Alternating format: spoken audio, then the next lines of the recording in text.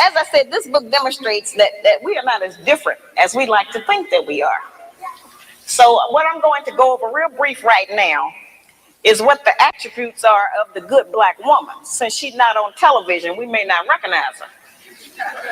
Okay. Now, the good black woman has 7 attributes, and then I'm going to explain to you how to utilize those in your day-to-day life. The good black woman has self-discipline, courteousness, cheerfulness, self-respect, intelligence, cleanliness, and love. Now, we've heard that terminology. You know, it's like one of those where they tell you pull yourself up by your own bootstraps. What do that mean? You know, how can I make that functional in my day-to-day life to benefit me as a practice? It sounds like all theory. Where's the practicum? What do I do?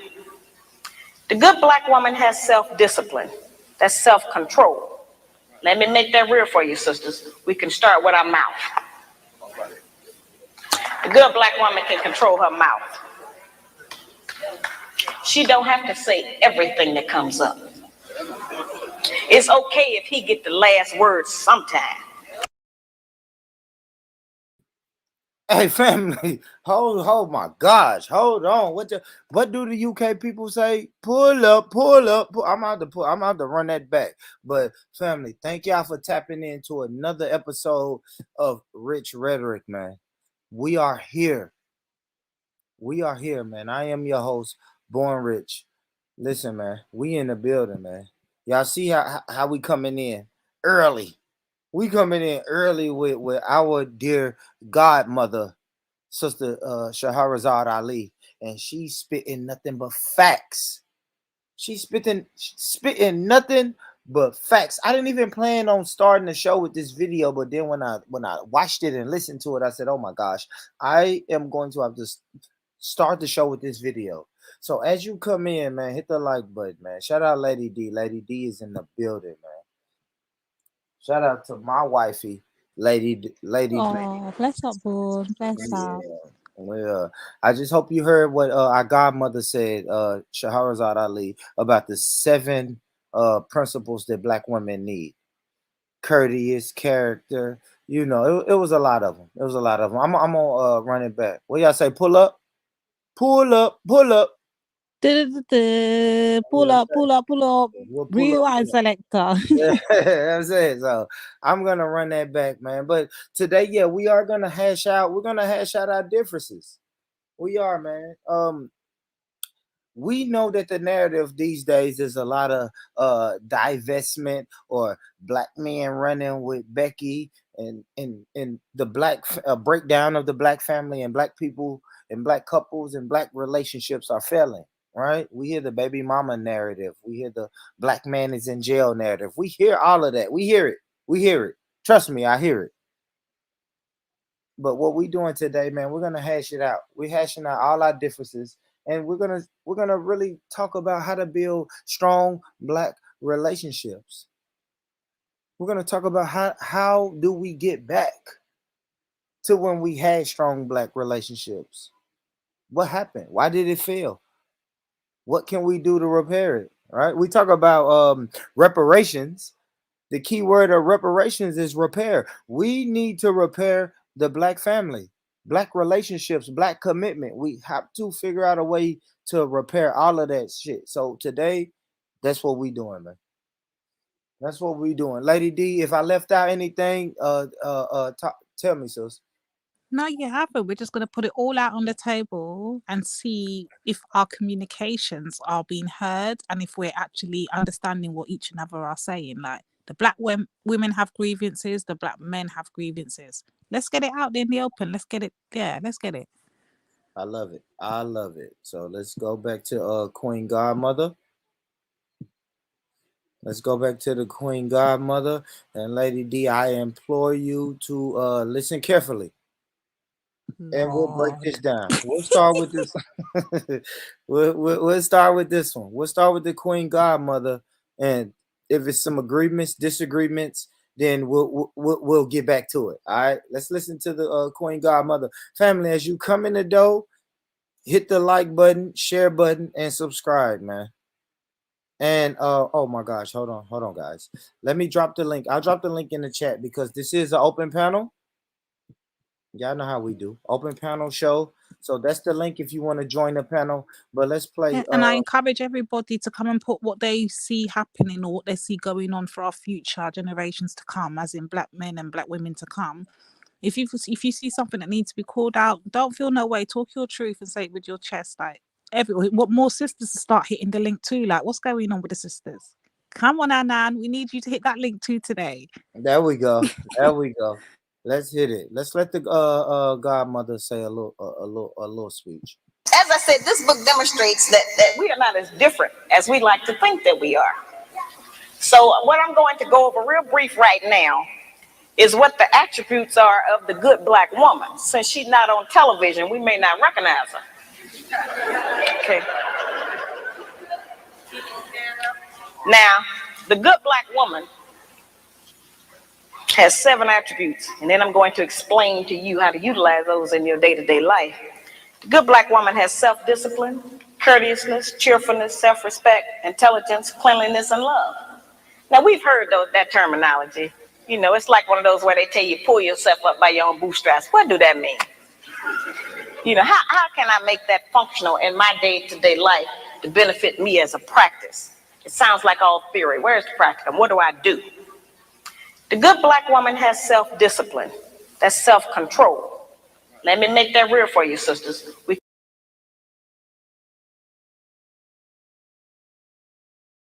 I want to stop it right there, Lady D. Let's stop it right there, sis. Let's talk about it. What is your definition of self-discipline / self-control? Because Not I can killing him. Go ahead. Not killing him is my definition of discipline. I could have killed him a million times and I haven't. That's good discipline, right? Oh fuck. Oh fuck. See, we doomed. No, we're doomed if that's what we said. If murder is your form of self-discipline, we in trouble, Lady D. We in trouble. We in trouble. And I don't even think now can you agree with this? Like that's not too much for a man to ask, right? What is not too much, Born? Self-discipline. If we ask for our women to be self-disciplined, that's not too much to ask from my lifetime partner, is it? It depends on who you're asking. So if the same would apply to the males, but I'm going to speak for the sisters now. So if a woman has grown up with a good like role model as a mother, because remember, you got to understand us women, the reason why we're perceived as being grown up for our ages or perceived as being, you know, of maturing faster than men and quick, is because we emulate our mothers. We emulate the women that basically the matriarchs of the households. We emulate them. So we try to, if you notice little girls from their like 3, 4, they try to walk like their mum, talk like their mum, they try to wear their mum's perfume, they try to put, you know what I mean? They try to be their mum. So that helps them mature faster than men, right? Whereas boys, they tend to be around their own boys and play around their own peers. Us women, we're always, as girls, we're always looking up to the older women. So if the woman that we're looking up to embodies discipline, we're going to embody that. If she doesn't have it, we kind of don't understand what discipline is. Oh, so we need to start creating more disciplined black There mothers. we go. There we go. Black Yeah. woman. And we have to put the onus on that on black women, right? Black That's women. right. That's right. It's for black women to teach other black women discipline. Yeah. So, Yeah. Thank you, Lady D. Let's get back to the Empress Godmother Shahrazad Ali, man, because she spin gems and jewels. But I want to break down these 7 attributes of a good black woman, because this is a black woman telling the world 7 attributes of a good black woman. And I have a beautiful black woman on the panel, Lady D, my wife, and we're gonna break these down. Let's break down these 7 attributes. So this is what Shahrazad Ali has to say about the first one, self-discipline, aka self-control. I'll rewind it a little bit, family, but let's go. Sounds like all theory. Where's the practical? What do I do? The good black woman has self-discipline. That's self-control. Let me make that real for you, sisters. We can start with our mouth. The good black woman can control her mouth. She don't have to say everything that comes up. It's okay if he get the last word sometime. Oh my God, I don't know what I'm gonna do. I'm catching the Holy Ghost or something over here because Yeah, this sister Of is course you speaking. would. Of course you Yeah, would. no, I'm just saying. I Yeah. don't know what's going on. I don't know why this sister who who taught her this. Who taught this sister this? Why is she saying this? It's facts. This is what the young people call big facts. Facsimiles. You know what I'm saying? Like, I, oh my gosh, I can't believe. I wonder if her religion has anything to do on her I don't outtake of understand. women. That is the problem. We Mm, always want to mm. deal with the messenger and why is the messenger does this, but listen to the message. You don't have to get the last word sometimes, not all the time. So when I say I don't even want to bring in the submission word right now. When I say submit, it's not even about you. I don't want to dominate over you. I don't want to always win an argument. But sometimes, that's all I want is sometimes. You don't have to get all the last word all the time. Just sometimes. But let me get back to the Queen Godmother.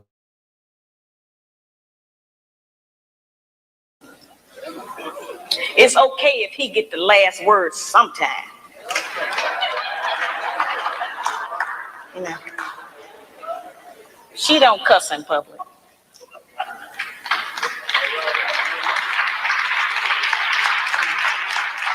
And she works on not cussing in private. She don't tear a man down with her mouth because they can't out argue us. Can't nobody out argue us. I have charged that we nag our men too much. We keep our men's head tied up so much with our petty grievances about our personal relationship that he don't have time to think and plan for our future. Because he got to deal with what's going to happen with us every day. You know, it's real odd. When the black man come home, he almost have to do a wind test or stick his toe in the door. He don't know what's waiting. He don't know who in there today. He knows there's a possibility that there's some kind of new monster that he didn't even know about yesterday. So, you know, we need to not make it like that. We need to not be so vicious with our mouth. You know, men are not petty like that. They're not going to out-argue us. And it has been proven that verbal abuse is just as harmful as physical abuse.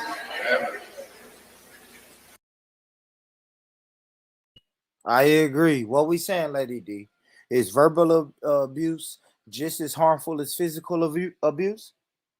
What are we saying? Huh?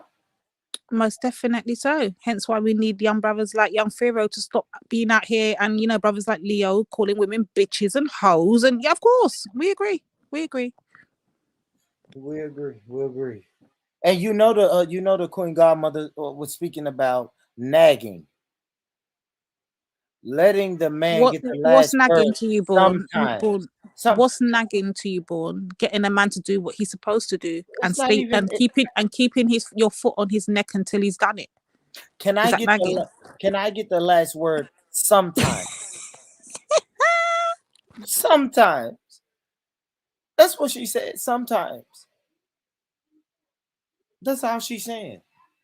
That's all we saying. Just sometimes, man. Let me let her get back to it, man. Abuse is just as harmful as physical abuse. So let's not use our mouth to do that to him. The good black woman is courteous. She says, thank you, baby. I appreciate you doing that. Courteous. That's the second one. The second of the 7 attributes, Lady D. What are we saying about courteous? Should the black woman be courteous to the black man? The black woman should be courteous to the black man, but don't get it twisted. Black women should not be thanking black men for what the frig they're supposed to been doing. Let's get it right, yeah? There shouldn't be no thank yous for what you're supposed to be doing. What about adoration, right? Don't you can you agree that everybody deserves a little adoration? I would like to at least be I gotta be honest. I would at least like to be patted patted on my back from sometimes, right? The key word of this Why, are conversation you a is teddy bear? sometimes. Are It, you a but teddy bear? I would love for my baby to tell me, my wife to tell me I'm doing a great job sometimes, right? If I have to tell you you're beautiful, you're doing a great job, you're a super mom, you know what I'm saying? You're a beautiful black woman. You can't even pat me on my back sometimes. Like, oh my gosh. I have a theme for the night, Lady D. Sometimes. That's it. That's the key word. You want to be so fucking, I don't know, disrespectful and disobedient that you won't even show me some I love know he didn't say sometimes. disrespectful and disobedient. You can't even show me some love sometimes. That's all we want, man. That's all we want. But courteous. What is your definition of courteous, Lady D? If you had to explain courteous to a 5-year-old, how would you explain that?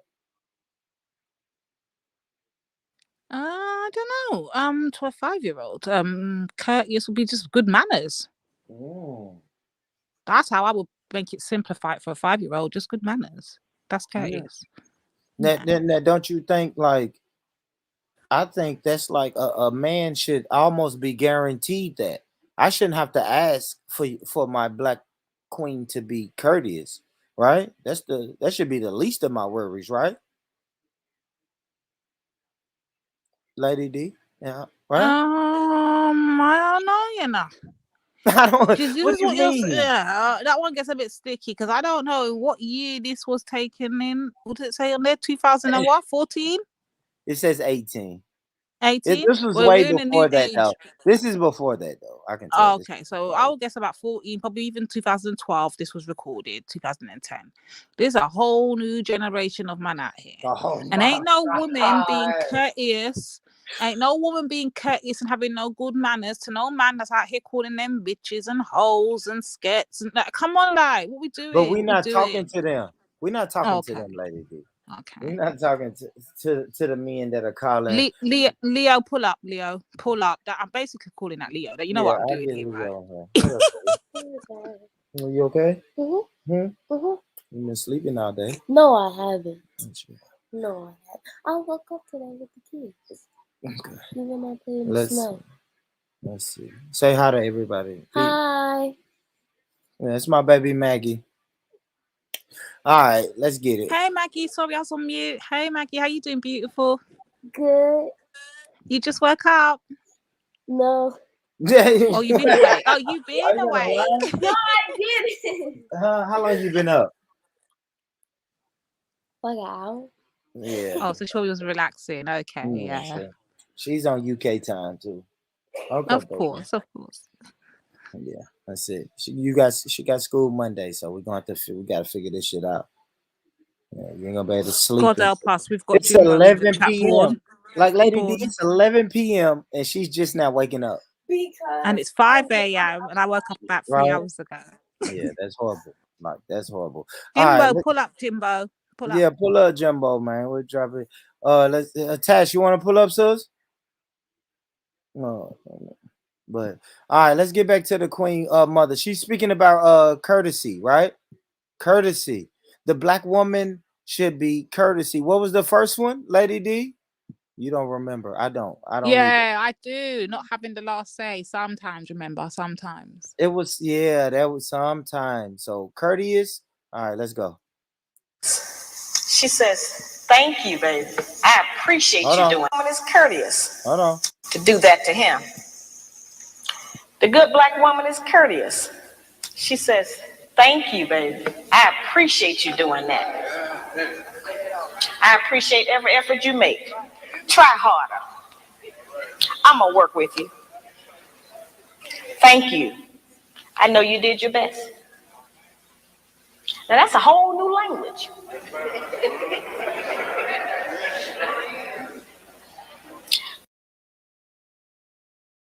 I gotta agree with the Queen Mother right there. That's a whole new language. I God implore my almighty. black women to use that language. Be courteous. Speak life into your man. Tell them, baby, I love what you're doing. Try a little harder. I will help you. That's a whole nother language. You know what that sounds like in my culture and from my people, from our women. Stop being a walkless boy and get up there and go look walk. That's what we're saying. That's what we're saying in our culture. That's that. But why? But why do we have to use that language? Let's learn a new language. You heard what the sister said. This is a new language, Lady D. Let's learn that new language. Don't call me worthless and get up and go work and do all of that. Don't tell me that. Tell me, or if you tell me get up and go work, say, baby, you're great. I know you can do great things when you get up and go work. I will help you. Thank you. I really thank you for everything you do. It's adoration. That's just part of being courteous. Everybody wants to be adored. Everybody does. My daughter just came in here looking at daddy like, daddy, give me a kiss. Everybody wants that. You don't think I want to go to my wife with my arms out sometimes and say, baby, give me a kiss? I just want it. The equivalent of a kiss is just saying, born, baby, you doing great. I'll help you if you need me to help you. Just be courteous. I don't understand why black men have to beg black women to be courteous. Why you laughing? Why you laughing? I was in my bag. I was in my bag, man. Go ahead. Jeez, come on, board. Come on. Yeah, Come on, saying. James. Big I up, don't want to James. see. What up, Jimmy? Queen of who? Who's she the queen of? What's she the queen of? Sorry. The queen of his bullshit right now. Queen Godmother. That's the queen. This is my queen godmother. No, but like, who is she? Of what though? What do you mean of what? Just listen to the message. That's the problem. Y'all hear that, family? That's the problem. She's like Everybody a teacher, wants to know James. who's the Basically, messenger. she teaches black women. She's like a lecturer that goes around the American black community and talks to black women about how to be good black women, and basically empowers black women and stuff. She's a good teacher. Don't get me wrong, but Bourne's using it for his agenda, innit? That's what's going on today. What? Let's do our agenda. Jimmy, you know me. Jimmy, you know Bourne. I would never come on this live stream with an agenda. Come on, Jimmy. You know me. Whatever Lady D thinks, I agree with that. Oh, fuck. You a simp, man. You a simp. All right. Well, but I know you can agree with this, Jimmy. I know you can agree with this, Jimmy. I'm going to ask you this question. Is it too much to ask if black men ask black women to be courteous to us? Depends who's asking, no? Lady D, what do you think? Well, fuck. All right, Jimmy. Hell no, I can't. Just to say that during the course of the day, every day, with the man that you're trying to be with or want to be with, will make our life easier. We can't get it if we don't give it. We keep wanting them to give us and do something for us that we refuse to do and give to them. It don't work like that. The good black woman has self-respect. She don't have to go out naked just to get the attention of a man.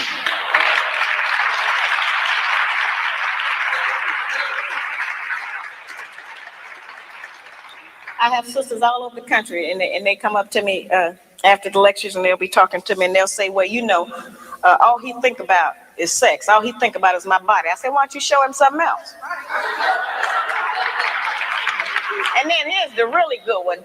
They'll come up and they'll have on a weave. They have on false eyelashes, another whole face, false fingernails, and all of that. And then they'll say, but I'm looking for a real man. Shut your mouth, Bourne. Period. Shut up. Wait, but ain't she wearing makeup though? Exactly. Y'all gonna do a little makeup? What are we talking about, bro? No, but hold on, fake asses in 2022. What are we doing? Can I say one other thing? Yeah. What she's a Muslim. What is it? A Muslim. Come on, Jimmy. It don't, Jimmy. See, that's the problem. But Jimmy, listen, brother. See, that's the problem. We get caught up on the messenger. Fuck the messenger. I'm just saying, no, do you think her religion has anything to do with her? No, I hear you, bro. Anything to do with anything? But her religion preaches modesty. One. Secondly, her religion allows women to be raped. Two. thirdly, her religion Yo, allows men to yo, have yo, yo, Jimmy, free. Jimmy, I'm stop. just saying Jimmy, though, brother. stop. Like, is But that now you it's a bit deflecting. rich See, you coming from deflecting. her? Jimmy, you deflecting, brother, and you can't even. Can Let we me get tell you, Maya? that's weird. Let me, Jimmy, let Can me we tell get you, a that's Maya weird. Angelou speech? Stop, Can we get stop, can we get brother, a Maya stop, Jimmy. Angelou speech? Jimmy, that's weird what you're doing right now, bro. Like we're Yeah. talking about black men and black women in relationships. I have my Yeah. daughter right here listening, bro, Big up to a Maggie. conversation about black women and black men relationships, Mm. and you go off into religion. That is the problem with black I'm just saying, can I people say and one black thing? Can I relationships, say one bro. thing? You Can I wildin'. say one thing? All I was just gonna say was, it feels like coming from like Maya Angelou or something. I'd be feeling it right now. It's just that it's coming from a Muslim. It's just that it's coming from a Muslim. I just feel like it's a bit hypocritical. That's what I'm I saying. think that's wild. I think that's Why? wild. Now, let me tell you why I think that's wild, Jimmy. Because a homeless man can tell me about home ownership if I listen to him long enough. Facts. I mean, So, he can't, he can't, no, he can't tell you, yes, hold on, he sorry. can. He can. He No, can no, give me some advice. No, okay. okay. He can't Listen, tell you more than someone who owns a home, though. well, but Jimmy, let me tell you this, right? We in Can't tell you how it 2022. feels. It's fine. But listen, Jimmy, in 2022, we say facts. He's speaking facts. A homeless man can give me a few facts about home ownership. Yes, it's gonna be some shit he's gonna say, and I'm gonna say, damn, bro, that's facts. It is. It's gonna be something. So that's what I'm saying. We have to stop criticizing the messenger all the time, bro. Nobody's perfect. Ain't nobody perfect. That's the thing. Nobody knows a perfect man. So we can't say, oh man, she's a Muslim, so Muslims and we can't really take her serious. No, it don't matter. This auntie is speaking facts, man. I mean, big facts. But let's not play this. Auntie would not like to prefer to see Lady Divine with a hijab on and covered and modest. Let's not play like that's not part of her criteria. You know what? Yeah. Yeah. But Lady D, when do you wear booty shorts? I've Who never told you seen I you in your do? booty Who told shorts, you I Lady do D. though? But you don't. rocking You wasn't I at the don't. reparations, I don't. Lady D. You was not at the reparations march in your booty shorts. They would have Oh told me you would have went hell no. viral. Somebody would have sent me the everywhere, pictures. rocking everywhere. Booty, Yeah. So booty. stop, Lady D. Stop. Lady D Because looks like Shaka Ra would have told me. Shaka Ra would have told me if you had your booty shorts on at the reparations march. So Why'd you stop. say so aggressive, bro? That's booty. That's why I would have.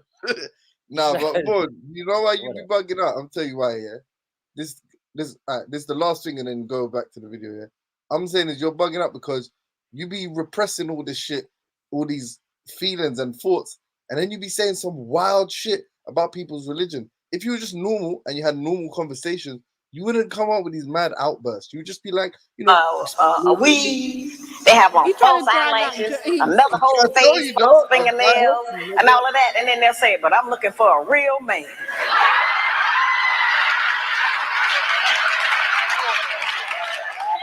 It's real deep.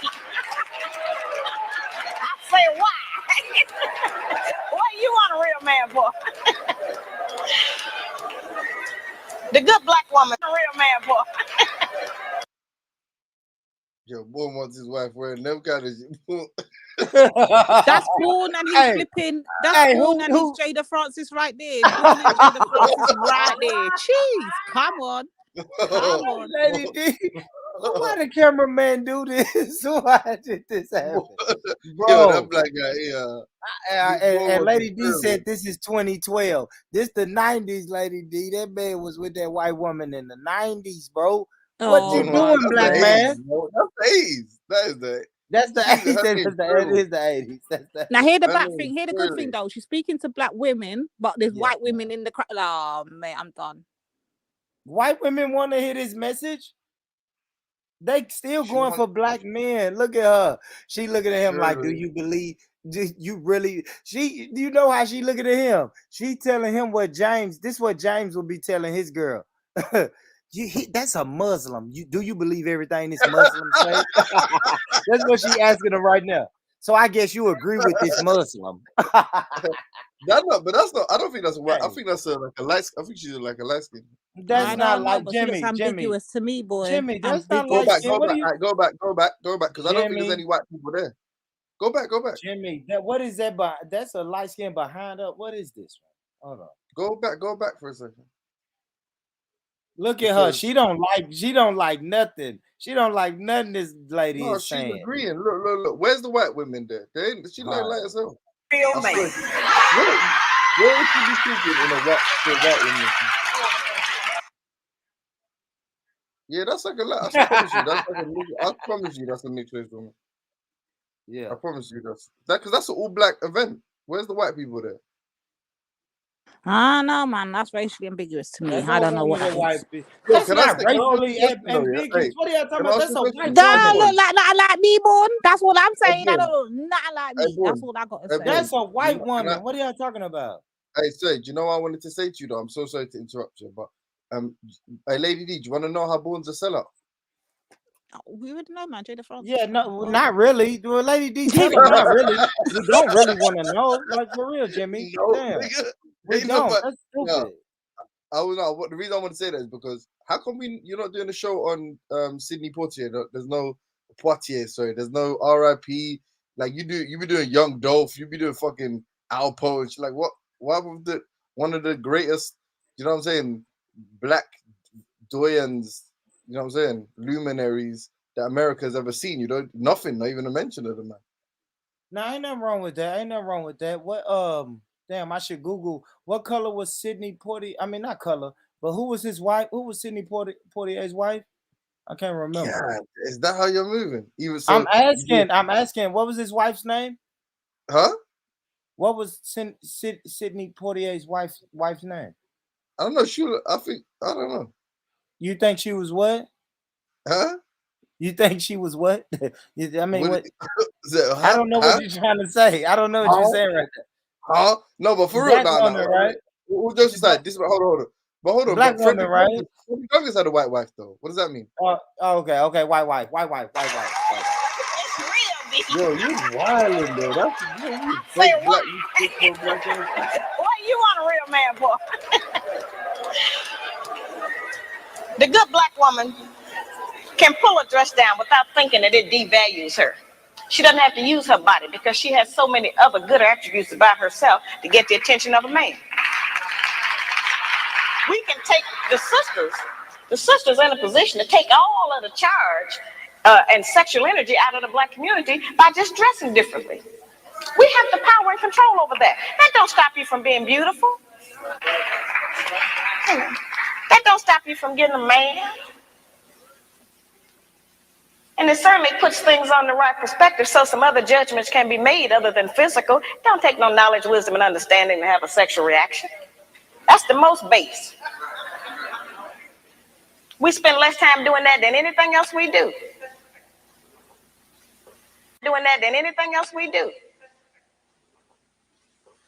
So, that doesn't always have to be the forefront issue. We know we are capable of that. R.I.P. booty shorts. The good black woman has intelligence, meaning that she knows how to behave properly in the streets. She's not in the wrong place. Some of our women don't know what else to do other than go to the bar.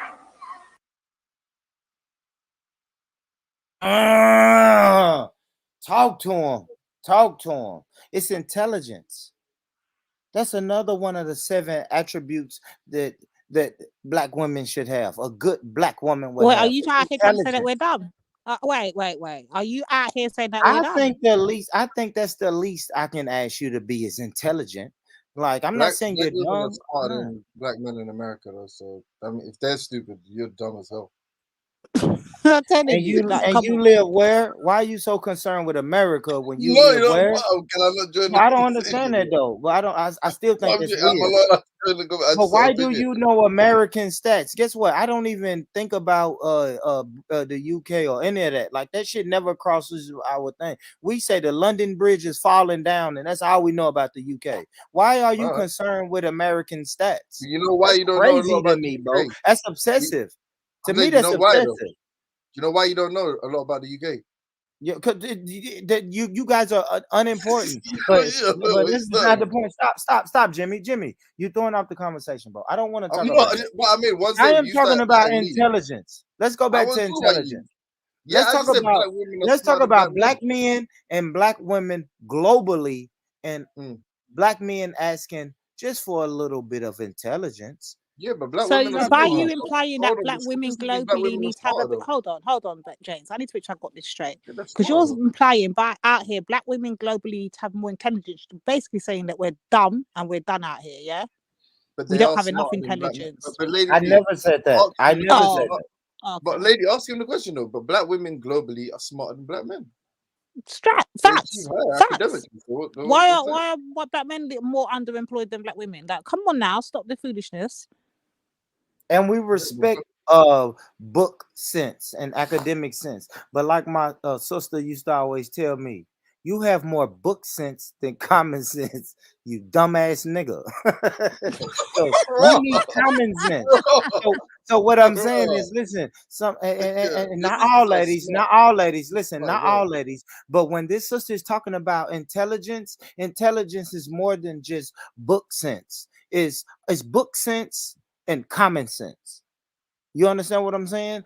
So that's all we're asking. We're not. I'm not saying ladies are less intelligent or need to become more intelligent. I'm saying tap in to your intelligence. Tap into that, black woman. This is all black men are asking for. We're not asking for a hell of a lot. We're simple people. I'm a simple man, but have some sort of intelligence. Go ahead, Jimmy. I'm sorry, my fault. You're chatting shit. Hey, No, I'm not that shit. I'm killing it. I'm really killing it right now. But go ahead. Has Anna never jumped on the panel? Jimmy, what's up, Jimmy? What's up with you, We just Jimmy? started, James. For real. We The just fuck? started. I'm asking Yeah. if I've seen this person. I know, but Jimmy, get what? You done asked me 3 questions. None of them really have anything to do with the topic, bro. No, Annan has never jumped on the panel. You know him? Do you know him? I don't. He always be saying some deep statistical shit. I just wondered, has he ever been on the panel? I don't even disagree or agree with him. I'm just And if you can jump on the panel, we'd like to hear your opinions, like that, in case we're reading it wrong. Yeah. Annan has never jumped on the panel. I wish he would though. Annan is I don't know what Annan is, man. I guess I would guess African, only because he's in African spaces that I'm in. And then jump on the panel, man. They work for Palu. Apparently, there's Palu's research. Okay, Jimmy. See, Jimmy, like you see Messi. You know what I'm saying, Lady D. We're gonna talk about it. If that's the fact that Lady D, right? Palu did come out here and say that, so that's fact. Yeah, Palu said last time we were on here, Palu said that's my researcher. Well, yeah, he did. Yeah, he did say he's the researcher. Yo, you know, okay. Quick, last off-topic thing. Do you know what's messy though? Oh shit. Disrespecting a whole religion. Would you not agree, lady? All right, Jimmy. Okay. Come on. All right. Jimmy. So why are you doing that? You know what's even more disrespectful? Cool. You know what, James? You know what's even more disrespectful? Okay. He's talking about us black women, yeah, and how we need to carry ourselves, but he also melanated an apology for like. So we can't talk about respect and black women until we get an apology for melanated. I do. Don't worry, Lady D. You don't have to repeat. I will fuck this nigga up. What did he do? What did he do to my? I did. I'm gonna apologize to melanated. Can we get back to the Queen Mother? Let's get back to the Queen Mother. No, you want to get back to the Queen anonymous, Mother? bro. You're not anonymous. Don't make me come. I want to go back to the Queen Mother. Jimmy, respect the Queen Mother. Some of our women don't know what else to do other than go to the bar. They need some activities. Some of our women thinking that staying home on the weekend is some kind of sin.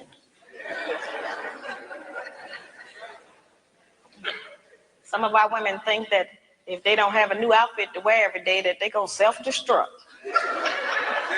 You know, we have a lot of just that kind of nonsense going.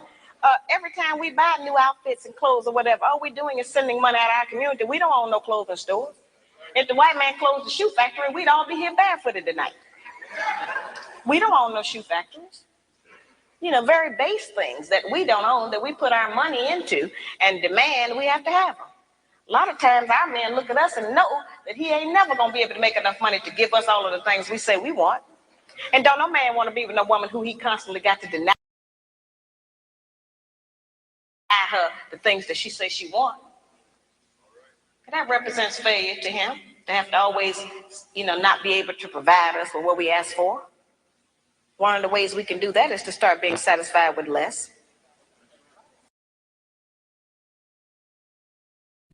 Sounds crazy when she says it, but it's so feasible if we really want to do black business and build strong communities, build strong economic bases. Yes, you're gonna have to settle for less. She got her nails did. But listen, you're I going know to Jason didn't say nails, did you not? yeah, I don't know what James think he's from, man. If James was in America, he would be from Iowa. He would be our homie from Iowa. Yeah, you know what? You know what? I have a D1 scholarship. I'll be playing for University of Iowa. He would be in Iowa. Yeah, He'll be Iowa. Captain of the chess team. He's like, yeah, man, I'm round of the draft. First round of the of the chess draft of the Antoine Fisher chess draft. All right, shout out to Jimmy. Antoine Fisher, you know. You know it's an Antoine Fisher chess league somewhere in America. I know it is, bro.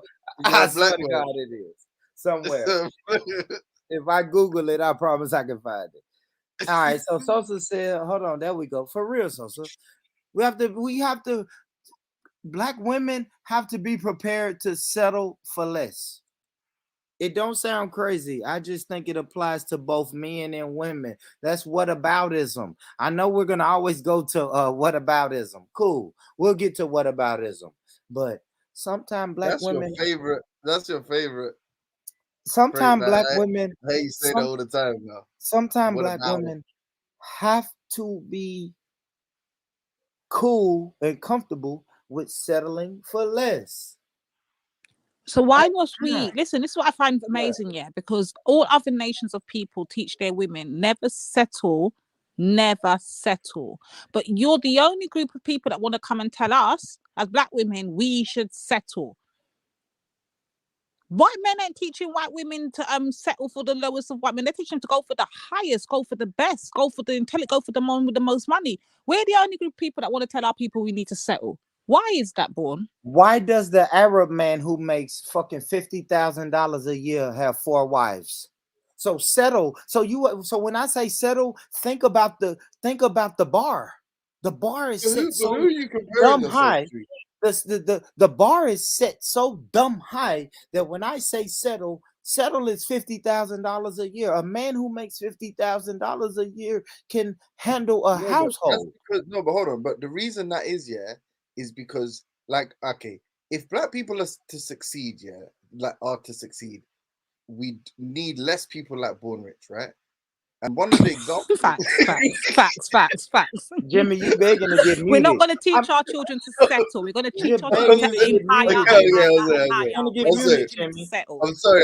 What I meant by that, is the examples you're giving are of regressive, retarded nations. And I don't, when I say retarded, I'm not using it. You hear what Jimmy said, Lady D? Stop, Jimmy.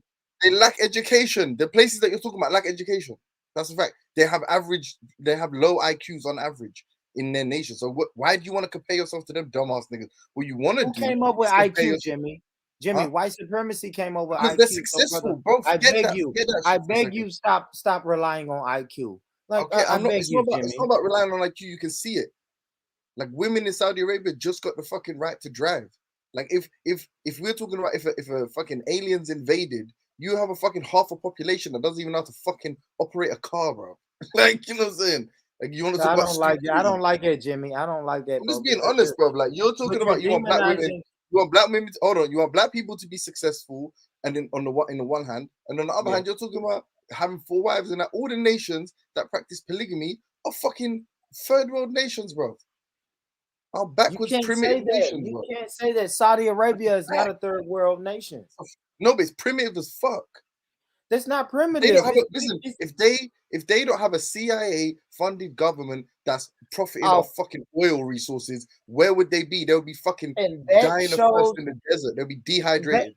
Man, shut up, Jimmy. That shows your alliance to the fucking Western dominated system. You want a CIA, a FBI, a DEA, and all of these people in order for you to be a civilized country. You like the colonizer. That's what the colonizer said. What did they give to the world? Lady D, jump in here as well. Look, you want people to lead you. Lady D wants people to lead her, right? yo, you want black people to be as successful as Arabs. Is that what you want? Is that what you're aspiring to be, Lady D, an Arab? Lord Jesus. I can't. You want to be an Arab housewife? I'm gonna tell you what it is with Jimmy. I'm gonna tell you what it is. I'm gonna tell you what it is with Jimmy, man. Jimmy he loves the Western style of colonization. He loves it so much, man, that he can't see anything else. Anything else is primitive to him. He's gonna say any African country that's not under the thumb of white supremacy is primitive. So it's kind of hard to talk to Jimmy. And number one, when we talk about black women and black men, Jimmy is single. Jimmy's never had a black woman, a woman for that matter. Wait, you don't know that. Hold on a minute. You don't know that. That's a lie twice, though. It's fine. Yeah, even if that's the case, yeah. On that topic, you can say it in one sentence, bro. Primitive is, if you can do what they can do. If you wanted to live like an African tomorrow, could you do it? Of course you could. If an African wanted to live like you, born rich, because you're a Westerner, if they wanted to live like you tomorrow, could they do it? No, they couldn't. No, they couldn't. It would be harder. And that's what you need to ask yourself. That give yourself the option: can I do something? Can I not? I can tell you Africa's a shithole. You can tell me Africa's the best place in the world. I've been there. You haven't, but that's irrelevant. Yeah. The point is can pick any African at random. Yeah. And is there more chance of you being able to recreate their lifestyle in the West? Or is there more chance of them being able to recreate your lifestyle in the East or in the third world? And if they can't, then exchange a word for primitive, all them words, forget them. That's not what you want to do, innit? Because you don't want to be limited so that you don't have any options. You don't want to be limited. That's the point, innit?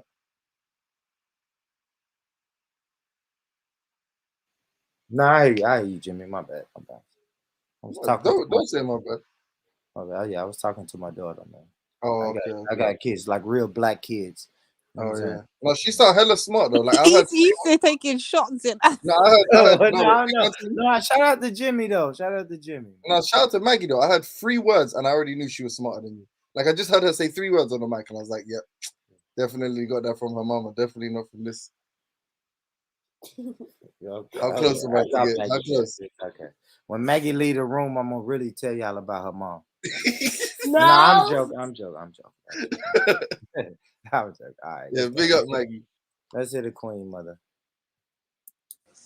One of the ways we can do that is to start being satisfied with less.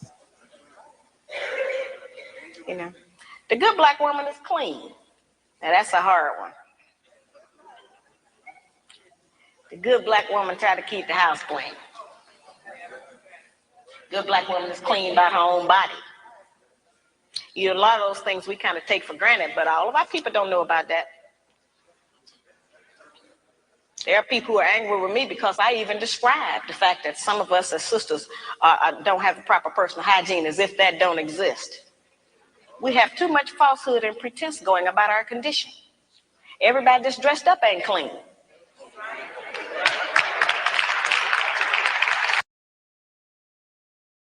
So the Queen Mother is saying cleanliness. I don't think that's a lot for the black man to ask. Cleanliness. Are you out here saying that we're dirty?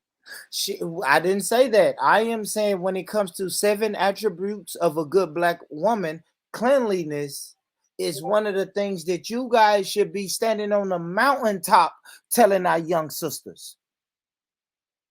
That's not too much to ask. That's something that black women, you guys should be excited to speak about your cleanliness. You should be standing at the top of the mountain. Man, it's other nations and races of people that said they don't wash their legs. Black woman. They don't wash their legs. So black women should be standing on the soapbox saying, listen to me, young black sister. Cleanliness is something that I hate that we even have to speak about it. But once I speak about it, we shouldn't have to speak about it anymore.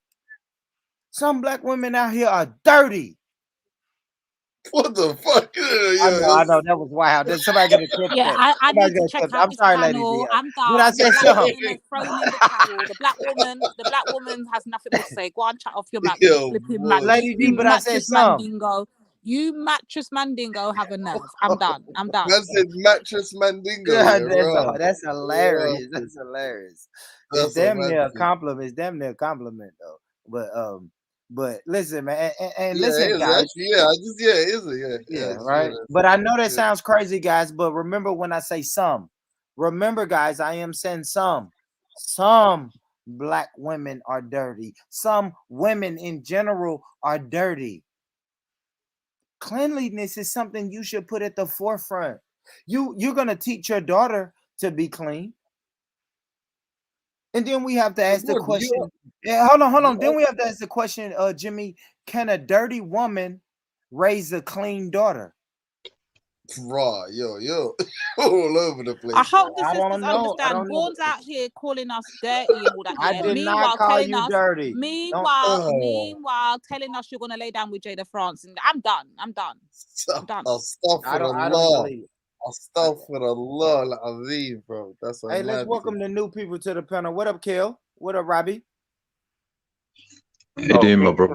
Greetings, African family. How you doing? Brother Kel. Shout out to the African family. Robbie like a white guy. Hey, Robbie. That's Hey, my brother Robbie. Hey, Robbie. That's my brother Robbie. The lady there. I appreciate the invitation. It's a pleasure to be on your podcast. I know it's consciousness as well. Big up to the African family as well. Absolutely, brother. Thank you for coming back through, Kel. So what we're saying, Robbie. Hey, Robbie. Hold on, I'm coming to Robbie in 1 second. So what we saying, Kel, is we're going through the 7 attributes of a good Black woman, spoken by a godmother, Queen Godmother Shahrazad Ali. So she spoke about things like cleanliness. What else did she say, Lady D? What else was she saying? Oh, letting the brothers speak, not always having the last word.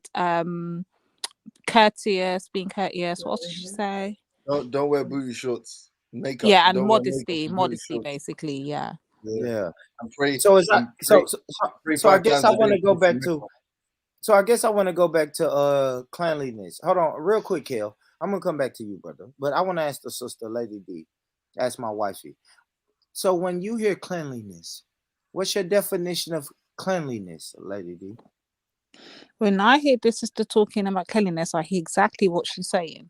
But then when I hear you try to now spout what she's saying, all I hear you saying is Black women don't wash their legs. That's all I'm hearing. I didn't say Black women watch it. And if you listen to the code, I was actually speaking in code, but I showed a video on my channel before about white women and white couples saying we don't wash our legs in the shower. So I wasn't even speaking about Black women when I said that, but I was trying to speak in code, but I guess everybody missed it. But yeah, it's like what's the guy's name? Ashton Kutcher and his wife. They did like a Zoom and they was like, yeah, we don't wash our legs. So that's what I'm saying. Like other races. Go ahead. Can I ask you? Seriously, I'm very serious here because you even addressed it earlier when you was talking about whether or not I have a Black girlfriend. Yeah, like. Is this the level of communication that you have with women? Like, as in, are these the topics you really discuss? Like, if you, this chick was I'm saying, if this chick was, the Charizard or whatever, the Queen Godmother. Yeah. If the Pokemon lady was doing a speech,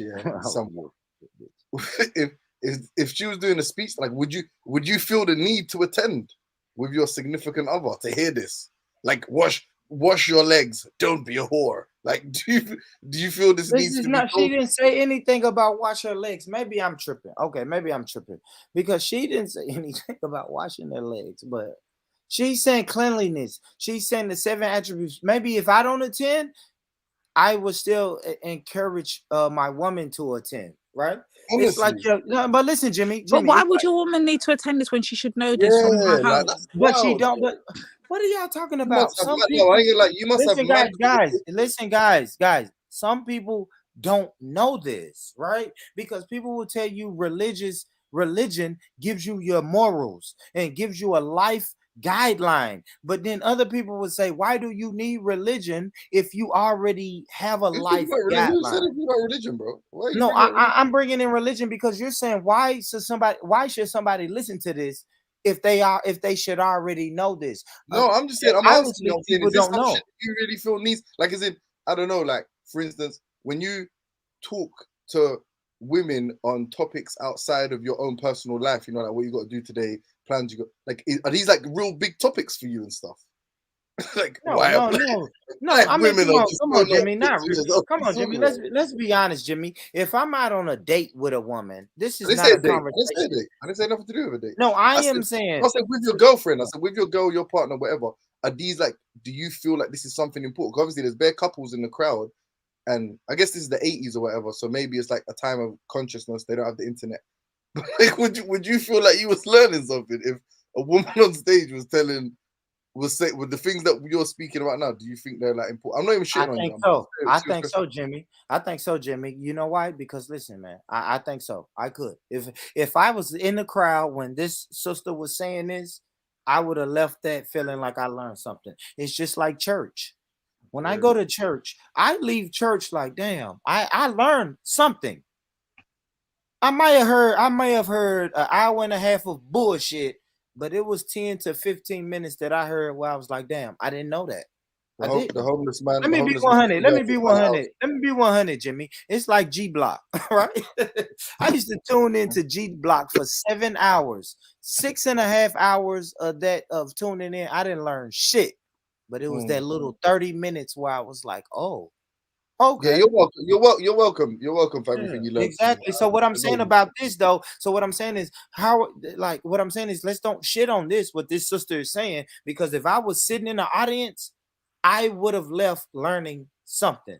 But let's ask Lady D though. Lady D, do you? Because really, it's directed towards you. Is anything she said something you felt like you need to know? No, and it's not something that my mother and father hasn't already taught me. So this is something. This is called upbringing and children, rearing our children. But I guess she's talking to the sisters that she feels that don't have these qualities or are not, you know, like out here footing and doing the mess. I guess she's trying to reach those people. But personally, someone like me, she ain't telling me nothing new, nothing that I ain't really been home taught. But bury these girls out here that bury these girls that out here doing the most. They be super clean, bro. They be extra squeaky clean because they're the ones that got to work with it. And that's what they're working with. That's their financial fucking instrument. You get me? Have you had more than 20? Hold on. Stop. Have you had more than 20 intimate encounters with women, Jimmy? More than 20? Yeah. Okay. It's just hard for you to just tell me. But let's play some more of this. We have too much falsehood and pretense going about our condition. Everybody that's dressed up ain't clean. You know, that's just the truth. We have to look at our condition in the light of truth. Stop reacting emotionally and pretending that just because we don't want to deal. One of the most difficult things that I deal with out here is trying to teach our people the difference between an actual fact and an opinion. Our people think that they can accept or reject truth based on how they feel about it. Your feelings don't change the truth. The truth is just gonna be there. You can feel any kind of way you want to feel about it. Those kind of emotions have kept us from growing. Because anything we don't like, we just reject that and say, well, I don't believe that. That don't mean that it's not the truth. It just makes you a disbeliever. The good black woman practices non-possessive loving. Now, y'all know that's a hard one. Now, envy is wanting what someone else has. And jealousy, of course, is just selfishness. Non-possessive loving is not an easy one for us to practice. And of course, I have a lot of sisters and some brothers who are in disagreement with me saying that. But the actual fact is that our men are outnumbered about 5 to 1. And nature is going to require that the men take responsibility for more than one woman and her children. Most of our men have children by more than one woman anyway. Oh God! Bring on the polygamy. Bring on the stupid polygamy talk. They not ready. Quint Kel, talk to me, brother Kel. What's your thoughts on polygamy? We know where she's going. What do you think about that, bro? Well, you know, shout out to Shahrazad Ali. You know, she's grew up listening to her and the women in my family did. Yes. Polygyny is definitely an ancient African tradition. And when you understand the Pan-Africanists and the blueprints of that, is that polygyny was used for example, if the men were being killed in war, or to connect tribes together, or to gather generational wealth. So polygyny is very important, and especially the war, what's going on with us now, we definitely need to practice that. But there does need to be some conditions, definitely needs to be a community meeting, because as we know, the African woman, whoever pre-creates with her, hopefully it's the African man that he can always plant his seed and he has a choice to leave or go. Whereas the African woman has to, carry that child. So the community must, help her filter the African man who's going to, first of all, declare and testify that he will provide generational wealth, not just 2 generations, but at least 8, and take it from there,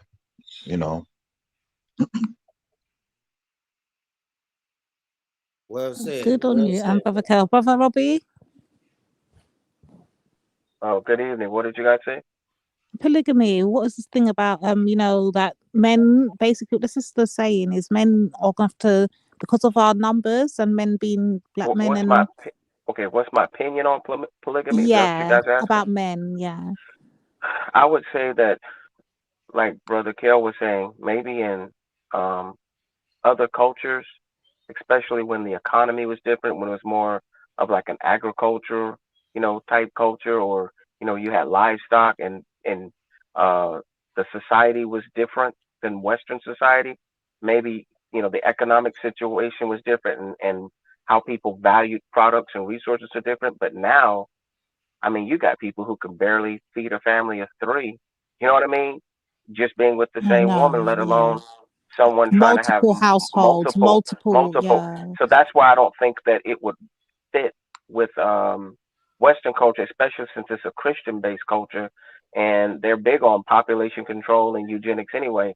But like the sister was saying, though, for better or worse, you do have people who have multiple partners and multiple kids, inadvertently, and we see the effects of that.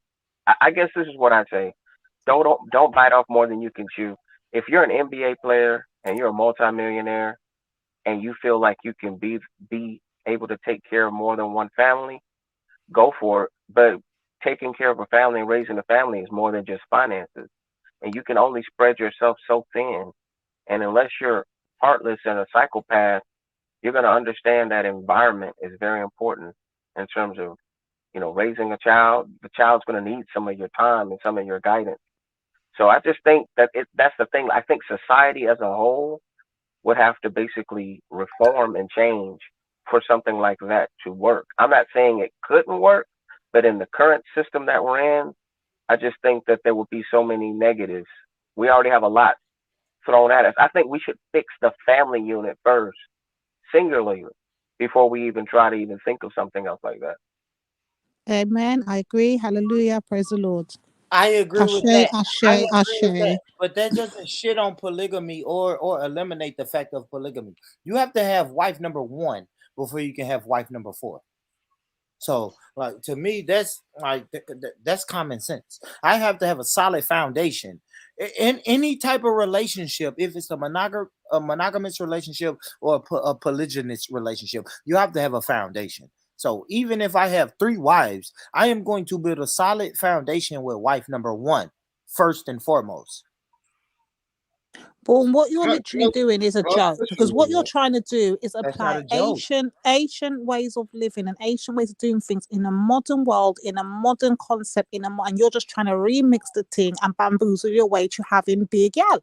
That's But what can I, you're on. yeah, It's can I just say this? monogamous Yeah? relationships really working for us in the system of white supremacy. It But ain't when you got hold on, Negroes like you that refuse to sign papers and talk about you ain't signing to white supremacy. No, it ain't, I'm Becky. not You're signing creating no more fucking single white parents. supremacy. You're I can't creating have more short. single Okay, I have a mothers. question for everybody. I have a Hold on, question let's for Jimmy. Hold on, everybody. Robbie. Let's let Jimmy go, and then Robbie, this hold that is a question. question. Is marriage in like an important part for you? Like, so for instance, because right now nothing's stopping you from having a polygynous relationship, right? The only issue is like yeah, It's like frowned sorry, upon. no, wait, a polyamorous relationship, right? Is polygynous imply marriage or not? I forget the He definition. doesn't believe in marriage No, you concept, brother. don't This have is the to. problem. He doesn't believe in Okay. So let me marriage. say this. Marriage Yeah. is the thing that I'm always gonna question, Jimmy. Right now, what is marriage? Is marriage the piece of paper? Now, if you say Contract, yes, can the I, contract. The contract. yeah. From the contract, no, I can't. I can't go down to my local government office and say I am marrying these 3 women. No, I'm saying, is that what you're arguing for? Like, what you are? So are you No, arguing I'm for not the even right? arguing for that. I'm arguing for that in Black community, just like the Queen Mother Shahrazad Ali said. She Charizard, said, yeah. "Listen, Shahrazad Ali." She said, "Listen, the sheer numbers, let you know it is way more women and Black women specifically in the population. So Yeah. it's only natural that Black Mhm. men are going to have more than one. Right now, we have the baby mama. That's like a buzzword in the community. Baby mama. If I have 3 baby mamas, why shouldn't we start looking and say, Born Rich, why can't you get your 3 baby mamas together? Instead of having 3 baby mamas, why can't you have 3 wives? But I don't, I But you don't know get, what, because you had this Vaughn? conversation. Sorry, last, but that, like, I know this is your show. You can speak about whatever you like, but it gets a bit repetitive. I'm not, like, what is your actual end goal? Because right now you could go out and grab 2 beans, and that's, if you can convince them, if you can organize the threesome, then you got it, right? If you can't, then what the fuck what are you hooting and hollering about? Like, were you asking them to change the law? Because they're not going to I change think the that law. this is the point that I'm trying to make. Jimmy. Let Listen, Brother guys, Robbie the come point in, that I'm trying guys. to make is Let the Brother crux Robbie of come all of through. it. Go. There's a question I have to ask, like that's a rhetorical question, and then I have a statement to make. The rhetorical question I have to ask is, well, what is generational wealth? Because at the end of the day, it's like, of course we can have children, and of course you could have more than one baby mama. You could even have more than one wife. The point is, are you a boy or are you a man? Now in Western culture, right? A lot of us are not living up to the standard of man, because even the Bible says a righteous man leaves an inheritance to their children. See, you can have children, but you have to ask yourself, like, are they starting from zero like you did? Or did you do the things that you needed to do in your life that they have more than what you had starting out? Because there's less and less jobs due to technology and competition, that I don't think people are mindful of that. I think people are just acting in their animal instinct, and they're having love and they're having sex and they're having children, but they're not thinking about the emotional and the sociological impact of that. Because if you have more kids that you can take care of, unless I don't see how some men can go to sleep at night and know that they have a daughter somewhere that could be living under the roof of another man, or the mother could be by herself struggling, and you don't know if that kid is being abused, you know if that kid is being molested, you don't know if that kid is being subjected to adverse poverty and negative circumstances, because both parents didn't do their due diligence to plan. But more importantly, as a man, before you impregnated a woman with your seed, you weren't thinking about that uh, future enough, right? And I think that that's a problem with a lot of people here in America, specifically African Americans, is we don't understand generational wealth. People just want the In the Lamont Caribbean, I can Sanford. talk for the Caribbean too. Apply that to us as well. We don't They understand it want neither. the Lamont Sanford get rich quick overnight solution to complex problems. That's what's called generational wealth. It has to start with someone. So maybe the life that you're trying to live, one of your progenitors will be able to live. But right now, you should be like, man, I'm just going to take the 2 black children that I have, or the 1 child that I have, and I'm going to raise them to the best of my ability, and I'm going to stick there, and I'm going to be responsible, because it's not a feeling, it's a decision, right? And not everybody's going to have a honeymoon period just in marriage alone. It's hard work. And I think that's the difference in Western culture. While a lot of times they'll stay married even if they're not in love, because they have assets, because they've acquired assets, or they could put themselves on the fast track that when they die, they're leaving behind some type of life insurance. They're leaving behind some type of property, a house that's paid. It doesn't have to necessarily be a business. I can't tell you how many people I was in the military with that their grandparents were paying for their college. Like their college was already paid for because they were already forward thinking people. Sometimes we just live for the moment because a lot of times that's how the lifestyle is advertised to us, that we don't have think of the future. Hell no, you better think about right now. You better think about your ego right now. But it's like I would hate to be on my deathbed right now and know that I didn't leave nothing. I don't care if I have a heart attack doing it, especially if we understand white supremacy. It's like, man, you should be busting your butt as a man, period, and just say, man, I'm going to leave something behind for my children, and I'm going to make sure I have enough time to lead and to teach them something, to understand how the system works, you know? That's just my opinion. Here, Brother Robbie, I second all of that. Good shit, Robert. Good shit, Robert. You lucky I couldn't find it, Robert. Good shit, brother. I was gonna do some play a joke, but let's get back to the Queen Mother. Let's go. Is going to require that the men take responsibility for more than one woman and her children. Most of our men have children by more than one woman anyway. So I don't know why that was such a surprise, allegedly, when I said that. The black man has not been waiting on me to tell him he could have more than one woman. You know, I'm in agreement with the rest of y'all. I don't think he should do that, but I feel like you did. There are some things perhaps about the nature of our man that we have been given some definitions about that are not true. There are some things he can do that we call him a dog. We do not have the same capabilities as a man. I am not talking about fornication and adultery. That's something else. I'm talking about actual responsibility of fatherhood and husbandhood of another family. That's quite different from fornication and adultery. We don't have the same capabilities of them. That's right. A man can have 2 homes, 2 sets of in-laws. He can eat dinner at 2 houses, 2 sets of children, 2 garages, 2 separate sets of friends attached to that woman. He can have all of that. We can't do that. Sheesh! The Queen Mother is really talking her talk right now. No, she's not. She's talking your talk right now. And all she wants to do is advocate for us to just settle for men.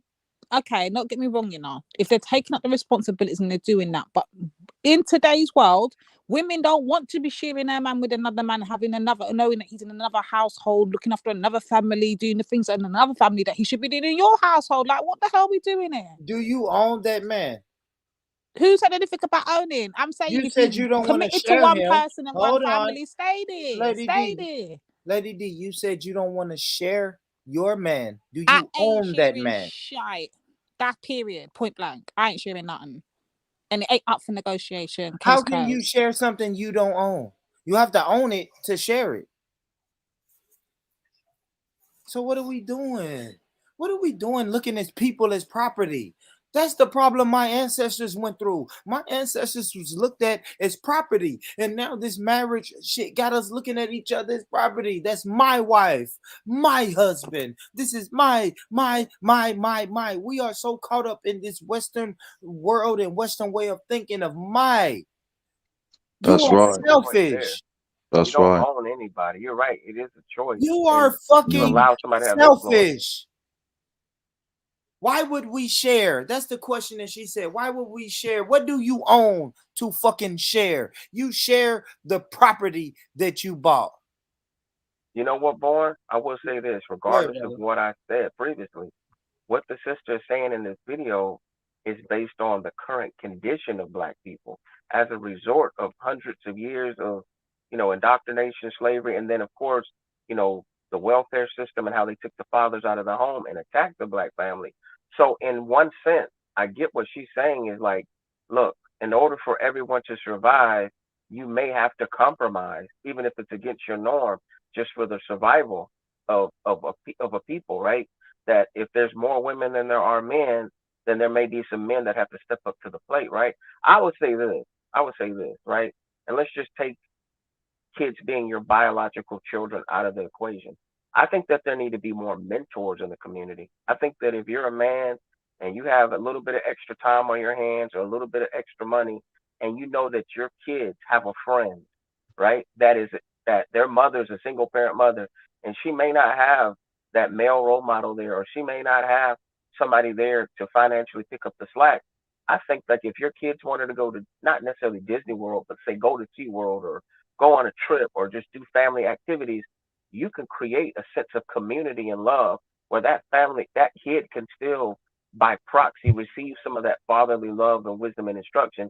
And that way you don't have to necessarily be involved in polygamy. You just have loving community. But in terms of women carrying your seed, I think finances and cultural change, like the mindset, the opinion of women would have to change for that to work. And like the sister saying, a lot of people don't want to share. And that's just natural because of how our cultural norms are in Western culture. Everything, like you say, is about possession and ownership and title. But truth be told, you could have somebody in a marriage for 10 years that really is single because in their mind they're gone. See, that deals with spirituality and morality. Like, people may just get together because they have kids and they don't love each other. So I think defining what love is, and then understanding that love is voluntary. Somebody chooses to come home from the grocery store. Somebody chooses to come home after work. Someone chooses to celebrate your birthday. Someone chooses to be a responsible father, a responsible mother. Somebody could get tired. Just like if someone can quit a job, they can quit on you. And that's the thing that humbles me every day, or should humble most people, is just to be a reminder that somebody doesn't have to put up with you. No, for real. And Robbie said you can quit your job. Shout out to Antonio Brown when we speak about quitting our job. Let me ask you this question, Kel. What would you? Nah. Hold on. Because you ain't gonna skip over all of that. We ain't having it. Hold on, let me Listen, what ask I'm you. saying, Brother Robbie, let me just quickly respond to Brother Robbie, because Go what I'm ahead, saying, Brother Robbie, is baby. this. It's not even about being possessive or none of that. We're not going to do none of that. What we're blatantly saying as women, black women, I'm up here, we're saying man commits to us and we're committing to the man. Why? And now we know it's on the commitment. We know we're committing to each other. Then why do you feel the need to have more? Why can't, if you're committing to me, commit to me. Don't commit to me, then tell me later on down the line you want to commit to other people. What are you doing? Now, if we really want to go to nation building, and people are saying we have a baby mama pandemic or a baby mama epidemic, right? That's going on in the black community. And we know that the sheer numbers say it's more women than men. Why aren't we really nation building, which starts out with team building, which equivocates to home building, building your house? So listen, man, if we have baby mamas out here, men should be taking them in, and the black women should say, hey, let's take them in. This is a good woman. She's been shitted on by this dirty black man. You're a good black man, and I'm a good black woman. How about we bring her into our household and really nation build? Are we really RBG, Lady D, or are we just talking about the shit? See, polygamy is a part of RBG. If we really, who told you that? Where did you hear that in any RBG that polygamy is a part of it? We don't do baby mothers in RBG. You're a dickhead. I swear that you're just remixing the thing. I'm being Stop honest, remixing the thing. Stop it. Hey, Born, can we be honest about something? And Go this ahead, is everybody in the chat. Let's just be honest. No, we live in a day and age now with technology, and I'm not somebody who's pro-abortion, by the way. So I'm talking about nip it in the bud before it gets to that choice or dilemma. There's no reason to have children these days if you don't want them. If you're being responsible, you can wear a condom. There's birth control. There's other ways to. I know there's extraordinary situations like rape, or you just can have consensual recreational sex. That's to each his own. But in general speaking, right, before you get to that point, there are measures that you can take to lessen the likelihood of an unwanted pregnancy or to be joined with somebody for 18 years of your life that you really know that you weren't serious about living together and building something together. And I think that goes back to what I'm saying about being future oriented. I think most people in general not just black people, most people in general, especially in Western culture, they're taught to be consumers and to think about now and to spend emotionally and to do everything emotionally and then just deal with the side effects of it later. And when it comes to consolidating power and having generational wealth or financial security, man, children are like your biggest expense. If just like employees are the biggest expense for business, children, if you care about your children, you want to give them the best education, the best clothes, to live in the best neighborhood that you can afford. Happiness is not predicated on finances primarily, but finances do play a big role in terms of what you can do. And I just think some people get frustrated and they give up on even being a man because it's a lot of pressure. If something goes wrong, who gets blamed? The man gets blamed. The man is we're supposed to fix problems. That's And some right, people because you can can have a only problem. judge a nation by the quality of its who. Man, Come on, you want to talk RBG? You can only judge a nation by the quality of the who. Look at the quality of the men we're seeing today. I'm done. Case closed. I rest my Yeah, case. yeah, but we have to agree on one thing, that there is a science of how to understand the psychological of a woman. I think us as men, we don't understand that the women are in different types as it pertains to the African woman, and they all have a love language that they would like the man to understand in order to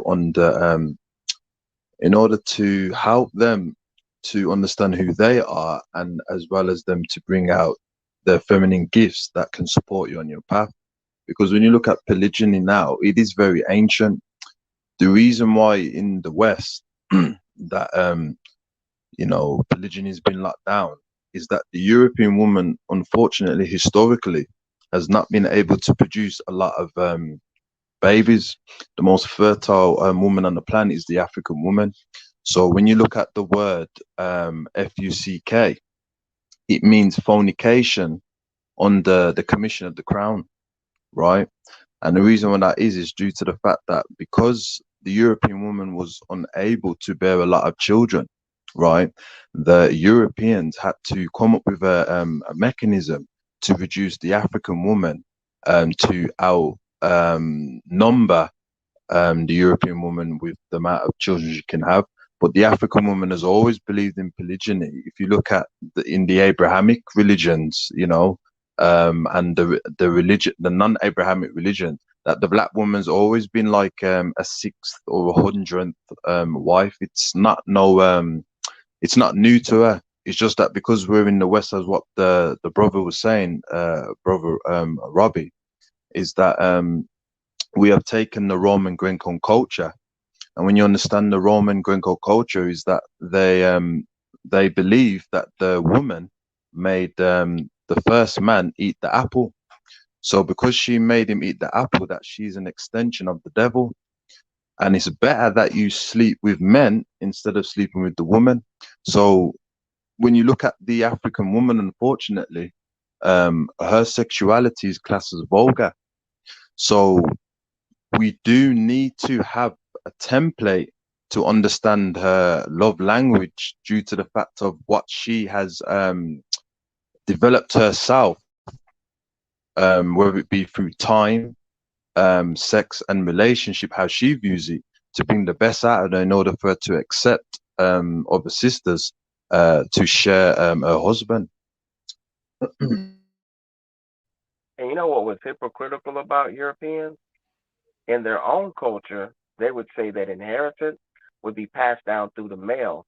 That's why when it came to this whole male chauvinist thing with their culture, they treated their women like property. And when it came to childbearing, they valued, male children more over, you know, female children. But when That's it came right. to them That's dealing with right. natives, though, when it came to them dealing with natives, especially expanding out west, dealing with Mexico, they said, oh, the inheritance was passed down through the woman. So if a white man married a Mexican woman, even if he killed her husband, right? If he had a shotgun wedding with her, he would own all the land and property that they had. That's the flip side that they did. They took advantage of that, and in other cultures that, oh, well, inheritance can be garnered through the woman. So I just think that I think black people just have to go back to doing their own thing. I think that in terms of if as long as we're going to live in this system, we need to understand how it works. But I think words like love, words like family, words like cooperation and teamwork, those are the kind of things that have to be reinforced when you have children involved. But if you're just a freelancer, if you're just a free agent, you know what I mean, that's just out there dating, then your responsibility is to just not produce children that are not going to have you there as a father or mother. I don't think that's asking too much out of people. I mean, people act like that's like being a born again Christian or something, just for you to say, you know what, man, I don't have a bunch of kids out of wedlock. You know what I mean? That's not good for you in terms of like inheritance and so forth. But let's say we did put polygamy in a Western construct, then you'd have the same pathology that they had with the Greek tragedies and the Roman tragedies, where you have siblings killing each other, right? Or you even see that in the Bible. Man, I want to kill you for your birthright because you're son number 3 instead of son number 1, right? Yeah, Your yeah, yeah. intentions may be, man, I want all my kids to share the wealth, but we're human beings. You still got to deal with envy, jealousy, player haters. I'm not saying that you have to totally do away with the idea and it can't work, but I'm just saying the more they say more money, more problems. You may think, man, I busted my butt and I'm about to leave an empire, right, behind. And then what does the book of Ecclesiastes say? A man can spend a generation or two building wealth, and in one generation it all disappears. Why? Because somebody else didn't go through the struggle of what you did. They become a trust fund baby, or they become somebody that just inherited the benefits of your hard work and your struggle. So they're not trying to continue a legacy that you built unless you instill that in them. They're going to be persuaded and seduced by Western culture. That's why they say their strongest weapon is their culture. The first thing they do is prime you with the religion. That's the lubrication. But the culture, that's why some Muslim countries even will fight and resist Western culture when it comes to certain things, when it comes to sexuality and sexual morality and all of that, because they see and they can see the results. Like, wow, once you adapt their culture, you're going to take on their mindset, and before you know it, all of your ways and customs are gone. You know what I mean? Because it's I don't want to say it's evil, but it's kind of designed to, like I said, cater to your animalistic, impulsive tendencies. And also as well, Brother Robbie, is that the Africans need to understand that your nature is not the same nature as the Europeans, the Middle Easterns, and the Asian. We seem to forgetting that the Most High has made it clear, right? And whatever religion you want to hold on to or claim, that we are in different natures. What works for African people, right, works for African people, and we have to understand that in order for us to protect the African woman, right, I believe before any form of intimacy, the community must really be there. I think that's something that we lack. Before the African woman decides to have intimacy or, procreate, the community needs to check out the red flags of the African man who is not synchronized. Likewise with the African woman, because we can talk about all these things and we can build this and build that. But one thing I notice what we do in that, right, we don't involve the community, particularly the synchronized one. The Black woman needs to understand that the way the Creator is created, you cannot afford to be with any type of man. You have to have the community check out the criteria of, does he understand generational wealth? What is generational wealth? Does he understand, right, the science of how to understand the African woman, as it pertains to her character? Is she a tomboy? Is she a Cinderella? Is she a playette? Is she a social butterfly? Is she a hopeful romantic? Is she a modern day woman, a connoisseur? Is she a seductress? You have to understand, does she fall into those categories? How does she want to be seduced? How does she want to contribute supportively in a feminine way? We as African men have to understand that. When we've understood that, that's when I believe the African woman will say, well, because he understands me, then I can share, this quality for other sisters, because he has a good understanding of me and he'll bring the best out in other women. But if we're not going to involve the community and not understand female psychology, what's going to happen is, all due respect to beloved sister Lady D, is that she's going to have her guard, because when you look at it carefully, and that is, no woman wants to be with a man who doesn't understand them, but going to give something to another woman that she may feel like she will get more understanding than the other. So that's why we have to clarify things in order to make the African woman secure that I'm with you, but I'm going to bring the best out in you and bring the best out in other women to build up the African family, so we can produce generational wealth until the Creator blows up this earth.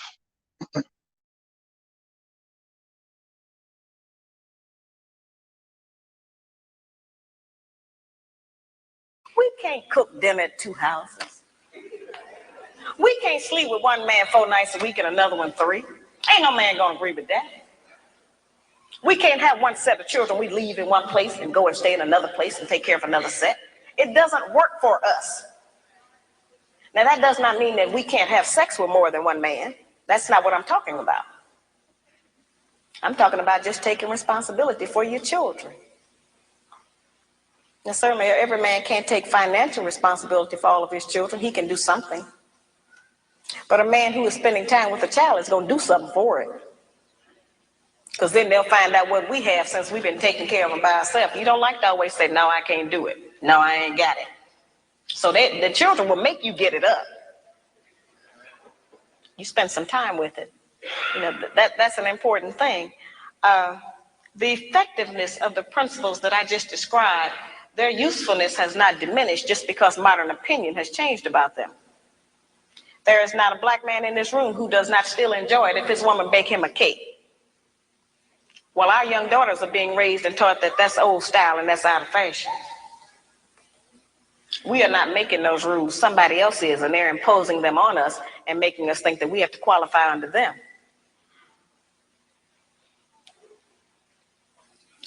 I tell the brothers, just like I tell the sisters, if you have a woman that you've been working with for months or years, and you can't get that woman to get in agreement with your program, then get rid of her and get another one.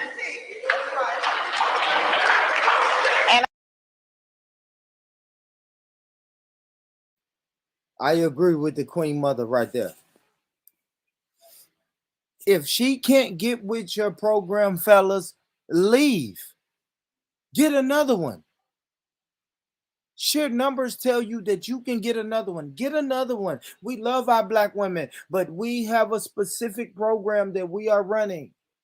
Yes, we will compromise. Yes, we will sacrifice. The word I said earlier was sometimes. The Queen Mother said, bake him a cake. What man don't like being baked a cake? But sometimes, that's all we ask. Sometimes. Can we get a little loving? Sometimes. Can you think about us? Sometimes. We're simple men. We are simple creatures. We don't ask for a lot. Courteous. Be courteous. Be considerate. Bake us a cake. Sometimes. We're not saying every day. Shut your dumb ass up. We're tired of this now. Just shut up, man. Just shut up. It will never work, brother. It will never work, brother, because unless you understand, as I said before, brother, unless you understand the psychology of the woman and how they would like to be seduced, right? For example, every woman, right, has a different way of how they view time, right? So, for example, because the Creator has blessed them to deliver the children in this world, they have a clock. So, for example, a woman may test you to see what you're going to be like in the long run because of the time, or she may invest quickly to see what you're like right now due to time. You know, for example, when it comes to sex, she either denies her sexual urges or she justifies it. When it comes to relationships, she either has an idealistic way of relationship or a realistic way due to you know, her father, or, you know, not showing the quality of a man, or in the idealistic way her father was there. We have to understand these things. Until we understand how the African woman, right, thinks and wants to be seduced, she'll never give you them qualities and so forth. You'll probably get 12%, 8%. But if you want that 100%, which she can give you in that, you're never going to get it unless you understand her love language. And that's always going to be something that's going to be locked for us men to really understand. Well, I would say this: love is a two-way street, and at least speaking for myself, and the example that I saw with both of my parents, because I have to understand that not everybody's experience is the same, right? Some people grew up with both of their parents. Some people didn't grow up with both of their parents, right? And I saw my dad work hard and express his love in his own way, and then my mom reciprocated it. And I would just say, speaking for me, if you're a quote unquote, and I use that word, sparingly, good man, what's going to motivate you to continue doing what you're doing is a thank you every now and then, but also too just love being reciprocated to you, because that's what re-energizes you and fuels you to keep going. That can be the motivation and the purpose for you to not quit on your job, to not talk back to the police, to humble yourself, even though you have the ability to have a destructive nature. You're a forward thinking person, and the older you get, I think you have to have emotional intelligence, because again, there's going to be a lot of times you don't feel like doing things. You don't feel like saying I forgive you. You don't feel like you know compromising and not doing something that you maybe want to do ideally, but you're willing to express that, like you say, as your love language, because you feel like, okay, my woman is worth it. Why? Because she supplies a peaceful environment. She's not always combative with you. She's cooperative with you. So you're creating together. Two people come together to create a child. Why can't two people come together to raise a family or to just work together? And I think there's so many divisive forces in society that have people at odds with each other that they forget the reason why they're together in the first place. And that's when you go from being a couple to being coworkers or being roommates. And I think everyone goes through that phase. I don't think there's any relationship that doesn't have a dry patch. But I think the difference is in the people who make it and the people who don't is their drive and their initiative and their motivation and the incentive that keeps them going. For some people, that'll be their children. For other people, it'll just be the ideal goal of what they want to reach in terms of in their mind what they feel a man is about. Look, I'm going to leave an inheritance to my family.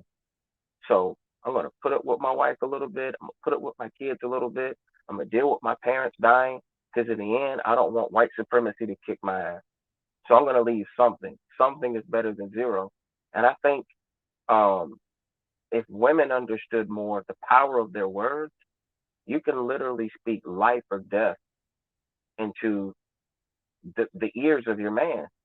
You know what I'm saying? If you're dealing with a man. Now, if you're dealing with a boy, you maybe need to get after him and say, stop eating the kids' snacks and stop playing PlayStation. That's a personal choice. But if you're dealing with a man that checking off all the boxes, being a provider, being a spiritual leader, respecting you, honoring you, but also at the same point in time, sometimes just needing you to fall in line and follow his lead, there's nothing wrong with that, because, when I just finished watching Rich, remember I told you that I was going to watch a movie, right? When we were doing karaoke earlier? The movie that I watched was actually Rocky, the second one, right? We kind of just start watching the Rocky movies. Sometimes I think they're corny, but there's one common theme that they had in there, and that is in that second fight, the reason why he was able to have the motivation to win is because his wife believed in him. Because before that, she wasn't supportive of him being a boxer, so he didn't want to go against her wishes, even though it was his dream and he felt miserable. But as soon as his agenda and her agenda lined up, it's like it gave him a supernatural motivation and determination, like win or lose, now I feel like I have support to put my all in it and to take a risk. And to build generational wealth, it's going to take risk. To keep your family together, sometimes it's going to take risk. So you need somebody there not to give you pep talks, but to be a healer, and not to make war against you, but to fight war and fight battles with you. No, I agree. I definitely agree. I definitely agree. I think, and I think that's a simple task to ask.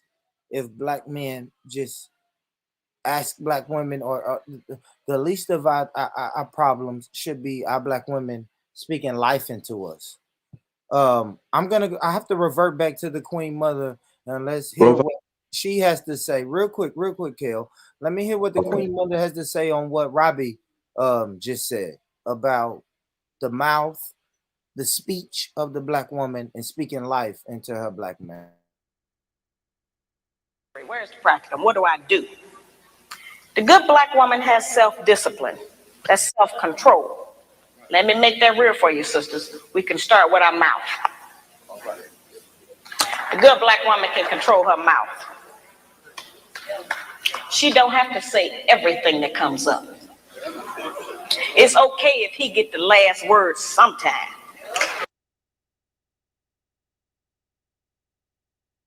Yeah, Bourne's opinions do not count into black women's ears. Bourne's opinions do not receive black women's Lady D, ears. what did you hear when the Queen Mother just said what she just I said? heard her say, ignore man them like Bourne. That's what I heard her say. I don't understand that. I don't understand. Should I play it again? Do I have to play it again, Lady D? And that is the thing. That is the thing, man. I'm going to play it again, man. I don't know what Lady D heard, but let's play it again, man. Cleanliness and love. Now we've heard that term to benefit me as a practice. It sounds like all theory. Where's the practicum? What do I do?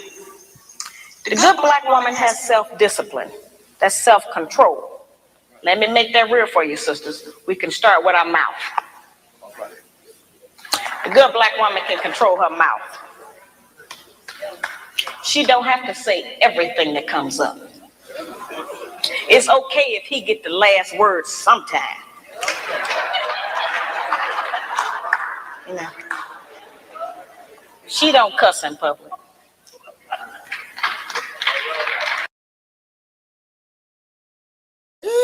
She don't cuss in public.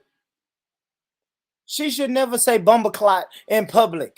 You're lucky. She should never, like, it's what I'm saying. Like, it's okay for the man to get the last word sometimes. I'm not saying every day. I am saying sometimes. Just like the Queen Mother said. The guess what, man? One of the most important things of self-control and self-discipline is controlling your mouth. Just like the brother Robbie was saying, speak life into that black man. That's it. It's not hard. That's not hard. I think that's one of that we shouldn't have to ask for that. That's something you should already know. But when we ask for it, don't get mad and get upset. But you know what it is? A Go ahead, woman's brother. not going to speak life into a man that she doesn't respect. And I think what happens is they may start off respecting somebody, but they chose a frog instead of a prince. The fairy tale tells you if you kiss a frog, he's going to turn into a prince. But I think sometimes women know deep down inside when they're dealing with somebody they're not equally yoked with, that they want to use witchcraft to turn him and transform him into what they imagine he could be because they see potential in him. But you can't help somebody attain unimagined potential that they don't see in themselves. Well said. Well said. That's well said. That means we have to make better choices. That's it. We have to make better choices. That's it. But if we do choose marriage and then we do choose to take this oath, then write it out. There's no do-overs in marriage. That's it. So we should choose better, from the get-go. Brother Robbie, you know you're speaking all facts and truth, but this is the problem we're having here as black women, yeah? Now, we understand what you're saying and we receive what you're saying. Yeah, speak life and speak, everything into these black men, but we ain't going to do this, brother.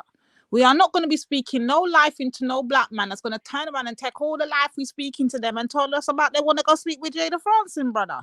Brother, that ain't running around here. So you see these men them like Bowen, we need women like me with the most mouth to come and ban him out because we can't have these people running around in our community talking about the black community when you want to go take our energy and go get to Jada Francine. Like, come on now. What are we doing here? And I think that's the problem. And that's what we said. And like the brother was saying, instead of speaking life into our black men, we choose to not speak life into our black men. And it's black And I would men. say that applies to all women, not just black women, just all women. You're a woman first before you're a black woman. You're a man first before you're a black man, meaning we're susceptible to all of the factors of psychology and spirituality and all of that. And that's how the CIA and the government is able to control us because they look at us as human, they look at human beings as animals. And they all they pay attention to is behavior and behavior patterns. You know what I mean? And that's how they're able to typecast people and even do what I was saying before on a previous episode with game theory. They're able to predict the outcome based on the choices that they give you because they've already given you shitty choices. Like, for instance, if black people, just from an economic standpoint, try to have the same attitude that white people have when they earn more income, that's already suicidal right there. We need to be holding on to our marriages. And I'm going to say something. I come across more intelligent black people online than I do in person, meaning people that aren't shallow, people that actually read books, people that actually care about not only the black community, but just positivity and consciousness in general. There's not a tangible conscious community that I can speak of. I can't point to one city in America and say, that's a conscious city where everybody's got it going on, it's popping, and I need to go there. That's kind of the dilemma. Like, you might have a brother like me, somebody could say, criticize me and say, oh, he did it to Becky, he did this. I'd be like, well, man, I wish I would have came across you 12 years ago, a conscious sister, right? Online or something, before I got with somebody else. But guess what? Everybody else that I was around was twerking. Didn't want to hear. If you're going to college or you're going to the military, they think you're lame. They think you're soft because you're not part of a gang. You're not a part of whatever the culture is telling you is acceptable. And I think that that's what's promising now moving forward is you have more channels and you have more, even if it's in a virtual sense, you have like-minded people getting together. You never know, boy, you may end up being a matchmaker. You may end up putting a power couple together. You know what I mean? Because somebody didn't realize, like, wait a minute, there are black men who are intelligent. Or somebody may say, wow, there's sisters that are single and available that actually do believe in family and all that. Because beyond talking like here, I'm going to keep it a buck. At my dinner table or when I talk to other people, people are just selfish, man. Like human beings. And that's how they're conditioned to be in Western society, just selfish. Hey Robbie, I can imagine you at the family get at the family function and they saying, "Oh shit, there go Robbie talking his shit again." You sound actually that ain't even hey, you know what? That ain't even the case no more. You know what they say now? What? Man, Bobby don't talk. Like I'm just quiet because I'm like, there's nothing to talk about. You know what I mean? You know what I mean? It's funny, Robbie. We all go through that, bro. I was called a Muslim when I would start talking the shit that I was talking. I'm like, listen, man. This is what I think black people should do. You know what I mean? We should really stop we should stop looking at Jesus in the light that some of us look at Jesus in. We should stop fucking eating pork. We should stop celebrating these holidays. They called me a Muslim. I ain't gonna lie, Robbie. Like my family was like, I don't know what's going on with Born Rich, man. I think he a Muslim now. And I'm like, yo, wait, what? No, I am asking real questions about real situations. But speaking of real questions, Kel, you there, brother? Is the brother Kel there? Watch him. He's a slippery one, brother. Watch him. Kel. Watch him, Kel. Are you there? I am, brother. Yeah. My brother Kel. Salute to you, brother. I want to ask you a question. Right. If you in a perfect world, right? Which would you prefer? Side chicks or polygyny in a perfect world for black men? Okay. Well, brother, the reality of it is that we've been created to have polygynous, marriage. We've been designed that way. There's nothing that we can do about it. You know, we are not designed to be in monogamous relationship. That is the reality. Was something which the African woman understood in ancient times, but because she has, due to her great four, as well as the African man's great four, that she has a Eurocentric It's almost as if it's an imaginative mindset of thinking that you can have one man and you can have him all to yourself and not contribute to the earth. That's not how the African ancient woman used to think. So definitely we have been created for polygynous marriage, without a shadow of a doubt. I only disagree on I one point. agree. No, I agree, but I disagree on one point only because think about it. Through slavery and colonialism, if I put myself in the black woman's shoes, she had to witness and see her man demasculated. And a lot of times women had to take up a leadership role, they had to take up a protective role. Sometimes when the man wasn't able to express his masculinity, we had to use cunningness, and psychology to survive. And I think moving forward, especially once integration became a viable option, I think black women started paying attention and realizing, like, okay, look, I see my man demasculated, but I'm seeing white men as being powerful. I'm seeing men from other groups, at least on a surface level, looking like they're elevating and expressing their masculinity through financial means. You know what I mean? By the things, the material wealth and the influence that they have and social protection. So I think that has been deliberate. There's been a deliberate effort to demasculate the image of the black man, to make it seem like we're just a brute that can run a football, dunk a basketball, that, we have sexual Isn't that prowess. all in that book of The Makings of the Negro? Yeah, I've read that book, innit? Like the That's demasculation of the man and all them thing there. right. So what I'm saying is, if that image is put into a woman's mind, especially in this modern world, it'll make her say, like, well, damn, when is the black man going to stand up? And that's when you'll have people who will have unrealistic, I want to say expectations, but we'll be judged a little bit harder than maybe we should be, because there's been things that have happened outside of our control in terms of propaganda. But I think that confidence has to be reasserted, and we do need to, like I say, become generational planners.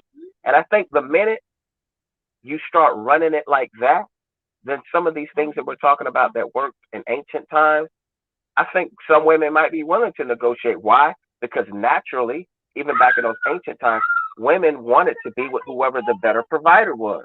The problem is now, it's like you're being a baby mama with whoever was the best smooth talker and the guy that was selling you bullshit.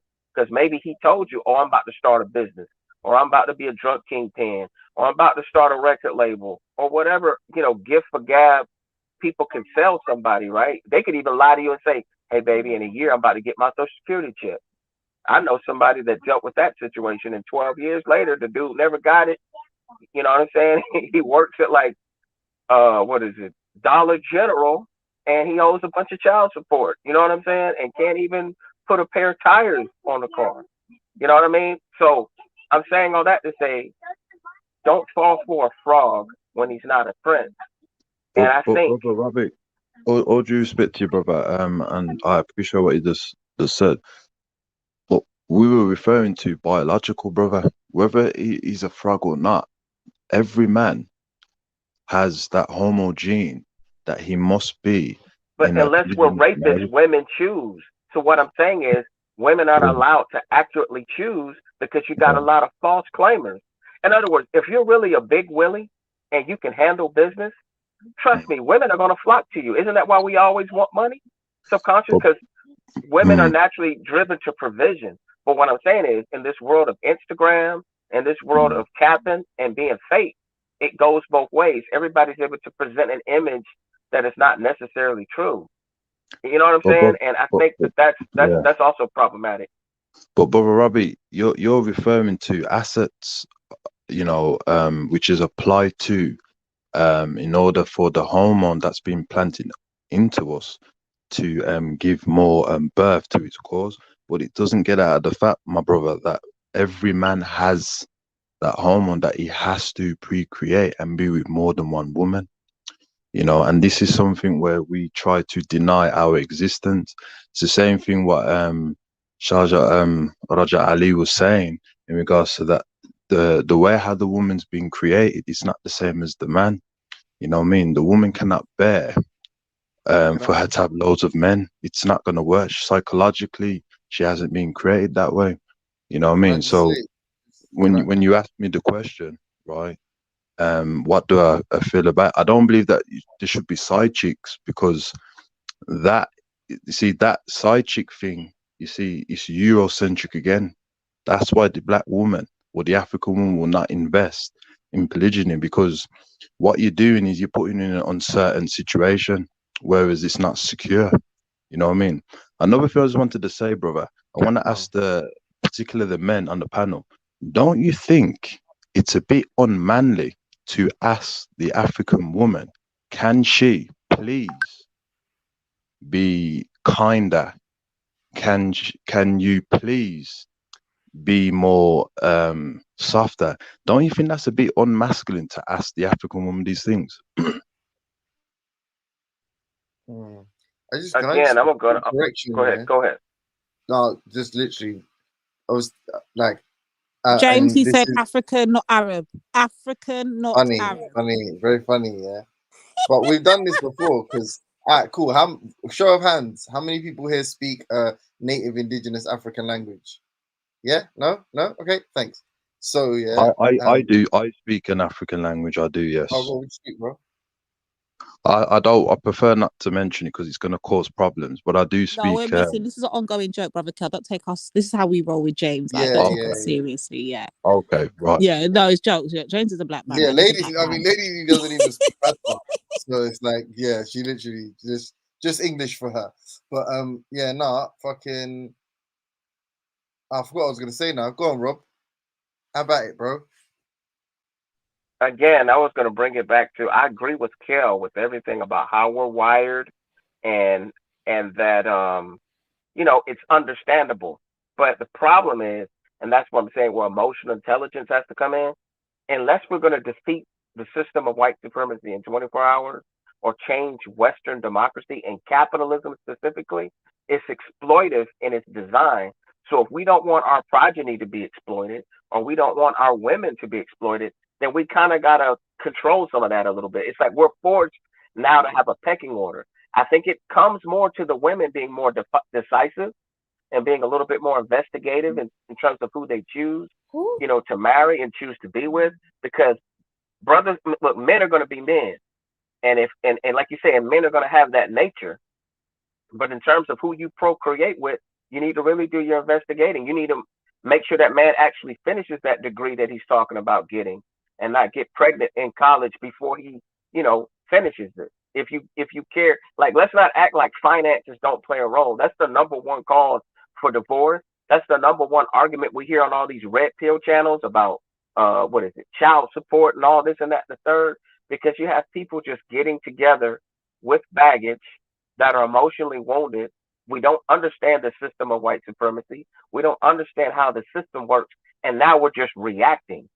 And as a man, I would say like this: as a man, I cannot be reactionary. That's not the standard that my dad modeled to me. Now maybe some of that could have been him being ex-military.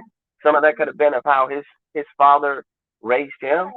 But I was raised the same way. I want to be as proactive as possible.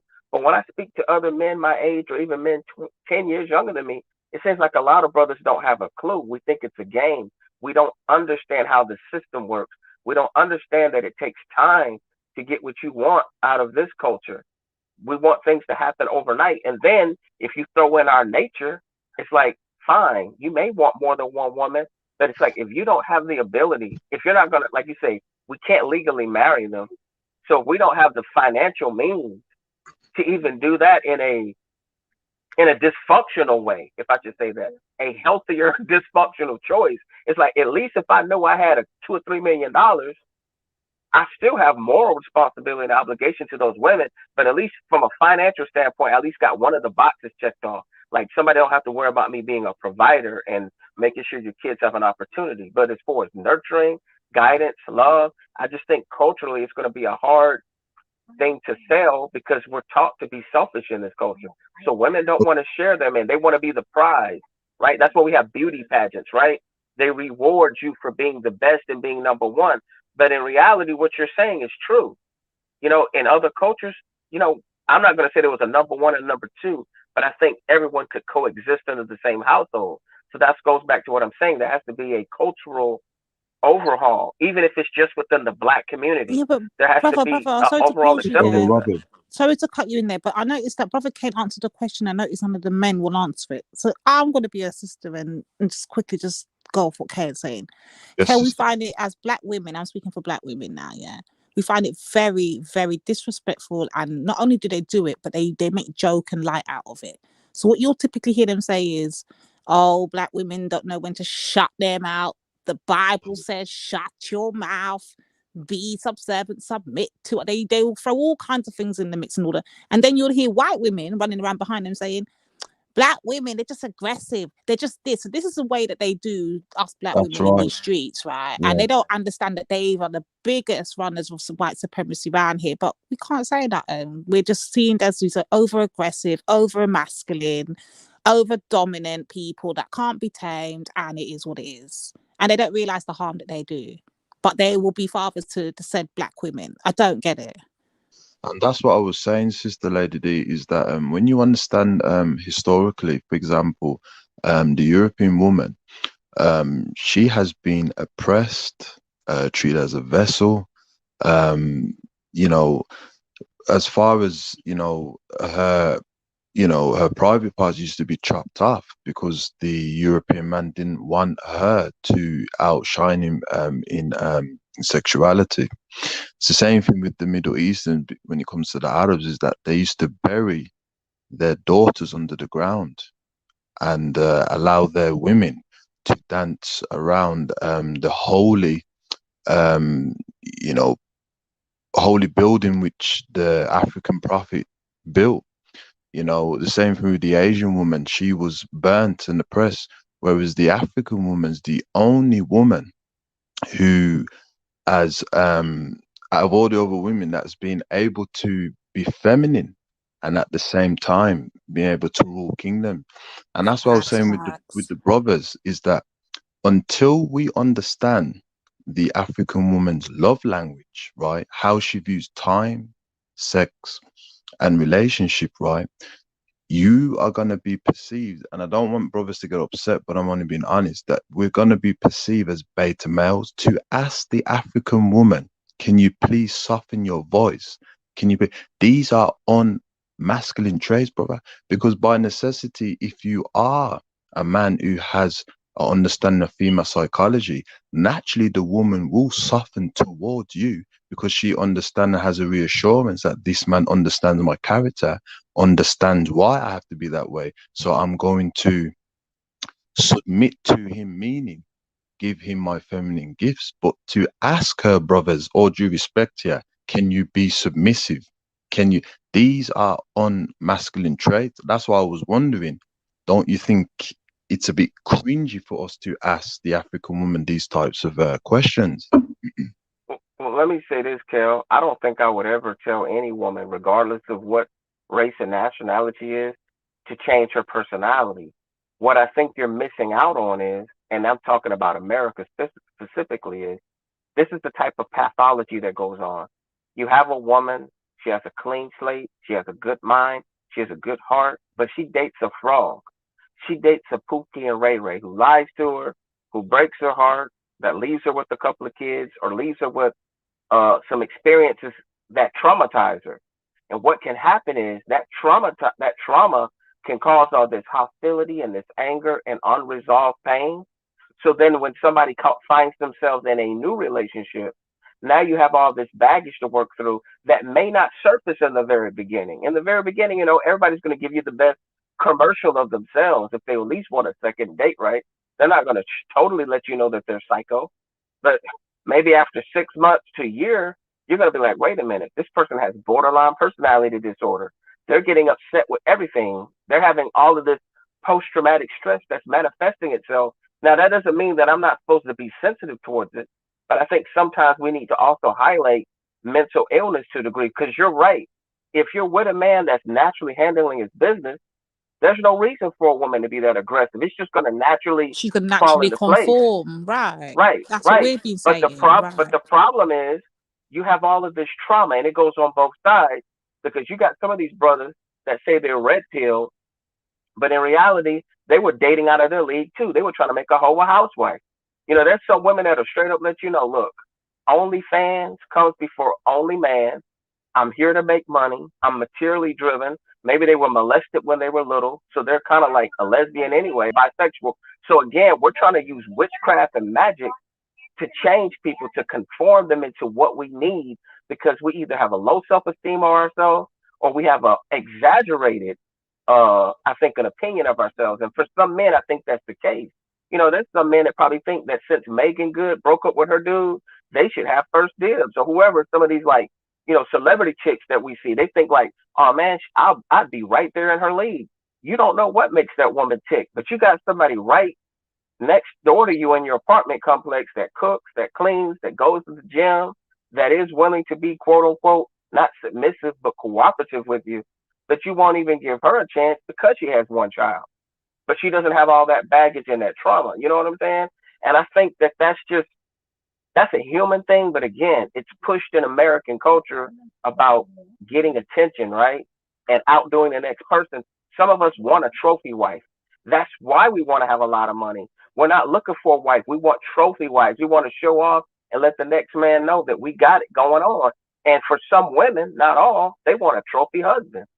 They want somebody that checks off all the boxes, that can do all these other things. Yeah, Because I see again, that too. I see sisters with these long, ridiculous lists of what they want out of a man. That's just it doesn't make any right, sense. Like I you see feel that me? unattainable list. It's just a joke.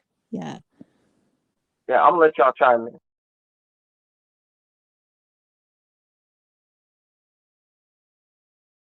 Borich, you're gonna come and tell us to shut our mouth? Yeah, brother Robbie, don't you agree, brother, that before she even dates, the little girl's first love is the father? You understand, brother? Before she Hallelujah. I said this. before she Hallelujah. dates Our Ray fathers are our first teachers about men, it's period. Hey Hey, guys, that goes back into what I said right, about right, trauma. If your father hold wasn't on, brother. there, All due respect to you, beloved, if I you have can a allow me to, question. brother, Oh, sorry. right?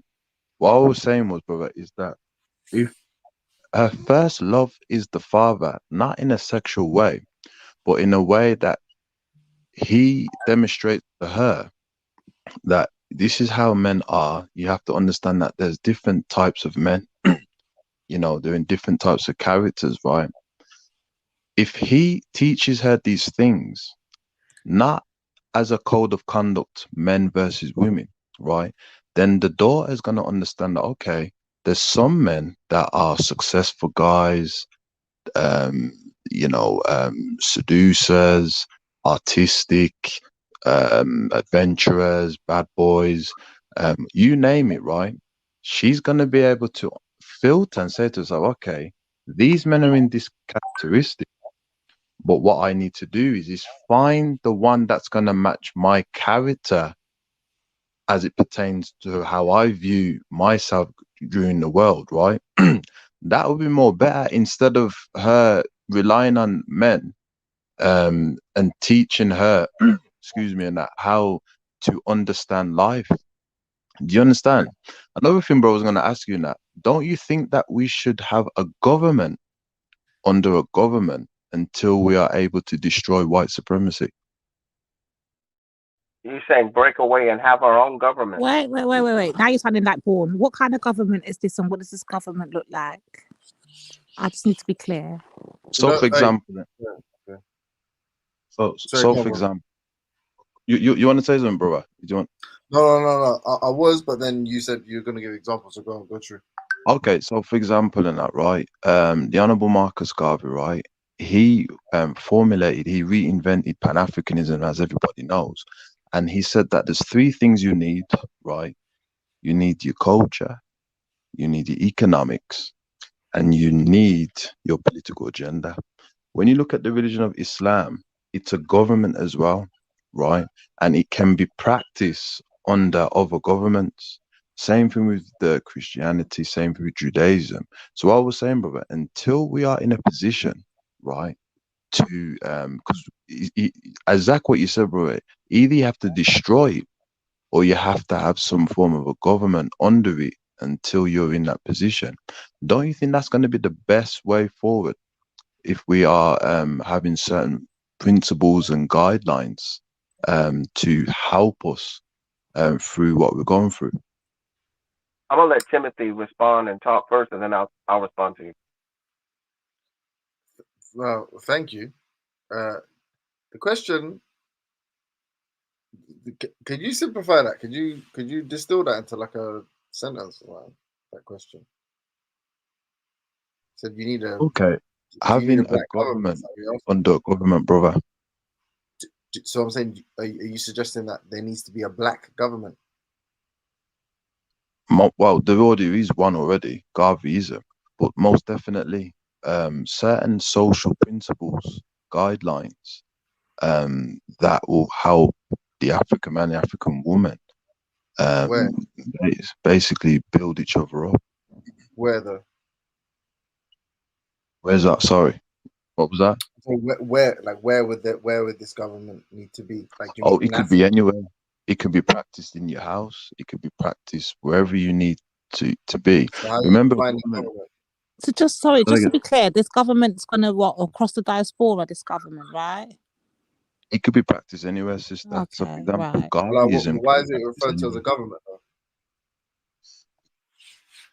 I think he's talking about it's like a code. It governs our behavior. You know what I mean? It governs a not an idealistic goal, but like a common collective, whatever, regardless of where you are in the diaspora, regardless of what your zip code is. I think it will start off with just a code of ethics that everybody can agree on, regardless of religion or whatever, that's beneficial to nation building and building a family. Because what I was going to say is, look, all of the major superpowers that we saw in ancient antiquity, they started off as tribes. Then tribes joined with other tribes. Then they created a form of government or code where they ended up developing a city-state. And then from city-states, they rose into power, right? We're not going to have military power or anything like that to overthrow the government here. But it goes back to what I was saying earlier. Why can't there be one conscious city? Why can't enough people get together, just say in the United States or in the UK, and say, you know what? This place right here, we're going to turn this into a place that's going to be like a beacon to like-minded people to slowly migrate. It wouldn't be all black, though. That's the problem, right? Like, I mean, nobody says that it has to be all black. I just think I'm not. Yeah. The thing I'm saying, yeah, like that's the catch-22, so to speak, right? Like not really, because even if we went to the UN and we got our own nation, you still got to deal with the IMF and you know what I'm saying, the global trade. You know, the way global trade works. You can't be an isolationist. Hey, Robbie, my bad. Got it, Jacob. I don't know you was. I didn't see you backstage, brother. Come back through backstage. My bad. Got it, Jacob. I didn't see you though, brother. And you're missing this in a book because they're giving you tips. You know, you keep talking about the system and breaking out the system. The brothers are kind of touching on it now. So we're trying to get to, because I'm a bit confused. When I was thinking about breaking up the system and forming our own government or our own system, I was under the illusion it was for blacks, as in African people. That would be the worst thing in a hit. Like, that would be the worst thing for every black person. Why, James? Why? Huh? Come on. Why? You know why, bro? Because man are culturally inept, innit? You think you're like, bro? Man are failing at record levels within America, and you think that's why do you keep bringing up America? But why do you keep? You're the niggas that are talking about it, brother. You dumb, bro. Stop. Yeah, but why do you keep bringing up? But I know, but get why off that boat. Get off that boat. And we're failing according to what and according to who? That's the problem. We were failing in fucking. Hold on, Jimmy. According to America and the statistics, we were failing in fucking 1659 when we were in slavery. No, you're probably doing better than. Man, come on, man. Quit all that. You're probably doing better in terms of you were being retarded by the state at that time, whereas now the same level of imposition doesn't exist, and yet you're still failing. That's the point. According to who? According to who, Jimmy? Hold on. Let me tell you this, metrics, bro. What do you mean? Objective metrics. I just spoke about this earlier, man. We Nigga, are like, are you felling lying? You're gonna bitch about according. white supremacy in 5 minutes. Why would you waste time now arguing with me? You're bitching Nah, with because me, I don't but like a then if UK. I go I on don't. mute, you're I gonna don't bitch want to a someone else about European. I how don't life want is a unfair. European. No, you know why? Because I don't Jesus want a Christ. European. I don't want a European or any person from the UK to sit in his comfortable couch in the UK and say, well, you know, society thinks black people in America are failing. Them guys are failing. They're failing at record numbers and they're more disproportionate. And they are. I mean, if you listen to everything that white people say, we get COVID. So you're not We being get COVID incarcerated at more. alarming rates. So Man, black come on. Americans are not being incarcerated at alarming Come on, rates. man. That's Yes, not but happening. don't. But That's I know, wrong, right? bro, Black people are That hold incarceration. on. unable to What's his buy name? homes. What's this Is that a brother's lie? name Is that a again? lie? Is that a big James. What's conspiracy? his name? Yeah, his Black name people is are getting James. shot by Yeah, that's police. Jimbo. Hold on, Welcome. there was a This is global. Jimbo. Hold on. James. There was a global outcry. There was a global outcry for the injustice that befell black people in America. Was that all a lie? Or is you bitching about white supremacy with every fucking waking breath you have? James. Is that First a lie off, too? that's still a If so, reality shut up. Yeah, today but that do you everyone deal with suffers white from supremacy? Hold on, Robbie. Hold on, Robbie. Do you deal with white supremacy on a daily basis? Now let me give you an equivalent. You be Right? moaning about it, Listen, bro. So I'm agreeing with you. exactly. I I should agree moan with you. about I it. agree. Listen, I agree with you. hold on, guys. Hold on, Kel. Hold on, guys. about Hold on. Please, guys, please. Listen, I cannot tell a man who is getting stung by bees every day not to complain about getting stung by bees. I'm not When telling I you not don't to get stung complain. by bees, I that's didn't say stupid. that, though. The You don't deal Americans with are in white their bag. supremacy. The Nigga, Americans I'm are in their bag. agreeing with you. No, Jimmy, you get it. I'm you don't agreeing deal with with you. I white agree. supremacy. How the fuck are you gonna tell me Are stop you bitching fucking about white slow? Are supremacy when you don't are deal you with it? fickle? What? Are you Oh dumb or my something? I'm god, agreeing bro. with you. You see what I'm I saying? said if you say listen, if you say white supremacy agrees exists, and I'm like yeah, and the result of it, the outcome of it is the situation that the dire straits that black people are in America. Then you complain about that too, like, bro, you can't have your cake and eat it. Well, It's either I would say white this, supremacy is James. adversely affecting you, I would or implore you. white supremacy is not adversely affecting you, and you're doing great. Either way, it's one of I the would two, innit? It can't be fucking both. Okay, James. I would You know? implore Hold you. on. I just To, want to say, man, I was driving home and Robbie was talking that good talk. That's why I jumped on, man. So he was making some sense to me. Man, I know. Robbie, a good brother, Hey, man. Shout out GLJ, to you. please don't block Shout out me, to you, bro. GOJ. No, I'm just GLJ, like, no, please I was, We're don't I block was leaving me. driving GOJ to home get when I said, James. We're gonna leave GOJ to get Robbie James. is I'm only on No, mute. protected. hey, no, You know, I GLJ, know I that's my be dog. messing with him every now That's and my guy. then. And I know I see James and Rich about to get into their little spat they get into every now and then. So I sit back and enjoy it. But only thing I about me, just had a God, comment Jacob. to say. Only thing, hold on, real quick, Robbie, and then you can go. Only thing about it's just the way Jimmy talks. Like we know that James, he subscribes to white supremacy, and it's hard for him as a man in Europe. It's hard for him to sit up in Europe in his comfortable flat and tell me, "Boy, Rich, you keep bitching about white supremacy." I'm like, yes, because it's on my fucking neck every I day, did not and say that, every day brother. I fight against. Just say Okay, no. hey, You're Vaughn, no, Vaughn, one second, Robbie, Vaughn. please. No, one second, Robbie. You're getting emotional. I did not say. I used it as an example to display your complaint to me was you can't say the black people underperforming. James, you know you said I something said to very you, controversial that's going to take time for people to unpack to respond to you. So you made your point. Look, Vaughn, this is all I'm going to say. And I'll use myself as an example, right? Okay. And I'm just going to use African Americans as an example. My whole life, right, up until a certain age, I didn't really feel like I experienced any white supremacy. I didn't feel like I experienced any police brutality. Why? Because my dad took the time to get a master's degree. He took the time to join the military. He didn't tell me a lot of his personal experiences when I was growing up. So he created this perfect fairy tale middle class bubble that I was raised in for a very long period of time. Now, somewhere in high school, I came across some friends of mine that came from Oakland, that came from Bronx, New York, that came from San Francisco. And guess what? They had different stories to tell me. Their attitude towards the police was different because they were in a different socio-economic situation and they had a completely different black experience than I did, right? Nonetheless, we still got along. They saw moving to the area that maybe I lived in as an improvement, right? Now, as soon as I joined the military and I had some Peckerwoods that were doing a like a barrack search and they saw You know, the 3,500 square foot home my parents had me raised in. The fact that I wasn't joining the military just to get 3 hots in a cot. I actually volunteered to go.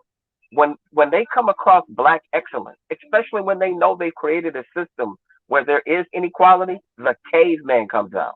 The stereotypical dudes, you know what I'm saying, that were drinking, that weren't trying to get promoted, that were shucking and jiving, they didn't attack them.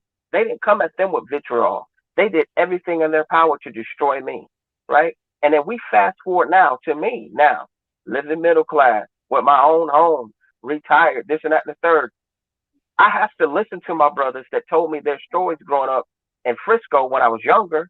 Why? Because now everything that they told me, everything that we saw sensationalized in movies was right here in 1080p. I'd have to be a retard, a fool, or a coon to deny that not only police brutality is a problem, but that there's been a systematic, you know what's crazy right now is you have more white people let's try now to that kind are of wrap honest. it up, Robbie. Wrap it up. Look, no, listen. You have more white people now in this day and age that are honest, that will admit that white supremacy exists, that admit that there's been a systematic problem.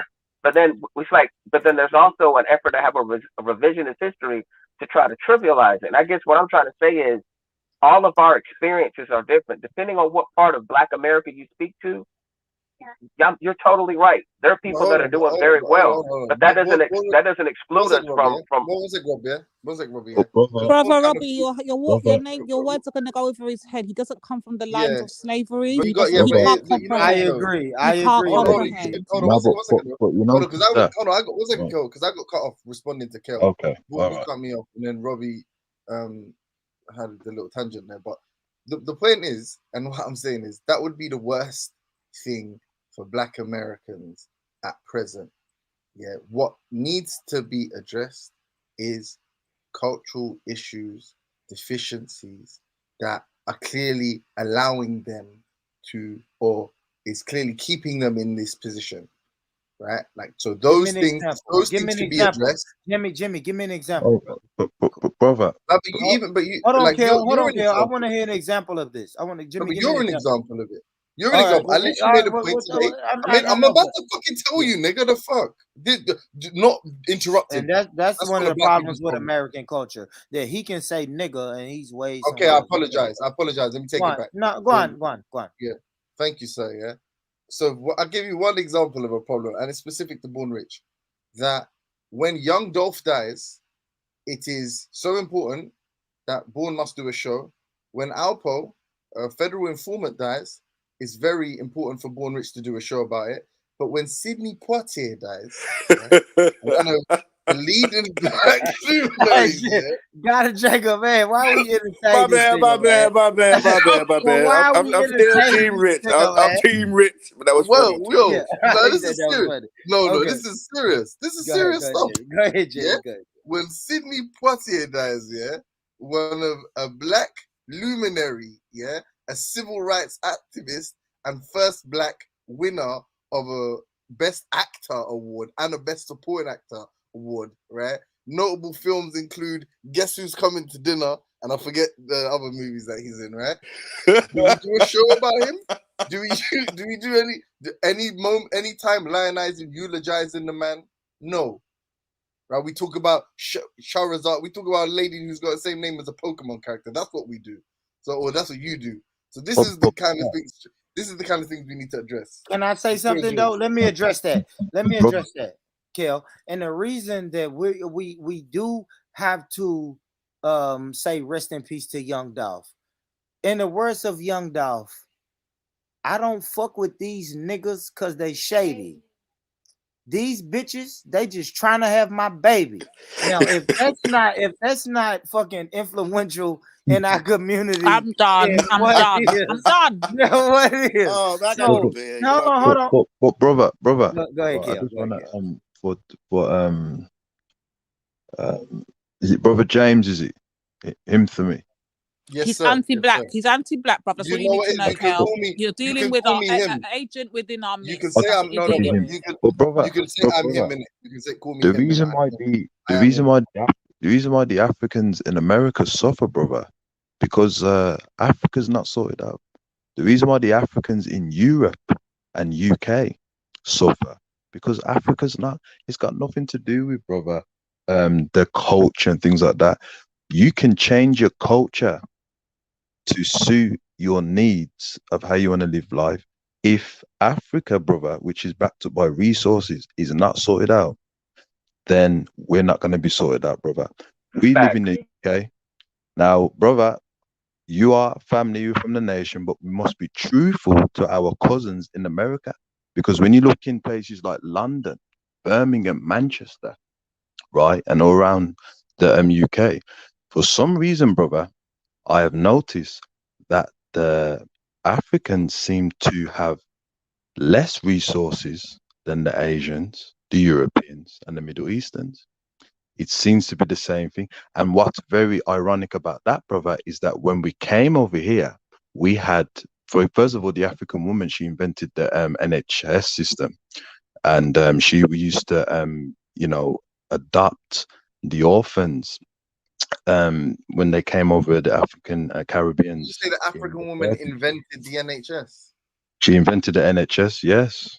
I don't think an African woman invented the NHS. I think there was a lot of staff that were necessary, a lot of labor that came from the Caribbean and the Commonwealth. Do you research? She invented the NHS, brother. She invented it. What African woman invented? It was government policy. So how did there was a woman working for the Labour Party? African descendants, brother, formulated, right? What does that mean? Free healthcare. She invented. How did she invent free healthcare? Invented, but look at the system, how the NHS runs, brother. That goes back to African womanism, brother. It goes back to that. Do you understand? And the break European. That down, man. Don't move past that point. If that's a hill you want to die on, break it down. Because I barely understand what that even means. Brother, you can research it, brother. She invented the NHS. Do you understand? Brother, what does that mean? The National Health Service implies a nation. What did she invent? What part of what constituent part did she invent? It got turned into nation because, as we know, what the Europeans do, no different than what they did with KFC, with Miss Childress, and they took her invention and called it Kentucky Fried Chicken.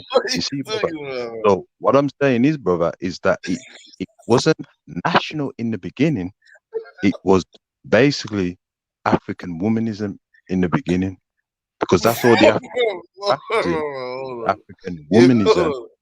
Hey, he's laughing. Jack Daniels alcohol was started by a black man too. How are these things comparable? How is Kentucky Fried Chicken comparable in any way to a national health service that was proposed brother, you said at the end of World War II as a response as a socialist initiative by his name is Clement Atwell.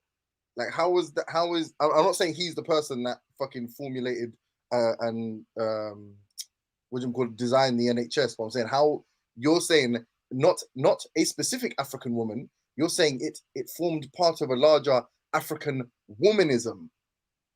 What is that, bro? What the fuck is that? African womanism, brother, is an ancient system that the African woman used to practice of collectivism. She used to practice that in ancient Africa. So you're saying socialism is African womanism? I never said that, brother. I'm saying that, brother. I never said that. You said that. What I said is that the African Caribbean woman, brother, used her ancient ways, right, and formulate in a collective way of healthcare, and the Europeans capitalized on that and turned it into the NHS. That's what I said, brother. And if you do not believe me, research. Do you actually believe that shit?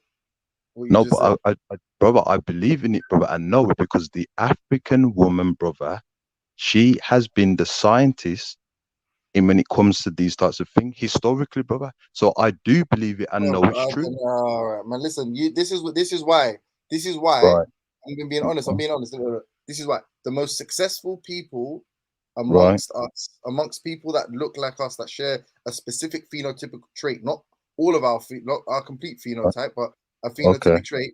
The most successful amongst them would run a mile from nonsensical rhetoric like this. And this is what I mean when I say, then, brother, he's basically saying that you're talking pseudoscience now. He's saying that you're talking pseudoscience. Brother, you know those. I mean when I say that assimilation. hold on, brother. Hold on, hold on. All One those second. Africans that you said that All right, were all right, one second, that one second. run apart, have they defeated white supremacy and brought Where's back the all right, cool. resources Hey, into listen, Africa? Wait riddle there, me brother, this. brother. All Where's the due respect, NHS in Africa? Where's the NHS in Africa? brother, Where was the NHS in Africa prior to 1940 something, 1949? brother. Where was the You know NHS those in Africa? African, brother. You know those Africans what you just mentioned sure. that were in a while. Have these Africans, these successful Africans, have they retained back the resources in Africa? Right, back to the African Americans, back to the Africans in Europe, and have they restored back the But let me, resources? can I say Hold a on, little, brother. let Have they me done give you a that? little, hold on, one second. I'm Just asking stop. you a question because Just stop you, for 1 minute. I brother, know, one second. 1 second, okay, I know, go and I will, and I can, yeah. All right. That you guys need to, like, I'm not sure where you're from. I'm assuming, potentially incorrectly, that you're not actually from the continent of Africa in terms of you're some generations removed. So you're not a first or second generation African. Man, get out of here. This isn't an assumption. This is an assumption. So correct me if I'm wrong. I apologize if I'm wrong, right? I say that to say many you of the still doing arguments it though, coming brother. out of Africa. You Okay, still can I just doing it finish? and something Can I that's just finish? incorrect. Can I finish? But you have a problem with the I'm NHS. about to fucking address it. I'm gonna address African something. woman If you just let me finish. inventing the NHS, but You were still you're complaining. assuming that You are were not from complaining Africa. about my man interrupting you not 10 minutes ago. So if you wouldn't mind, thank you, sir. James, whether he's a continental African or a home away from Africa, he's still an African. I'm gonna make a point, but there's a reason I said it. But if you stop me every time I say it, it's gonna seem like I'm just taking a cheap shot, and I'm not. Bro, it's not great, bro. Trust me, you're not missing out if you're not. The point is, yeah, if you was so because some people are somewhat removed, and maybe have not been back. One of the biggest arguments coming out of many countries, let's take Nigeria as an example, is that extraction of oil from Nigeria is causing environmental problems. Similarly, in the Congo, they're making the same case for cobalt now. A lot of the resource dense areas in Africa are actually complaining that the extraction of said resources are damaging the environment, right? So nothing to do with whether or not they're retaining the profit or there's correct taxation in those regions. They're just saying that, hey, listen, taking all this shit out of the ground is fucking up our ecosystem, and you guys aren't doing it over there. China, as we know, we've got a blank wall of silence.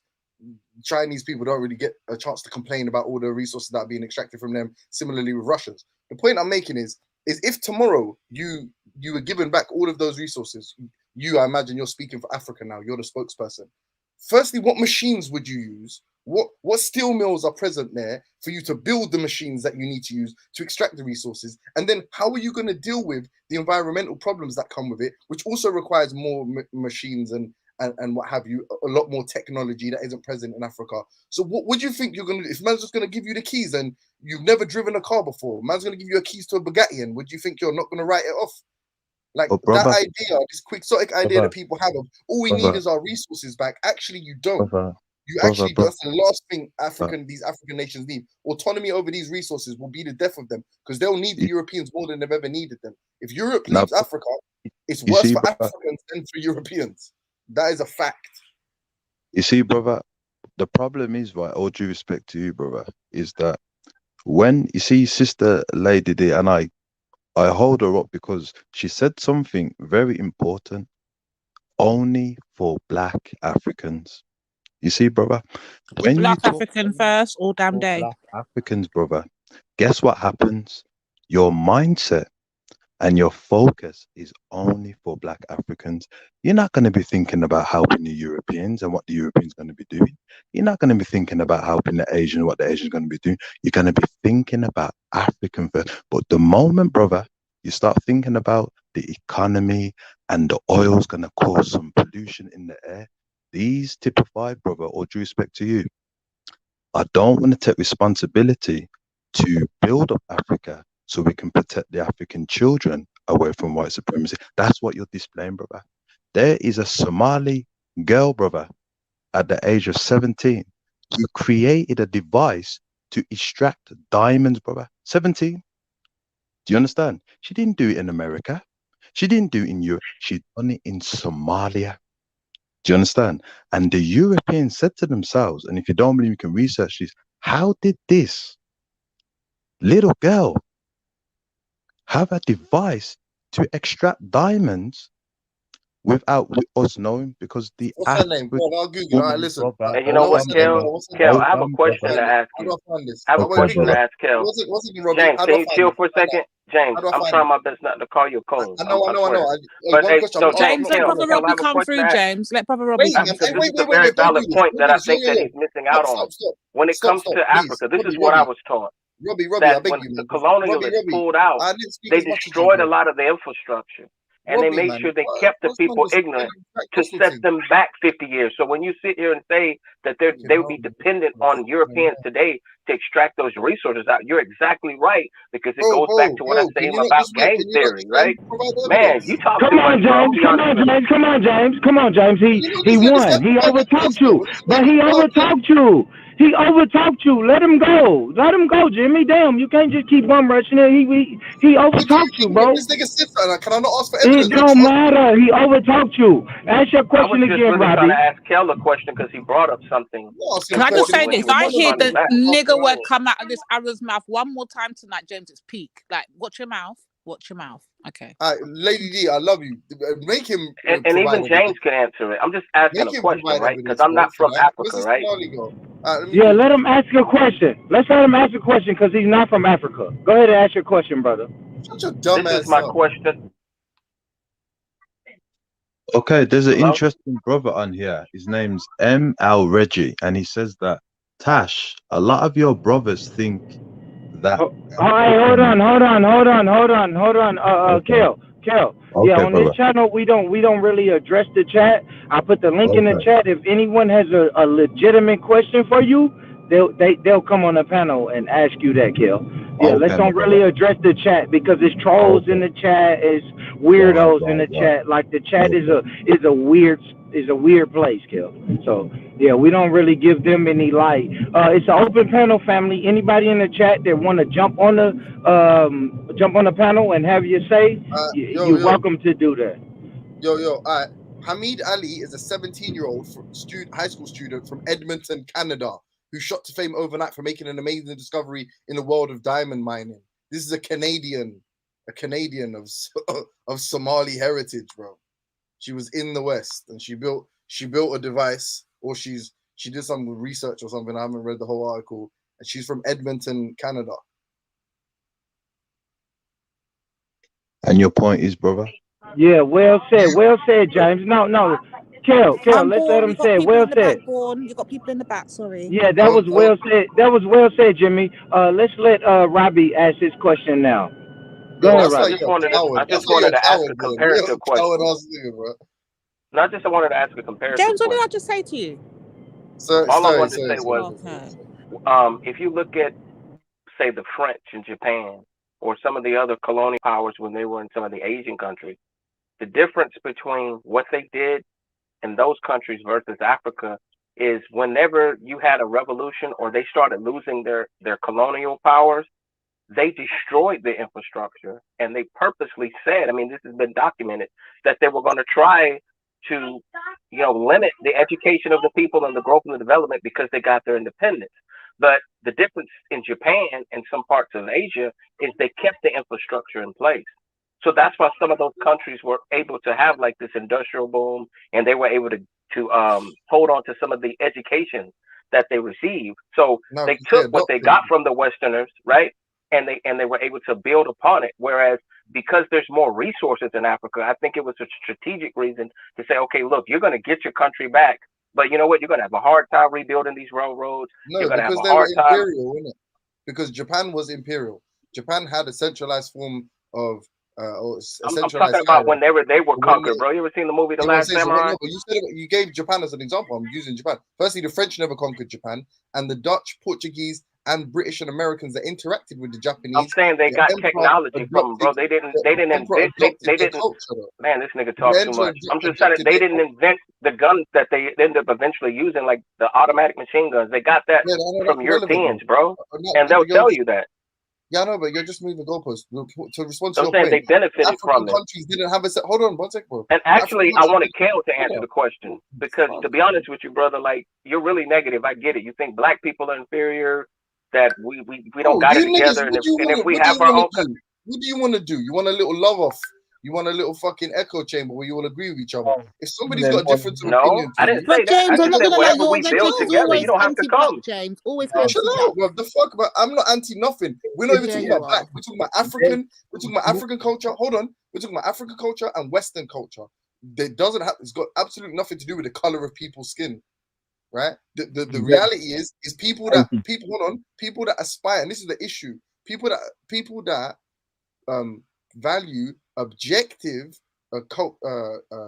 advantageous cultural aspects. Those people are considered not black. Like that's how fucking retarded. That's how retarded these discussions are. Like if somebody describes, listen, is flying a plane a white thing? Is flying a plane a white guy thing? Is fucking going to the moon a white guy thing? No. And if you believe that, you're fucking inept, bro. You're a halfwit. Because it's not. It's something. It's an objective criteria to judge human development. And we're saying that the people that are developed the most in this world are in the Western Hemisphere, but technically what we argue the Occidental world. Those people are successful. If you don't aspire to be them and make fucking wild reductions like black womanism is the NHS. James, stop talking, man. I'm not on there for long, you know. I just want to say a couple of things. Listen, James. You're an intelligent guy, man. You want to say something? It's a bit rude, mate.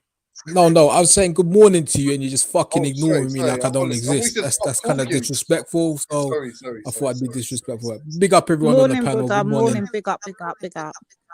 But listen, James, you know what? You're an intelligent guy, and I don't know if you're trolling, but surely you can acknowledge that a lot of in fact, every social aspect that we have, whether it be in Western civilization or Eastern civilization, originates from the continent of Africa. You must acknowledge that, surely. Yeah, but that's a genetic fallacy, though. Like, what does it matter where it comes from? A fallacy at all whatsoever. How can you call it a fallacy? It's a genetic fallacy. Literally, you can Google the definition. It's called a genetic fallacy. So, a genetic fallacy. Okay, I didn't hear you. Sorry. All right. Yeah. But listen, the point being, if you acknowledge that human civilization started in Africa, part of civilization, part of being a civilization is having a social structure. Would you agree? Yeah. Okay, cool. So having a social structure, and if human civilization developed in Africa, then social structures developed in Africa as well. You see, if you look back, because earlier on when the gentleman was explaining that the NHS was started by an African, not literally the NHS, but the system of governance within health, social care was started in Africa. When they say things like I don't know, let me help you. Triage. You know triage, yeah? Like treating patients like on the battlefield or evaluating patients. Yes. I know what triage is. Yes. Yeah, that's an ancient Kemetan. The first time it was ever practiced. Yo, who got the echo? Is that an echo? Yeah. You got echo. Yeah, but I think Bourne had an echo when he went to his phone. Yeah, Bourne's got an echo. Go on, James. I'm listening. Go on, triage. Yeah. No, so that would be evidence that, like, I'm agreeing with your point, but not just the NHS. So if you're saying something like a specific type of treatment or something, you say, you know, Imhotep was the person that revolution or pioneered X. No. I'm not being specific in treatment wise. I'm talking about the social aspect of healthcare. So, for instance, when let's take a tribe in Africa, so you'd have the hunters that will go out and hunt. You'll have the women that will stay at home and look after the children. You'd have the elderly people that will try and muck in as much as they can, right? So when it comes to like dividing food, they make sure that the elderly get fed, the women, the children get fed. That is part of the same sort of thing. Do you understand? That's part of taking care of your society within your civilization. It's a moot point what he made, bro. He said it's not a moot point. I'm just trying to explain. The reason you're saying it's a moot point is because you do acknowledge it, but you was trolling. You shouldn't do that, man. The guy was making a valid point. You should acknowledge it. What does that mean? This what you're saying is like the NHS is a codified healthcare service that is free at the point of treatment or whatever, yeah? That doesn't. Yes. So for example, proposed. exactly. So That wasn't look saying. what That you was just said. proposed by Clement Attlee's. Hold on, but that was proposed. No, James, you're missing the point. You're missing the point. So, for example, the elderly man that doesn't hunt anymore, does he not get fed because he doesn't hunt? No, the woman is in charge of the children and making sure people get fed and taking care of the people within that society. So, for example, if the elderly man can't hunt, he still gets fed. So does the elderly woman. Do you not understand this? You do. So you're not saying stupid. like You understand. You're saying like all socialism is really African womanism. That's what you're saying. It has its roots and genesis within it. Yes. I don't know what to tell you, though, man. Like you, like it's. I But think you can't tell me nothing. Even if you look at Confucius, different ethnicity, different civilization, but many of Confucius's stuff resonates with African culture. You mean originates? If you look hard enough. No, resonates, not originates, resonates. Yeah, remember African culture came before Confucius. So what do you mean? So you mean originates then? No, resonates. So, for instance, where we said we talked about the food being shared around the society, Confucius may come and say, make sure every single person who can't afford tea gets tea. Same sort of ethic, different implication. Yeah, I mean, bro, it's just like it's just a continuum fallacy, kind of. You're just That's saying cool. something like I'll tell you what. Let the gentleman speak again because he was making some sense. Maybe both of us mute up and allow him So to let's go continue. back on track quickly, Buddha. So I wanted Kel to come back again because remember, Kel was speaking of us having our own government and like governing ourselves, and that's kind of where it got sidetracked to where James was questioning how we get this is. Unfortunately, James, listen, I'm as you know, Lady Divine, I'm very skeptical about speaking about these things online and open. With James, we know he's an agent. We know he's an agent. No, just generally, because you never know who's listening, and it's not good practice to speak about such things. But what I will say is James does have a point. Given the state, I mean, I can't comment on America, neither can he. He doesn't live in America, so he doesn't know the situation over there. But let me speak for London. Okay. So imagine there was some sort of a, what was the proposition? I think the proposition was a black council or black governance or something like this. All right, cool. Imagine there was such a thing within London. The amount of infighting, the amount of we're so fractured and separated. You know what I mean? No, you're not black enough. No, you're too black. No, you're this, you're that. It would be a nightmare. It would be a nightmare. So in actual fact, James has a point there. We need to, as a people, we need to gradually gain power and self-respect. Self-respect comes with that comes with power itself. Once we recognize ourselves and having love and respect for ourselves, then we can work with each other. You understand? Until that point arrives, it's going to be a problem. Can I say one thing? Yeah, this is very important as far as I'm concerned, especially for everybody here. Seemingly like we all enjoy discussing stuff, right? Politics, ideology, whatever, different types of ideation. Define your fucking terms, innit? And don't be outraged when you hear somebody, let's say, maybe not articulate themselves in a way that you would, if you're not sure about the definitions or the definitions they're operating upon or under, innit? So, for instance, what does culture mean to all of you? And if you're gonna have to run to Google, you need a little bit of self-reflection because you're talking about it, but you don't know what it is and you can't clearly define it. If you do have a definition, I would say culture is what's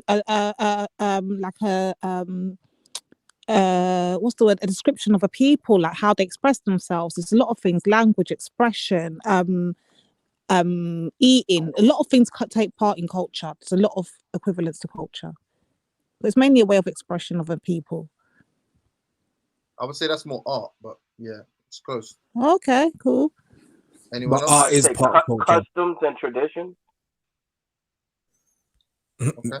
You're negating the fact that art is a major factor of yeah, but culture. it's a component. That's what I'm saying. It's a component. It's a component, but it's a major factor within culture. So whether it be clothes, music, art dominates throughout all of those things. Yeah, but those are all constituent parts. What's the thing that ties them together? Tribalism, I would say. Each tribalistic grouping would have their own culture, whether they be a culture that's designed by seafront or village or whatever, but it's tribalistic in its nature. Should I make it even simpler? Yeah. Go Well, on, you're gonna Mr. tell me what it Know-it-all. is. Go on, The Mr. expressions Know-it-all. that You're gonna You got the tell me. floor. Okay, go they can ahead. be You got the reduced Go ahead. floor. they can be reduced to behavior, right? It's a learned and shared collective behavior. When a group of people That's what I behave said in a in certain way, expression. all of those things, Kitty. not necessarily, because an expression arguably is an art. An expression, the way it doesn't manifest the same as in something can be a behavior and not an expression, but an expression will be a behavior. If that makes sense. So behavior is more behavior precedes expression. Expression doesn't precede behavior. That's the point, right? But The point did is, you yeah, get that from the African elders, or did you get that from the Europeans? I'm just asking a question.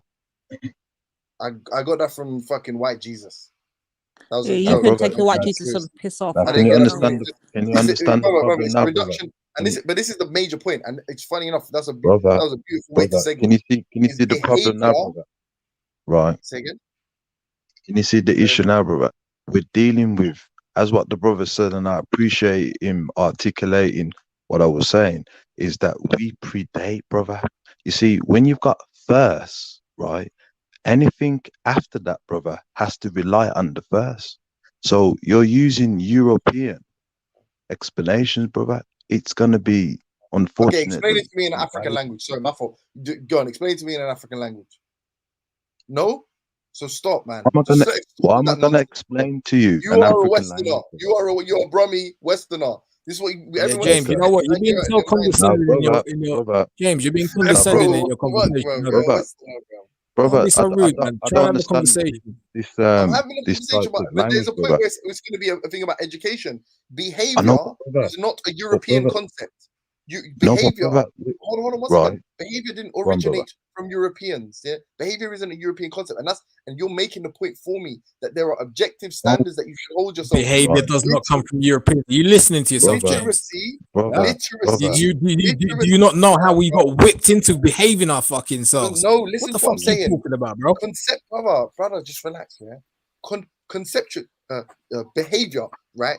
How could you define what's a more thing for behavior? Your actions, right? Your actions. Anyway, listen, I want to jump off. Take it easy. We'll speak soon. Take care. I have one question to ask James, and depending on how he answers this question, I'll get off the panel.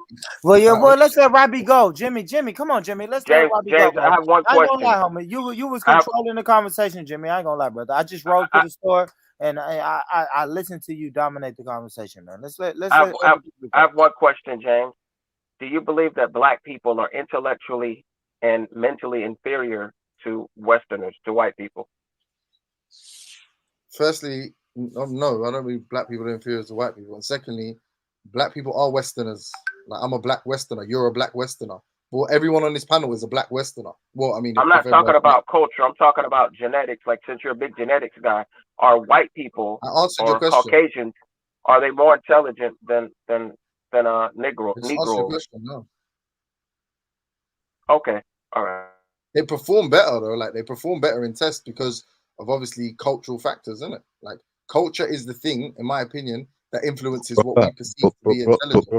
But brother him, there was an African American by the name of Robert Williams, right? And he came up with a test. Maybe the African American brothers in there can bear witness to this. He came up with a test called the BITCH, right? And he felt that racism in the test was a problem for the African Americans, right? For the younglings. And what he did was he created a test that had our idioms and our linguistics, right? And all the Europeans failed, brother. You see, these statistics came from a German man. You understand? So when we're using these statistics and we're using these types of languages, what you're using, What are you talking about? Brother, hold on, brother.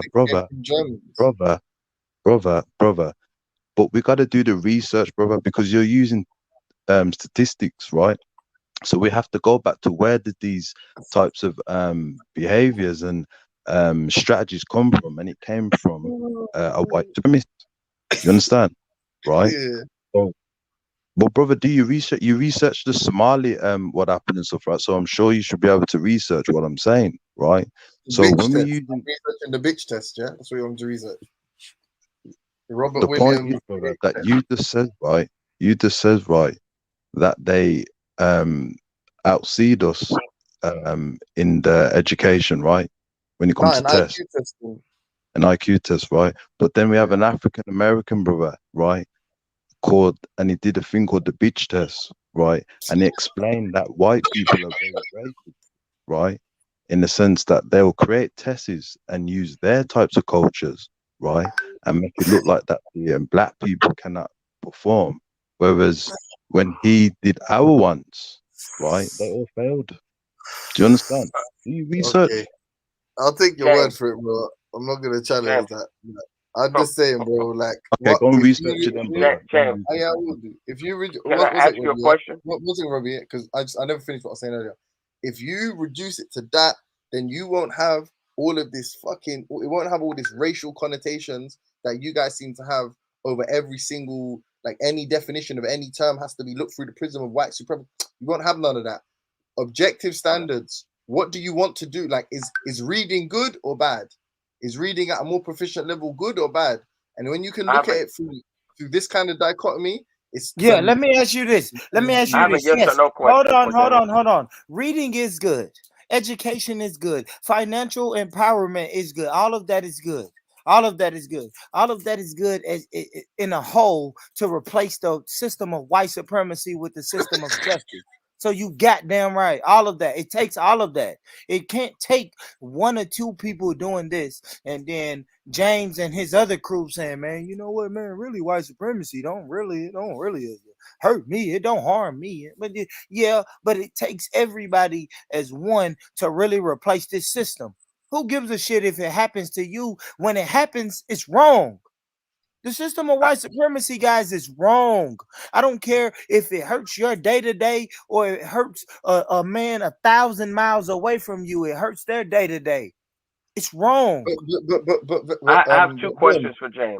You know, I agree. Go ahead, Robbie. Let's let Robbie come through. Go ahead, Robbie. I have two questions for you. All right, let's let Robbie go. Jimmy, let's let Robbie go. I have two questions for you, James, so you're going to be able to talk. But the first question is a yes or no question, though, before the second one.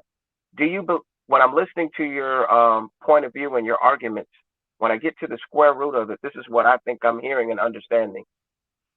We're both Westerners. We live in a Western society, and the biggest obstacle that's affecting Black people is a cultural issue. And if we could change some of our cultural norms and our way of thinking, then we will perform better. So it's not necessarily a racial superiority issue. It's a performance issue, and our performance could be better if environmental factors change and cultural norms change. Is that pretty much it? Yes or no? Very good. Okay, yes. now this is my second question, and I'll give you a chance to talk. Now, if we're Westerners, that means we have Western culture.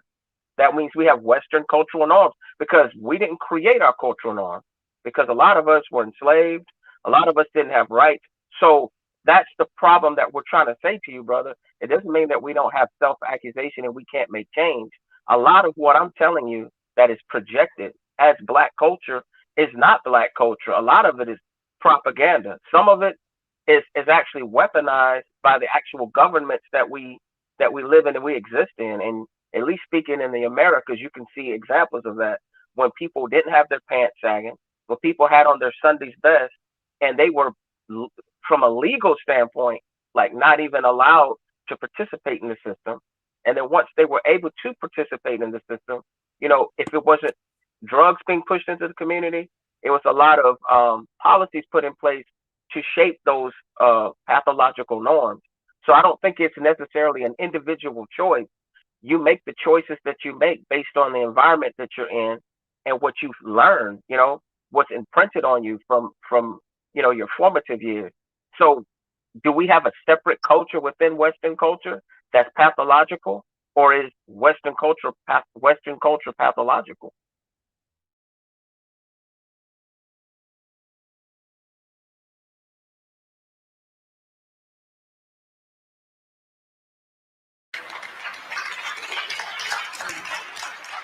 And she works on not cussing in private. She don't tear a man down with her mouth, because they can't out-argue us.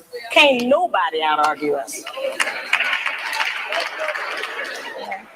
I have charged that we nag our men too much. We keep our men's head tied up so much with our petty grievances about our personal relationship that he don't have time to think and plan for our future. Because he got to deal with what's going to happen with us every day. You know, it's real odd. When the black man come home, he almost have to do a wind test or stick his toe in the door. He don't know what's waiting. He don't know who in there today. He know it's a possibility that there's some kind of new monster that he didn't even know about yesterday. So, you know, we need to not make it like that. We need to not be so vicious with our mouth. You know, men are not petty like that. They're not going to out-argue us. And it has been proven that verbal abuse is just as harmful as physical abuse. Say it loud. Say it loud. Say it loud, Queen Mother. I totally agree that verbal abuse is just the same as physical abuse. I've seen strong men, alpha men, suffer from verbal abuse by the hands of the black woman. And nowhere in the world or in God's green earth would they ever suffer that type of verbal abuse. But they will take that and suffer from that in their own home. Ladies, let's be mindful of your mouth. So your plan to fight white supremacy is attack black women. That's your genius. Who said the word attack? Why does it have to be attacked? See, that's the thing. We are in this new millennium where everything is attacked. If I'm giving you my advice, the next man will say you're attacking me. If I tell my daughter, hold on, James, by that same narrative, if I tell my daughter, hey, baby, you should not sleep with multiple men, by James' assumption, she can look at me and say, Dad, why are you attacking me? That is the problem. That's a fucking problem, Jimmy. I am not attacking. How the fuck am I attacking? Bro, the way that I am going to listen, Jimmy, let me land. Jimmy, let me land. The way I'm not attacking black women. I am fighting white supremacy by telling black women we all we got. Like we don't have nobody else.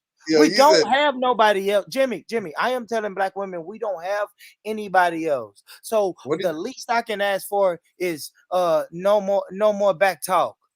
Bad man not take no back shot. You were screaming that black women should wash their legs, bro. That's what you're screaming like. Jimmy, but that's not what I said though. Like, come on, brother. Brother, you know I didn't say that, bro. No, bro, we're speaking of, come on, stop. Like, stop, Jimmy.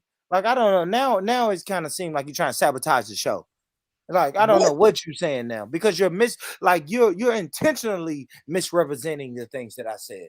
I said other races. I actually said other nations, but I think if you're smart enough, you should know when Born Rich say other nations, you should know exactly what Born Rich is talking about. But if you don't, I am saying other races. Other races don't wash their legs. Jacob, hold on, Robbie. Jacob, he knows the show when it was a thing where white people was getting online and saying we do not wash our legs when we get in the shower. So I wasn't saying black women wash your legs. I am saying black women, we are the queen. You guys are the queens of cleanliness. That's what I was saying. So I think cleanliness should be something that's automatic. I think black women to stop nagging black men is some automatic. We should already know that. We should already know that the black man has so much to deal with that he can't fucking come home. He can't deal with the pressures of life, white supremacy, racism, and then come home and have to deal with a woman that's not on his team. He don't deserve that. Same thing, a black woman don't deserve that. I would never tell you to go out here in this world and face the world of white supremacy. And then when you walk in the door, I give you more back talk. I give you more problems. Your home is your sanctuary, black woman, and your home and your sanctuary is with the black man. Period. Nobody else don't give a fuck about you. Nobody. Nobody. You don't have no other options. Black men don't have any other options. Period. We don't have nobody. You're going to get a bunch of single, young-ass people telling you what you should be doing, or a bunch of single, old-ass people telling you what you should be doing. Come on, man. Come on, guys. It's too late in the game for this, man. But you are a single old-ass nigga telling them what to do, though. Born. I just wanted to say something that from all this talking back and forth, when the issue of culture came up, that was a very good point, only to support our argument.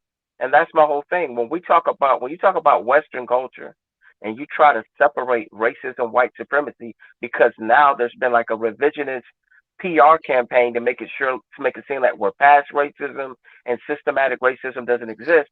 I could understand James' point, but the problem is that's like a sleight of hand, because the very cultural norms that we have that are pathological in our community were actually created systematically and promoted through propaganda through Western culture. So if we're talking about changing changing cultural norms, we're actually talking about changing Western culture, because that's all we know.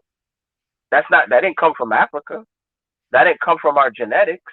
I mean, technically, that came from our environment. Let me tell you something about culture. Let me tell you something about culture. We still have a piece of traditional culture deep down inside of us. We do. We do. That's why we go fucking crazy about our black women. That's why some black men fucking flip out about black women. We still have that sense of loyalty and culture and commitment. Yes, we don't know. Sometimes we don't know how to express it, but we still have that same sense. Same thing with black women. Black women can talk all that shit about how we're divesting and we're leaving the black men, but they're not really gonna do that. Why don't you jump on the Manosphere podcast? I don't even, because I don't know them, because I don't know nothing about them words though, Jimmy. Those words of Manosphere and you and Nicholas were like best friends the other day talking about Kevin Samuels. I know, but Jimmy, let's stick on the topic. Let me go back to the thing. Hold on, Jimmy. I got it. So let's not use our mouth to do that to him. The good black woman is courteous. She says, "Thank you, baby. I appreciate you doing that. I appreciate every effort you make. Try harder. I'm gonna work with you. Thank you. I know you did your best." Now that's a whole new language. To reiterate,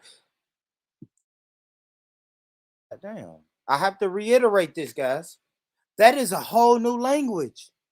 That sister just said, "Thank you. Try harder. I am working with you. I know you tried your best. I love you." That's all men ask for. And sometimes we don't ask for that all the time. We just ask for that sometimes. Courteous.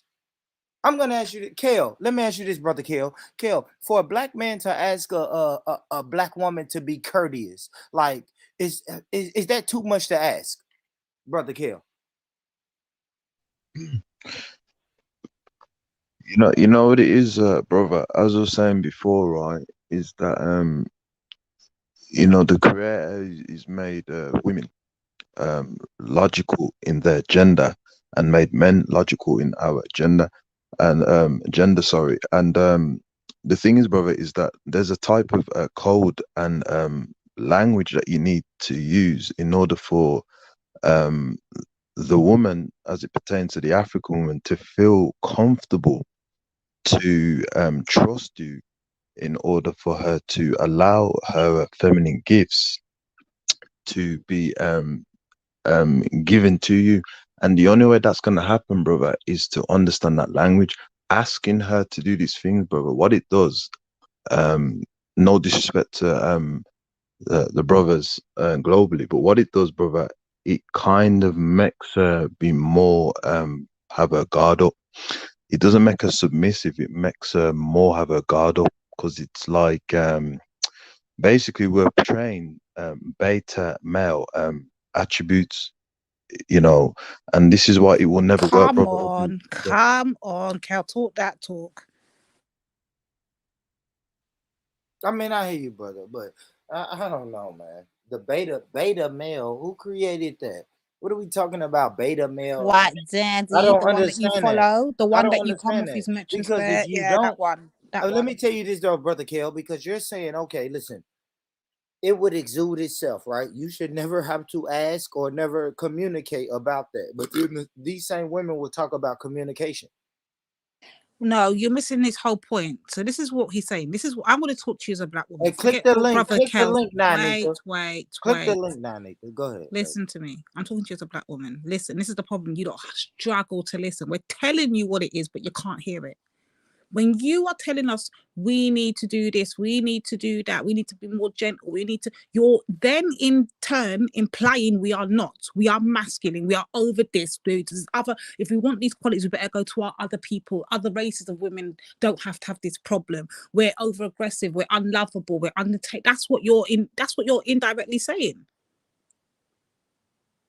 Do you not get it, Born? No, I hear you. I hear you. Can we read this comment? This woman talking about my mother. Bitching was a daily activity of hers. I would leave the house when she got started. In fact, Lady D. And that's the house that most of these women are growing up in. And these women, so you got these. You know what I'm saying? You know what I'm saying? Bitching is a daily activity in some of these ladies' households, and these ladies in their 30s by now.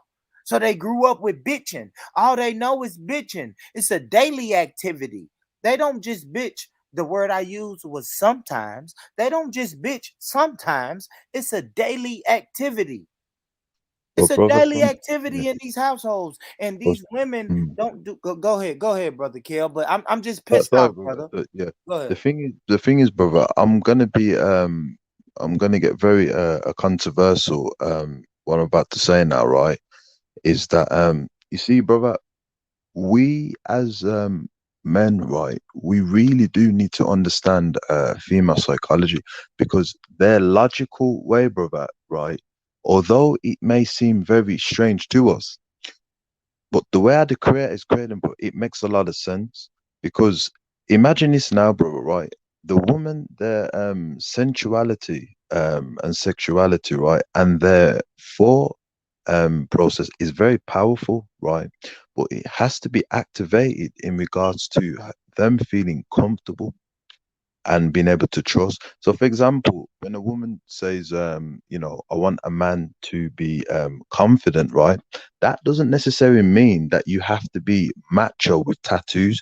That could really mean, depending on her type, that you are comfortable to display sensitivity and strength at the same time. For example, talking about your vulnerabilities, not an extent that you are demeaning demising yourself, sorry, right? But in the sense that she understands that I'm vulnerable, you're vulnerable, but I have my strengths. Dominance. She may say I want a dominant man. It doesn't necessarily mean that you have you have your jeans all the way down, or you're wearing a suit and you're being macho. No, what it could mean is that you know how to be assertive in certain situations, you know what I mean? Like, for example, owning your space, you know what I mean? And that, owning that corner, not in a very chauvinistic way, but in a way, in an assertive way, like you know how to control that corner. This is what I'm trying to explain to you, brother. No disrespect to anyone in here, is that we do not understand female psychology.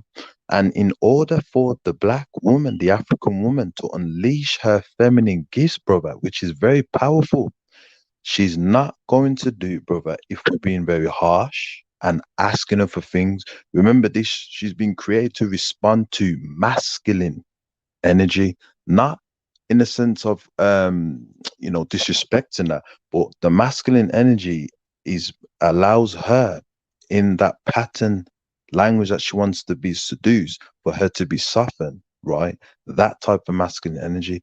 Other than that, brother, she'll always lock herself. And this is why we're in problems.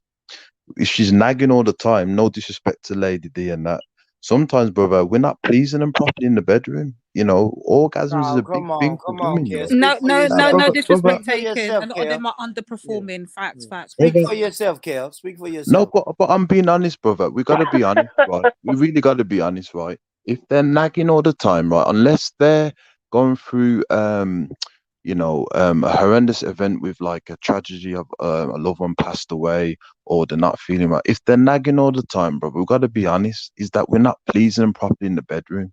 You know what I mean? We're not giving them, excuse me, Lady D, for saying this, we're not giving them the capacity that the creators allowed them to reach, right? Which is multiple orgasms, all these types of things, massages, sweet words. We're not doing that. So if she keeps nagging, brother, unfortunately, right, we're not pleasing them properly in the bedroom. We got to be honest, you know what I mean? And giving them money and shouting, it's not going to cure it. They need, brother, all due respect, they need, right, for us to know how to seduce them, We are outside emotional. the We're women. bedroom. We work off our emotions, and men are Yeah. not understanding this. Yes, Like, yeah. And Brother I don't Kale. want to disrespect Lady D for how I'm talking, but I'm just trying to be real in that. If the women's nagging, bro, we're not pleasing them properly in the bedroom. That's the reality of it. I feel Brother that. Kale, I I feel have a that. question to ask you. I feel that. Hold on, Robbie. I'll let you go, but I just want to address this, right? Because someone now I need to put fannies as one of her comments. So speaking of fannies, guys, if you're on Instagram, make sure you subscribe to my restaurant. It's called Fannies. The Instagram page is Fannies615. I repeat, Fannies615. Yes, 2022, we're doing black business. We're getting the shit open. We're getting it popping. We're creating jobs for our people, and we just trying to create a black lifestyle and black empowerment and economic freedom, man. So, salute to Sister Nanita for using the word fannies, but that just happened to be the name of my restaurant. So why not get in a shameless plug? But go ahead, Robbie. Go ahead and Hey, now your restaurant is in Memphis? It's in Nashville, Tennessee, brother. Bro, I'm gonna have to make sure I come out there and bless you then. What I was gonna ask Brother Kale was, and it kind of piggybacks on the square root that I got to with James. Some aspects of Western culture, then we can agree, are pathological in terms of how whatever cultural norms that we picked up, and it kind of alludes to what I said before. Sometimes what works for the greater society doesn't necessarily work for the minority in the society. So I just wanted to ask Brother Kale if he feels like some of this tension or disagreement or misunderstanding between black men and black women, if he feels that parts of Western culture are at fault and in some ways it's pathological for us. So when it comes to changing some of those cultural norms, then we need to reject some of those Western habits that we picked up or thinking patterns. Most definitely, brother. I mean, a great I like to view him due to his work. A great Pan-Africanist by the name of Neela Fuller said it great that, if you don't understand white supremacy, nothing in your life will make any sense. We, brother, have to understand, and this has been said way before me, that we are Africans, brother. Our nature is different than the other ethnicities, right? So if you're going to put their consciousness inside an African consciousness, what's going to happen, brother? It's going to be a malfunctioning, explosion going to happen. And this is what happens with us. We're trying to put all these cultures, right, into us, and we're trying to maneuver it. And what it's doing is it's literally like tearing us apart. Do we need to try new things? Yeah, but we still need to rely back on a blueprint, and we don't seem to be doing that. And this is why we're failing problems. Like when you look at the African scrolls and the ancient ways and that, they seem to have a good understanding of the female psychology. They seem to, for example, brother James mentioned Imhotep, and he seemed to have a good understanding, as well as the female African scientists that helped him with a lot of the remedies to understand female psychology. You know what I mean? It's very relevant in African times, but it's now with the Europeans, is that they don't respect the European woman. And when you got all this pornography and stuff, right? Although some will say it's amazing and things like that, but at the same time, it limits the spiritual side of understanding the African woman. You know what I mean? And this is what you were saying before, brother Robbie, is that we have to have our culture. We do have a culture, but we're just not using it, brother. You know, if that can answer what you were saying.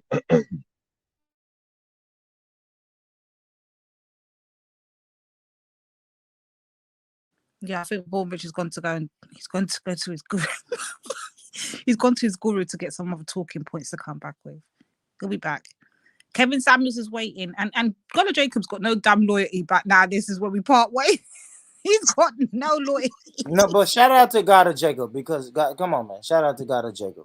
Shout out to God of Jacob. And I'm first and foremost, we're gonna say bun feminism, fuck feminism. And like we're not doing that. Like men. Big up the feminists. Feminist 999 in the building. Feminist 999 in the building. I didn't know you was there, sis. I didn't know you was there. Come on. He's a hater. Come on.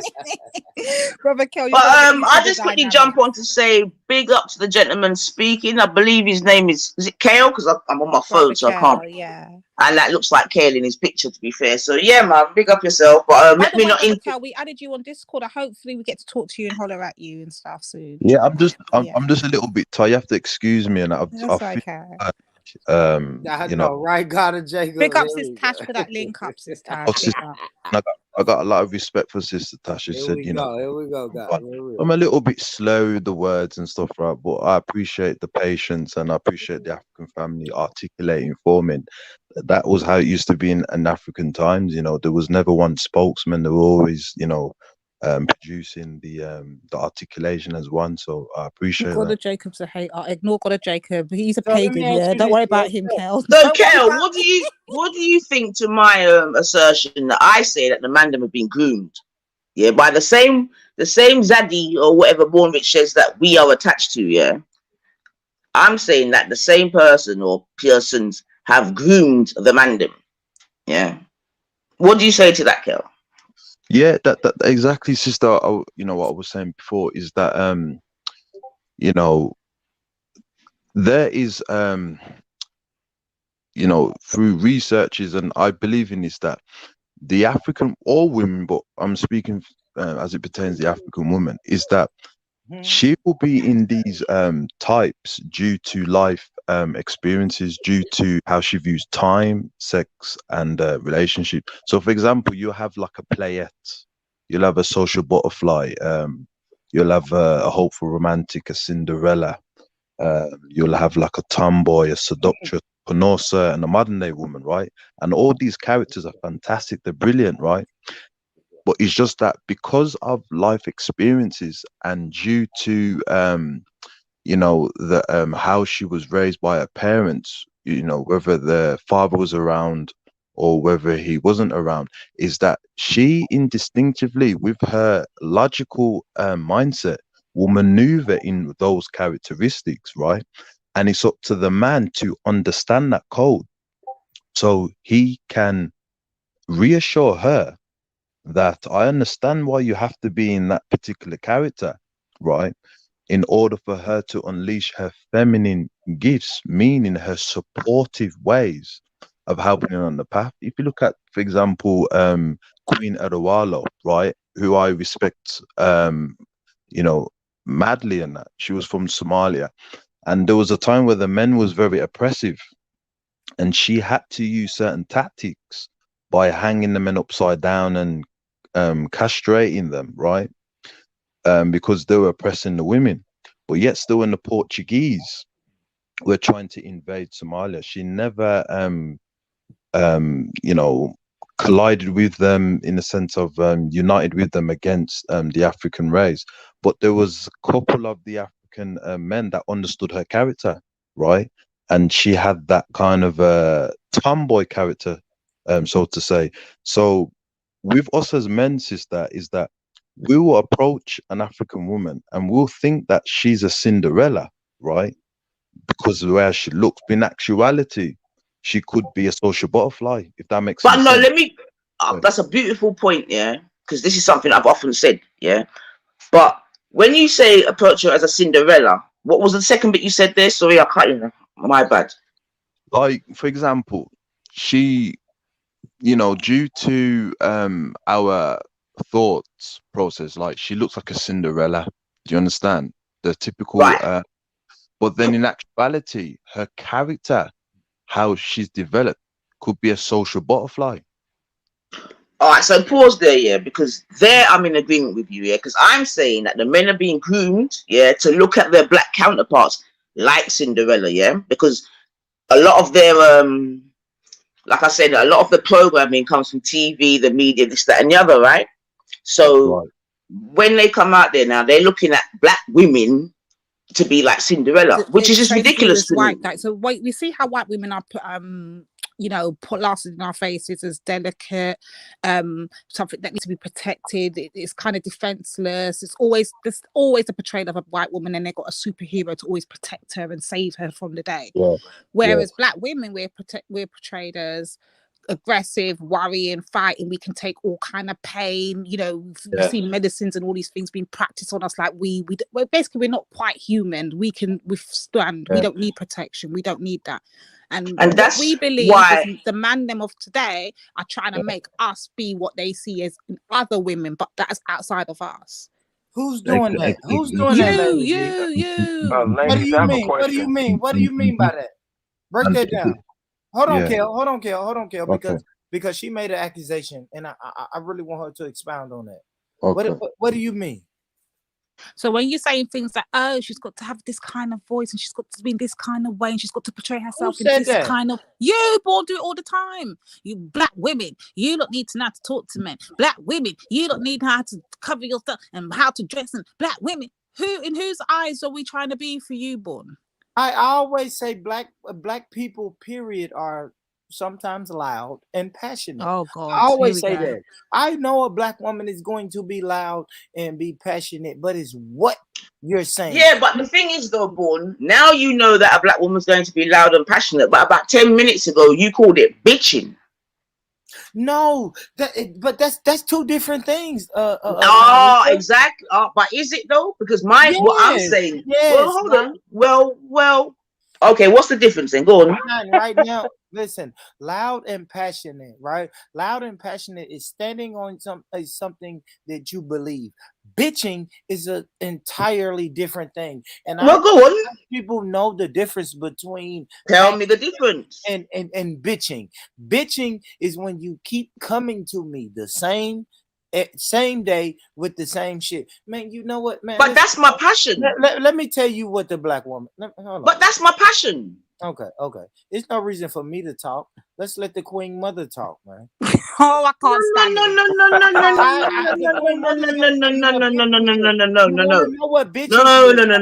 no. We want no wait. That's crazy, now. And you want to know what bitching is, and then I want to. No, I want you. No, virgin. Pause. I don't want to hear from her. I want to hear from you, Born.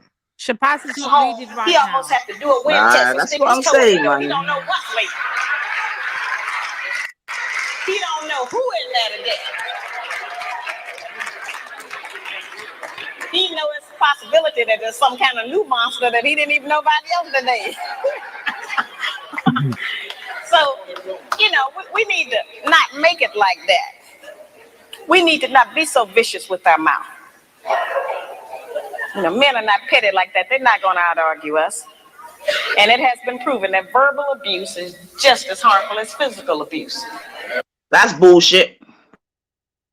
That's more than bullshit. And where's her receipts for that? Where's her receipts for that? You see what I'm saying? I don't think they want to know. Hey, boy. Brothers, hold on, Robbie. Brothers.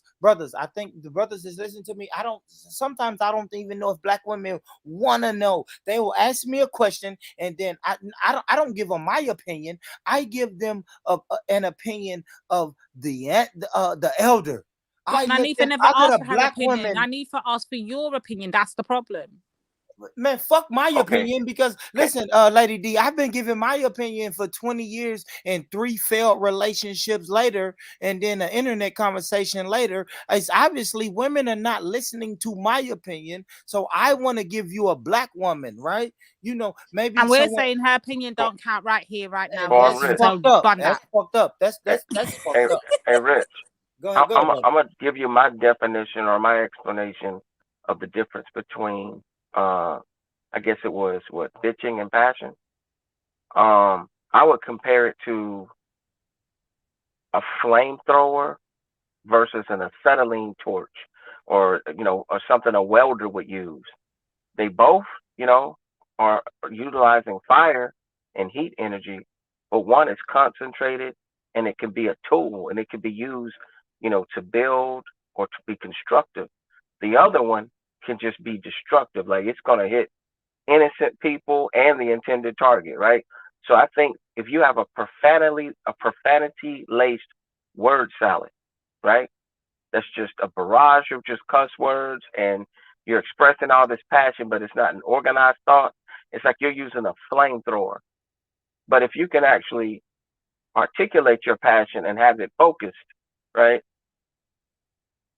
Then now it's going to actually make sense, because like as men, we're problem solvers. So you need for somebody to not talk in circles, to land the plane. And at the end of the day, if you're talking about something that can't be solved overnight, we don't like to deal with problems that are like, that are like God's problems. But You know what I mean? with all due respect, though, Kel, I think that's quite a sweeping generalization. That wasn't Kel, that was Robbie. Oh, Robbie, my bad. Oh, Robbie. Yeah, Grand Rising's Robbie. Oh shit. Yeah, but still, that was a sweeping generalization. Oh, Robbie. But go ahead. Shut your mouth, Vaughn. Shut up. When you say that men are logical and problem solvers, not all men are, bab. But we're not talking about. Hold on. Now. We're not talking about those men, because they're not men. Hold on, Robbie. Oh, wait. Not all. What do you? Hold on a minute. Nine. But you can't do the not all, because if we're gonna do the not all, then everybody can say not all. When I say women will not submit and they're combative and they don't know what courtesy is, I'm not speaking about all women. Like I think that's something that we should that should be already explained. This sister is not talking to all women. Some women are not going to understand what this queen mother is saying. They're not going to understand. The feminist women is going to fight against the queen mother and fight against the elders. I'm just all right. Okay, so Born Rich. All right, then she just said that physical abuse and verbal abuse are the same. No, do you agree with it's harmful? No, hold on. Let me tell you exactly what queen mother, because I respect my black elders and the queen mothers. So let me let's not manipulate her words. He's milking it. All right, okay. Well, repeat what she said. No problem. Let's do it. She said verbal abuse is just as harmful as physical abuse. Now, if you disagree, Nine, let me hear it, sis. Yeah, I disagree. Tell me why. Did she say just as harmful? In fact, play it back again, please. Play it back again. Play it. Let's go. And that's another. Just play the thing, man. I know, but I'm just saying trust and belief. And black women, they have a difficult time trusting and believing the words of black men. That's a problem. Bone, stop your bullshit and play the thing, man. Okay.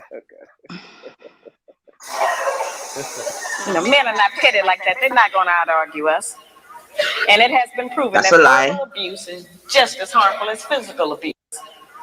And verbal abuse is just as harmful as physical abuse. And it has been proven that verbal abuse is just as harmful as physical abuse. Just as harmful. Just as harmful as physical abuse. I mean, I would like. Hey, Gotta Jacob, they quiet. Gotta Jacob, unmute your mic.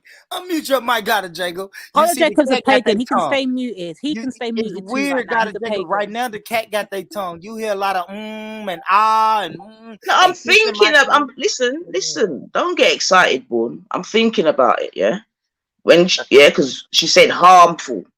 Yeah, harmful. Meaning So I'm it has thinking about it. emotional impact. It has emotional impact. Okay, Yeah, but I I could would see agree it to an could have extent. long So, like physical thing. so what we're Go on. thinking about when we think about the verbal abuse, if we carry on telling somebody they ain't shit, they ain't shit, they ain't shit, and then eventually they start to believe that they really aren't shit, like they're never gonna make it, they're never gonna be anything, yeah. So that's kind of like a mental abuse where we call it trauma in our community, yeah, like carrying trauma, and we've got trauma from dating from 100 years ago. But the beatings and that, what she's saying, that is harmful in the like physically, but so is the verbal abuse, is what she's saying. It's just as equal. Look, Nah, to be fair, I could actually reason as how that could be still, because I think it could be argued that our verbal abuse, it could be argued, has been more of a thorn in our side than the physical abuse that we encountered. Get me? So yeah, in fact, I can agree with that fully. Okay, exactly. So you couldn't agree with that. If I wake up every day and call you a worthless bitch, or if I wake up every day and smack you in your mouth, which one is more harmful? Yeah, I know it sounds crazy, but the mental aspect of me waking I up. think it depends on the individual as well. Hold on, nine. If I never smack you in your mouth, but I wake up every day for 8 months in a row and call you a worthless bitch, then that to me is as equally as harmful as me smacking you in your mouth 3 times in them 8 months. or let's One time bring in it them all 8 the way months. home. Right? Let's bring it all the way Bring home it because it home, bro. depends on the gender, right? Look, if a man gives a woman physical abuse, I'm not saying verbal abuse can't do it, but physical abuse will for sure put her on the fast track to A, cheat on you first, which is the big taboo, or B, leave you. On the flip side, a woman's verbal abuse will make you go screw her big titty friend. They've been coming over visiting because she Or leaving. or You know what I'm kill saying? her. Or kill Don't her. unmute No, God of Jacob. Do not unmute God of no, Jacob. hold on. Shout out to Queen Mother. Shout out to Queen Mother. Shut up, God of Jacob. Shut up. Let me tell you this. Because Lady D always like to use young Pharaoh, right? That lady never put her hands on young Pharaoh. She verbally abused him to the point he shot a gun in her house.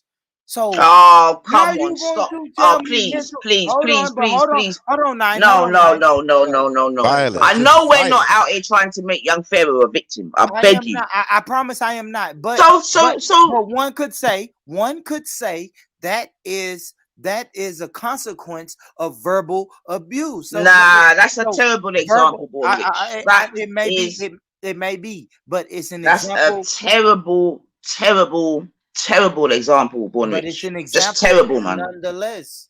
It's an So example. hold on a minute. I don't know what you know that I don't know, but who was verbally abusing him?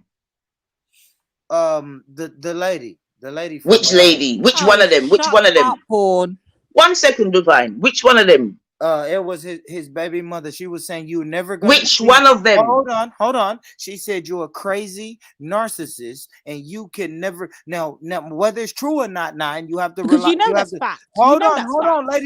Lady D, please. Whether that's true or not, you still have to put yourself in the man's shoes. So when the man gets on the internet and hears his baby mother verbally abusing him, calling him a narcissist, a deadbeat, and a fucking race traitor and a cheater and all of that. That's verbal abuse. That's facts. That's facts. It's exactly that is equally as harmful as physical abuse. Oh, Bornwich, please.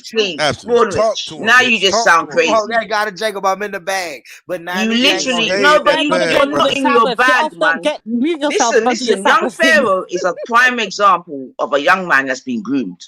Yeah, well, and then on top of it, he's lost his goddamn mind. Yeah. Now, how you're gonna use young Pharaoh as an example? It's pathetic, to be honest. What I'm saying is, it's pathetic. Listen, nine. How are you gonna know, man? You stand your ground, Rich. Stand your ground, Rich. I got you. Hold on. You said young Pharaoh. Hold on. You said young Pharaoh lost his mind. I can argue that mental abuse forced that brother to lose his mind. Born rich. The whole fucking internet knows that the youth started taking some type of drugs, this, that, and the other, and from then he ain't been the same. Are we really? So what? Hold on a minute. Young Pharaoh the God, what you're saying that a little girl like Golden Beauty and the next girl from way down south or whatever is gonna turn him out like that? Is that what you're trying to say to me? Let me tell you this. That's why I'm saying that. Put back up your fanny sign. Put back up your fanny sign. Put back up the fanny. Put back up the fanny sign. Support my restaurant. And Nanita, you better, because he's a fanny man. Stop saying. And the problem is, and shout out to the many men are becoming fannies, brethren, with a capital F. Right now, he's supposed to get trimmed. Right now, they're supposed to trim off all of them locks. He's supposed to be a bald again. Yeah, the way he's profiling. So I beg you, don't bring flipping young Pharaoh into this thing, yeah. Yeah, this man's got gal upon gal upon gal. How you mean? Allow it, man. So what does that mean? If I have 15 girls, Golden Beauty stayed through all. Listen, man, she stayed there through all. Oh my gosh, 9. We're talking about verbal abuse. We said verbal abuse. Yeah, but she didn't verbally abuse him, though. You're chatting nonsense. She didn't verbally abuse him. You're chatting nonsense, man. How do you know that? How do you know she didn't verbal abuse him? You wasn't in a fucking household. Nor was you. So what are you talking about? I'm saying he was verbally abused. But hold on, how do you know? He shot a gun. How? Whoa. Stop all that story time business. How do you know he was verbally abused? If I don't know, how do you know? It was displayed on the internet, but let's get to it. Was displayed on the internet. Oh, allow it, man. So that's foolishness. And the mere fact, yeah, to do that, you're just out of order now. All right, play the girl, man. Curious. She says, "Thank you, baby. I appreciate you doing that. Come on, man. I appreciate every effort you make. Try harder. I'm gonna work with you." Look at that woman. Go ahead. I'm gonna smack him. I swear to God. That's all we asking, Gotta Jacob. I am so Born. Who doesn't? But Born, who doesn't do that though? I didn't say they didn't do that. I didn't say anybody does not do that. Listen, man. Fundamentally, okay, black women, yeah, are still on point and on job. Yeah, that's what I'm telling you. Yeah, but are they? Yes, they are. Yes, they are. But like the brother Kale was saying, is like you lot don't understand the key to your own fucking car. Kale was lightweight 7 though. He was lightweight 7, but you know. Yeah. So what you look find easier is to take the key and go and try in other cars. This is the problem. COVID symptoms. He's saying we be out. Listen, like allow it, man. Allow it, man. GOJ. Listen, you need to keep shout out to brother. Wait, what you say, Robbie? He was vegan simping, you know. Yeah. He was going off a little bit. Shout out to Kale. Yeah. Just go take a nap, Kale. Yeah, no, it's a new strain. It's a new strain going around. So, but shout out to Brother Kale. And let's get back to what the Queen Mother said. Yeah, you see, you want to dismiss what Kale was saying, although it was definitely on point, especially in 2022. You want to dismiss what he's saying, innit? Why? Because it doesn't fit in with your theology.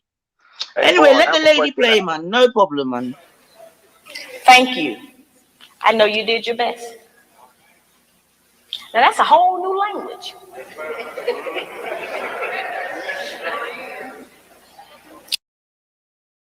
Rich, this should be played mandatory in all black. First thing. Hold on. When was this video, please? When was this video? 9. Relax yourself. Just be submissive. Fall back and be submissive. Just when was the video, man?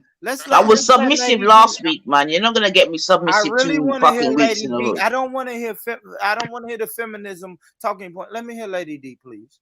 Please, Lady D. What was you saying, baby? He's messy as fuck. Good, don't laugh. What was you saying, baby? I want to hear you.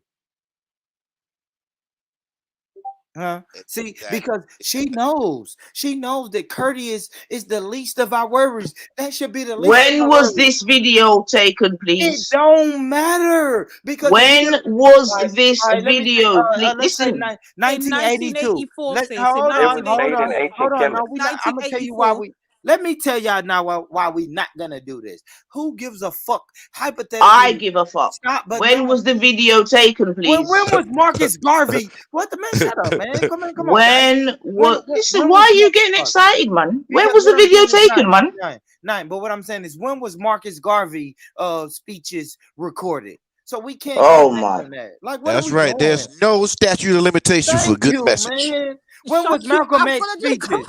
This Statue of shit is relevant limitations for good today. It don't matter when it was. It don't matter when it was recorded. It's relevant today. A Malcolm X speech, the Ballad of the Bullet. I can play that to my daughter right now in 2022 and tell her, "Listen, are you choosing the Ballad or the Bullet?" So we can't Stay in go that back. bag, Rich. Stay in that Yeah, bag. bro, Hey, we're not born. going back to when was this recorded? This was in The the reason past. why I'm asking the question, Born Go ahead, Rich, go ahead now. okay? The reason why I'm asking the question, yeah, is that like because I just listened to what she just said, yeah. Now, my question is, how were men and women communicating those times?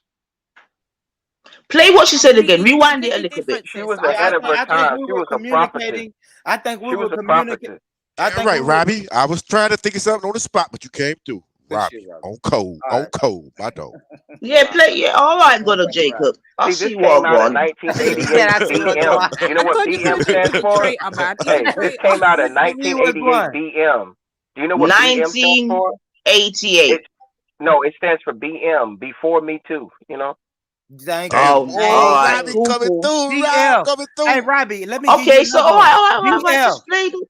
All right, Okay, yeah, I'm you gonna lot, play it. stop the All right, let exciting me thing, play man. it. Let me Play play the it. Let thing, me play it. man. Nah, I got it. Let me play it. But this was 1988 BF before feminism. Let me play the rest. I'm gonna work with you. Thank you. I know you did your best. Now that's a whole new language.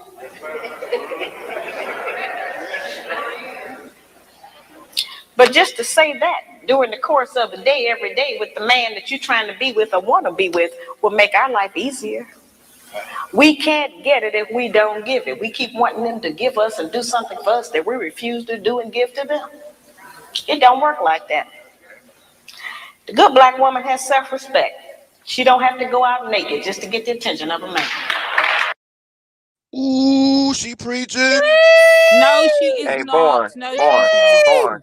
Listen, I, listen, I gotta listen. say something. I'm gonna give up a gem that I maybe shouldn't give up. That's kind of against the code. But see, I'm retired. I'm not a player. I'm married. I'm more mature, and I think men can go out of it. But this is just a little bit of just wisdom or advice I want to give to younger women. Sometimes you can win an argument and lose your relationship. Now, y'all remember on Facebook, they used to have the relationship status and it would say something like complicated. So you got a lot of men who are in complicated situations where they want to be with you. They love you. They got about 8 out of 10 reasons of why they're going to stay and put up with you, even if it's toxic. But the minute you keep cackling and arguing and your man don't argue back, and you're the only one yelling in the house or complaining, that's when you should be concerned and know 9 times out of 10 he's cheating on you. Because, see, we hear about it at the barbershop. See, he's going to go home, he's going to perform, he's going to take care of the kids, he's going to make you, because after a while, he's going to make you feel like you're winning when he can't leave because it's a complicated situation. It's not feasible financially, or it may not be feasible for the family. But see, the problem is that other woman who's listening, she's giving him that 20% that he's missing. Now, if she happens to be white or she happens to be Hispanic, even if she's black, but if she happens to be one of those other hues, then that makes it an even more problematic situation because 9 out of 10, he ran into that person at work and he's not asking that woman to be his wife. He's not asking that woman to submit. The difference is she picks up on something that he's missing. She looks at his countenance and she's like, man, this dude look like he's defeated. I'm not looking for a husband. I'm looking for fun. I'm looking for a good time. So an even swap is no swindle.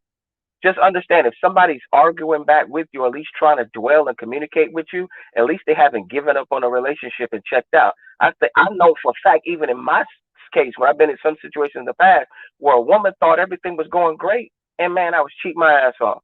Teach. And then there was times where she probably thought the relationship was going terrible, and that was me fighting to keep from cheating with the big booty girl at my job that was on me, to keep from talking to the cashier at Walmart that winks when I give her back the change, and I'm putting up with your buffoonery.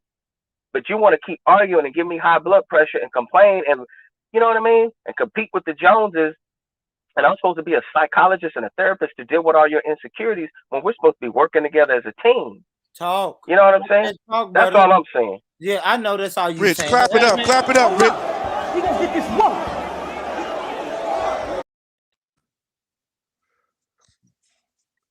So, clap it up, clap it up. I don't even know what fireban for the Jacob. This is what I'm trying to say here, is that, listen, all I heard is in that was I've been groomed.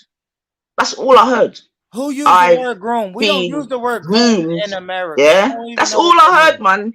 I've been groomed, what does groom and mean, I'm a man? fanny. You get me? Listen, hold on. Why are you interrupting me? I know. Why are you interrupting me? I'm sorry, man. Go ahead. Go ahead. Sir. Yeah? With all due respect, brother, all I just heard there was, I've been groomed, I'm a fanny, and I'm going to do it the easy way. That's all I heard. There ain't nothing that you just said there that is groundbreaking. There's nothing that you just said there that's informative. We just know that's mandem, innit? Let me That's clarify. That was in mandem. my younger years. Get me? Little bit of pressure. You get me? A little bit of verbal, and I'm going to take my key and find another fucking lock.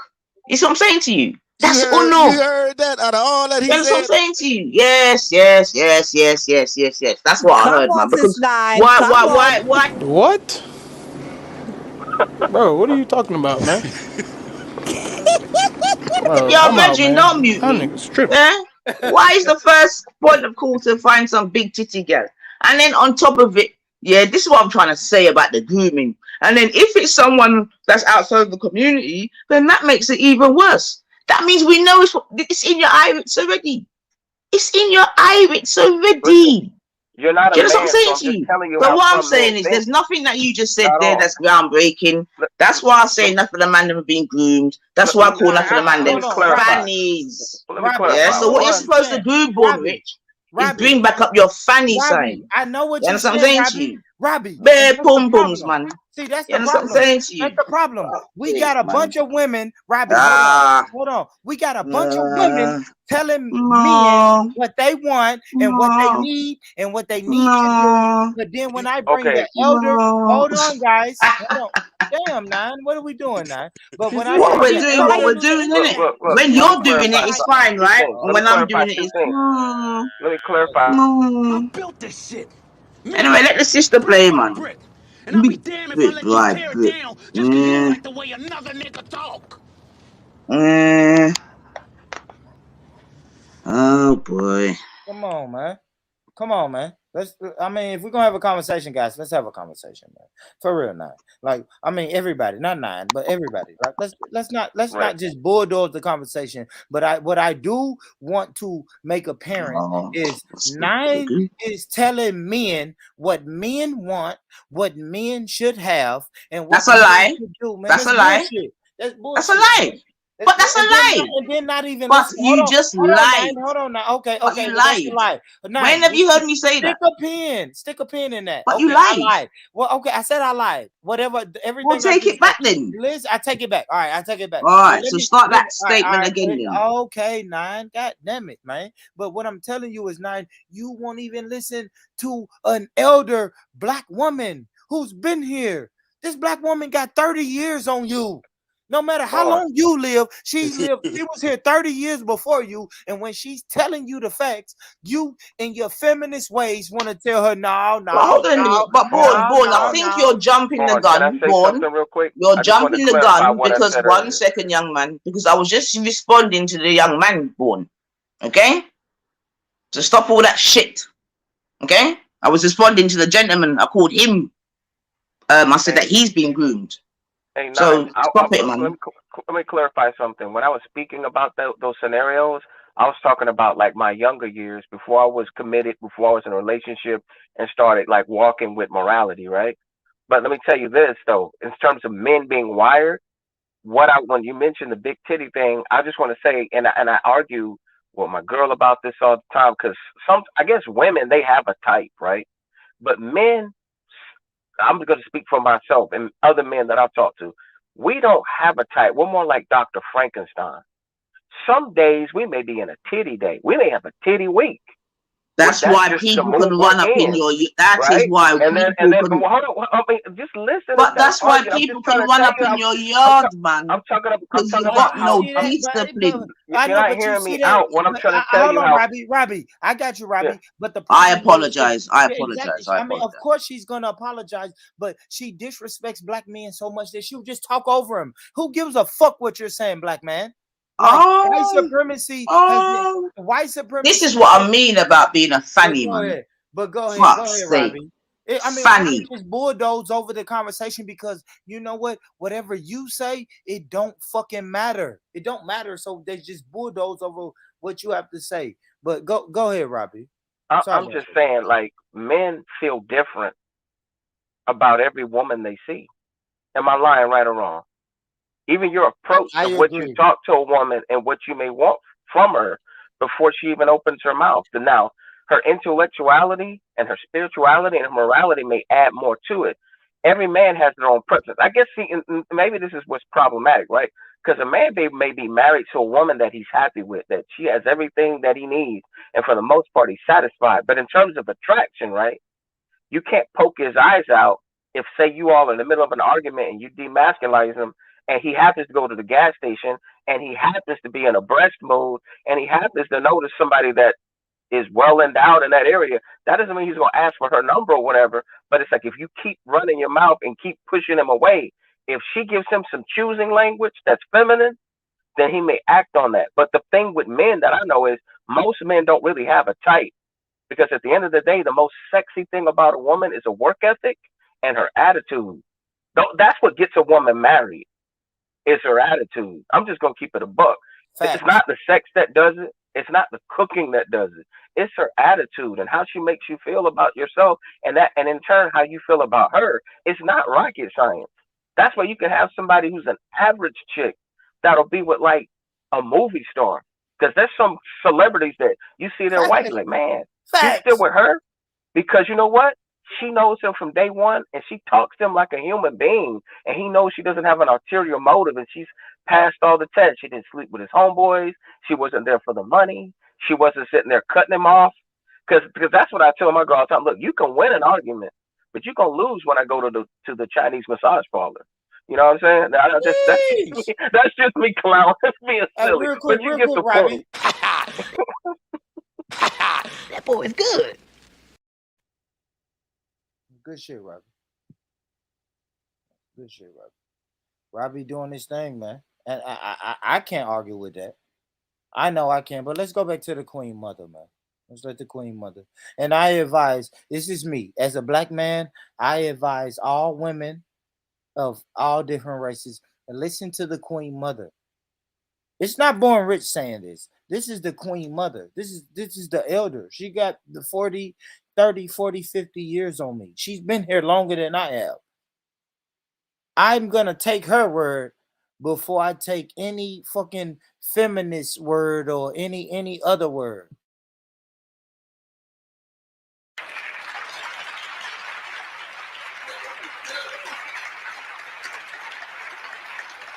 I have sisters all over the country, and they come up to me after the lectures, and they'll be talking to me, and they'll say, well, you know, all he think about is sex. All he think about is my body. I say, why don't you show him something else? And then here's the really good one. They'll come up and they'll have on a weave. They have on false eyelashes, another whole face, false fingernails, and all of that. And then they'll say, but I'm looking for a real man.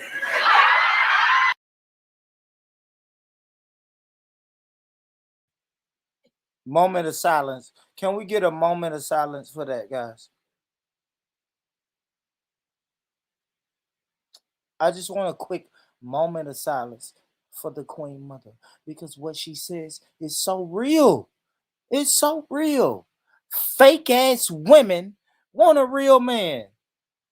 And that's hypocrisy. Nowhere on the earth is hypocrisy allowed, but except when it comes to that.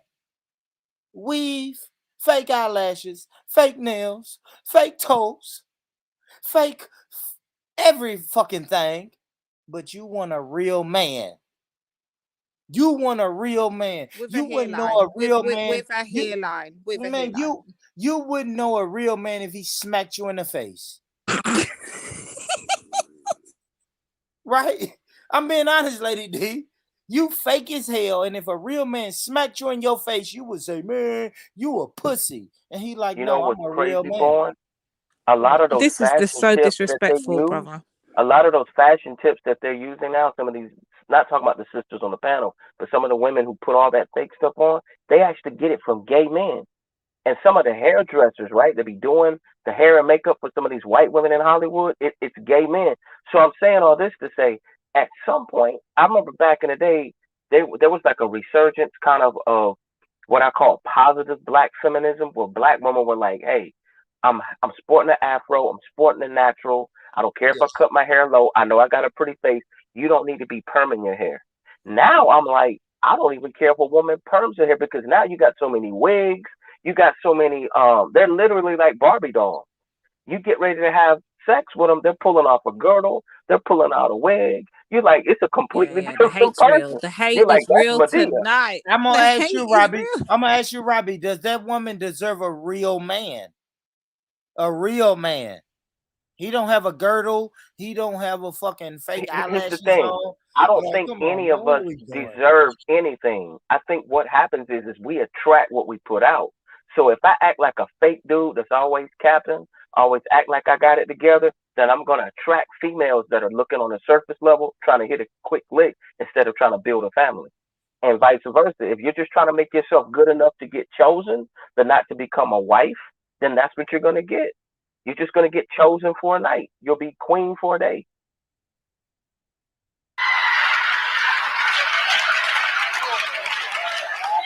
It's real deep. I say why? Why you want a real man for? You have to take this time out to address this. Gotta Jacob, you want to address this? This is the couple that's in the crowd right now. What is the white lady say? You got a black man in the crowd. Look at him. He trying to look straight.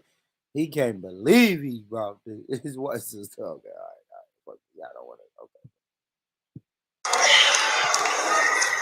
The good black woman can pull a dress down without thinking that it devalues her. She doesn't have to use her body because she has so many other good attributes about herself to get the attention of a man. We can take the sisters in a position to take all of the charge and sexual energy out of the black community by just dressing differently. We have the power and control over that. That don't stop you from being beautiful. That don't stop you from getting a man. And it certainly puts things on the right perspective so some other judgments can be made other than physical. It don't take no knowledge, wisdom, and understanding to have a sexual reaction. That's the most base.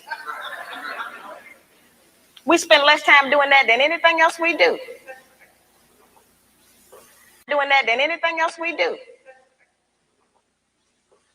So, that doesn't always have to be the forefront issue. We know we are capable of that. The good black woman has intelligence, meaning that she knows how to behave properly in the streets. She's not in the wrong place. Some of our women don't know what else to do other than go to the bar. They need some activities. Some of our women thinking that staying home on the weekend is some kind of sin.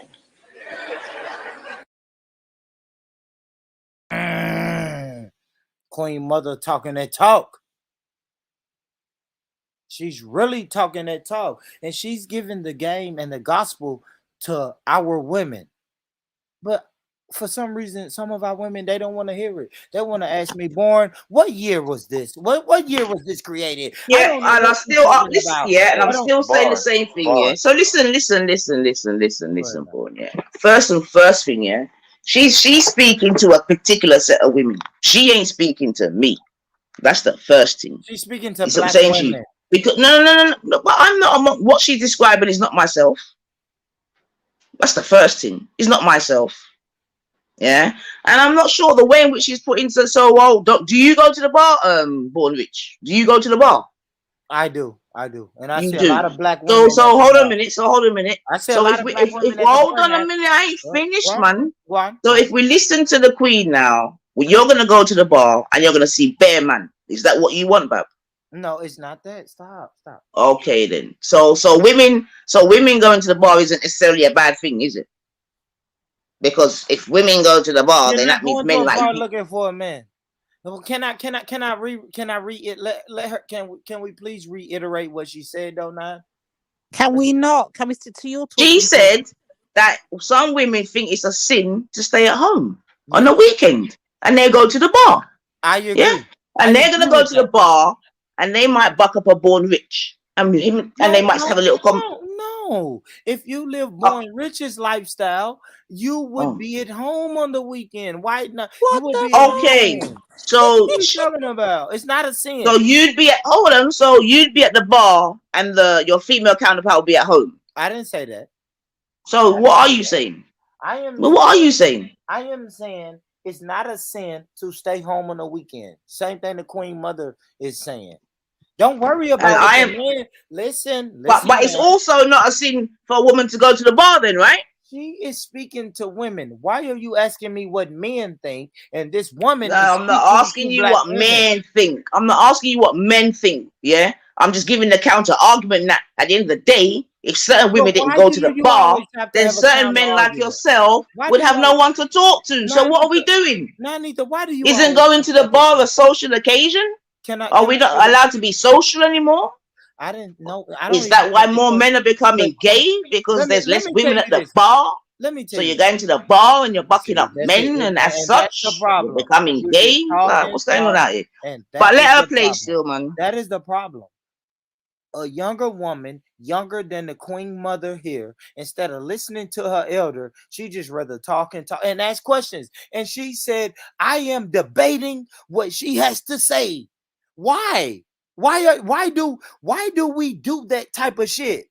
Right? And Nanita, and I love you, Nanita, but you're the same person who will get mad at people who will argue with Marcus Garvey and Kwanzaa.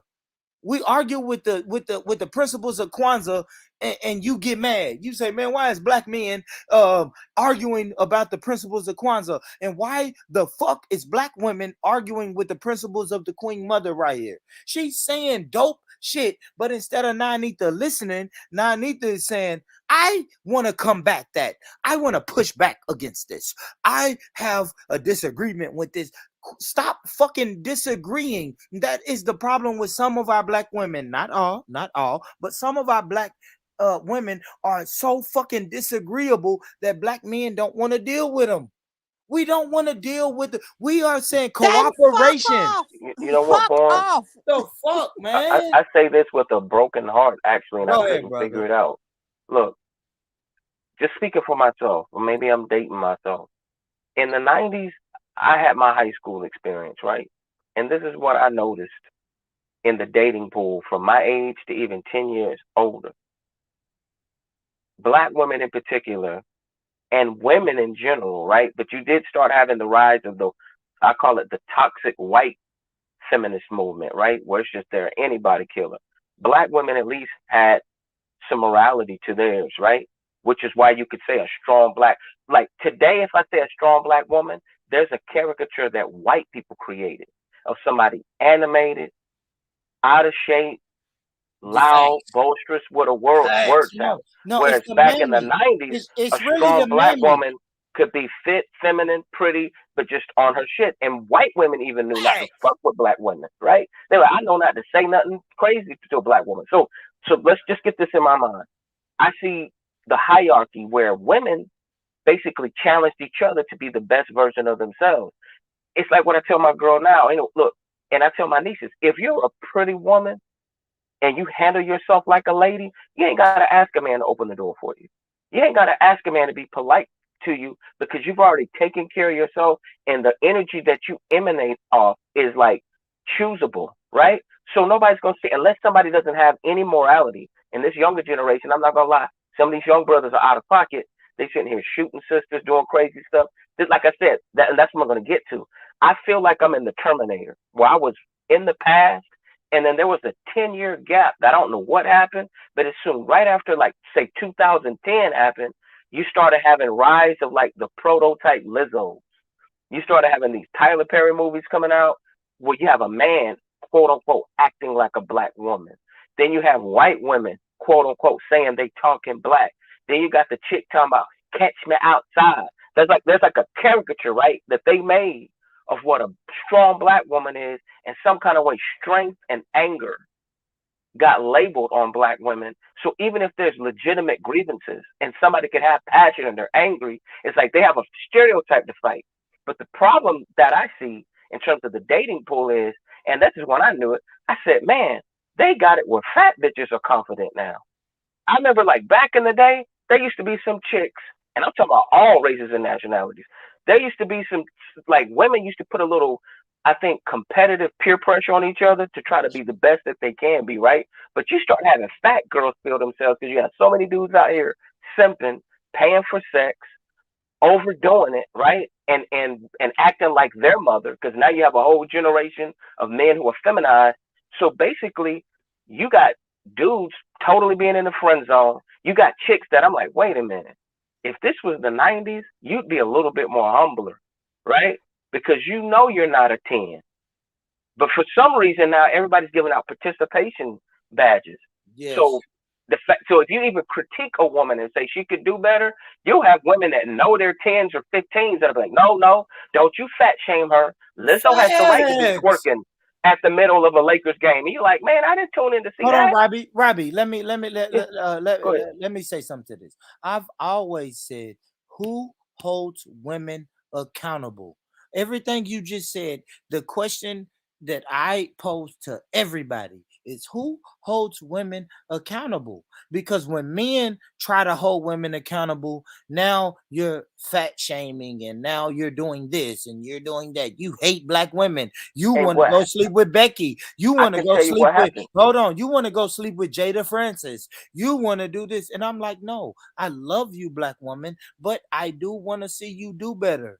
Just like you want to see me do better, I want to see you do better. Yes, you've gained 40 fucking pounds in the last 5 years.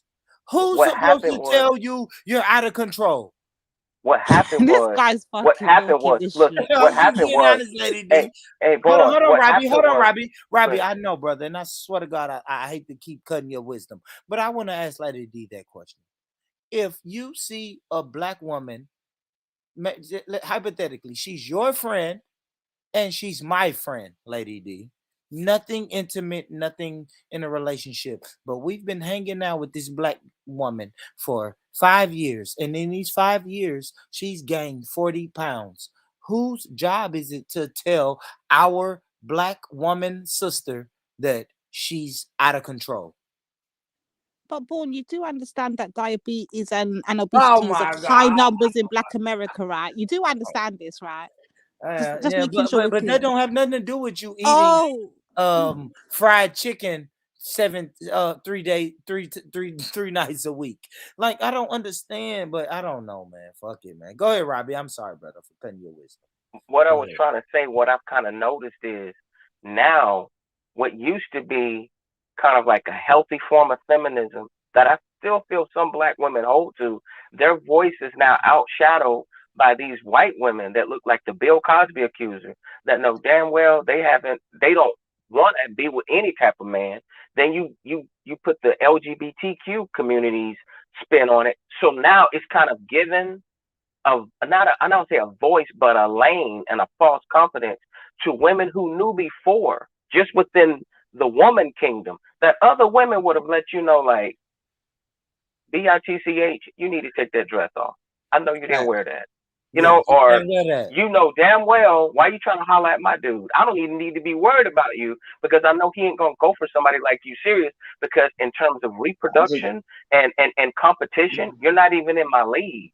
For some reason now what I've found is you have a lot of angry black women that feel like a new generation. I'm saying not I'm not even talking about the system panel. I'm talking about a new generation of black feminists that don't even have the confidence they had in the 90s. And I'm like, can't you see these white women are pulling a trick on you? They're sitting here injecting stuff in their butt. injecting stuff in their breasts, injecting stuff in their lips, and you got black women talking about they're gonna get a Brazilian butt lift.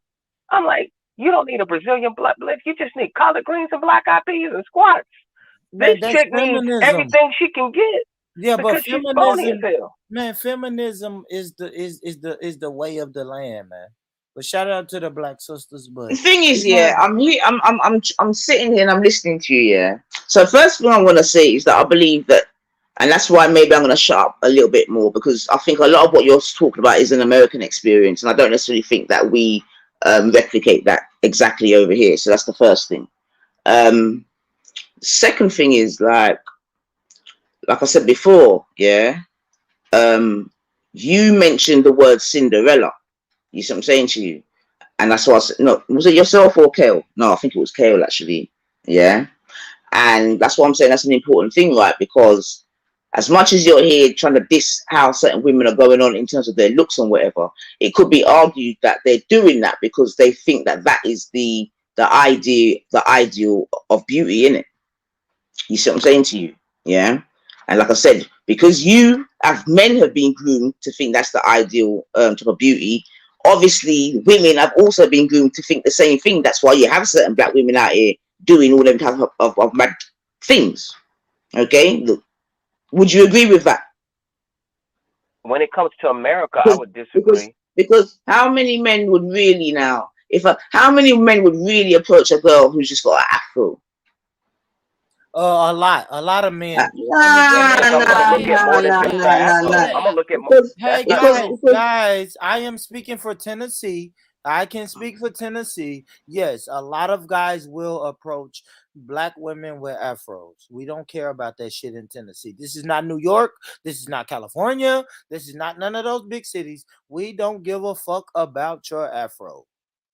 All right, then fair enough, Vaughan. But I mean, with that being said, like you just said, you're obviously way, way, way down south, and you know what I mean. You ain't where the trends are, etc., etc. I get that.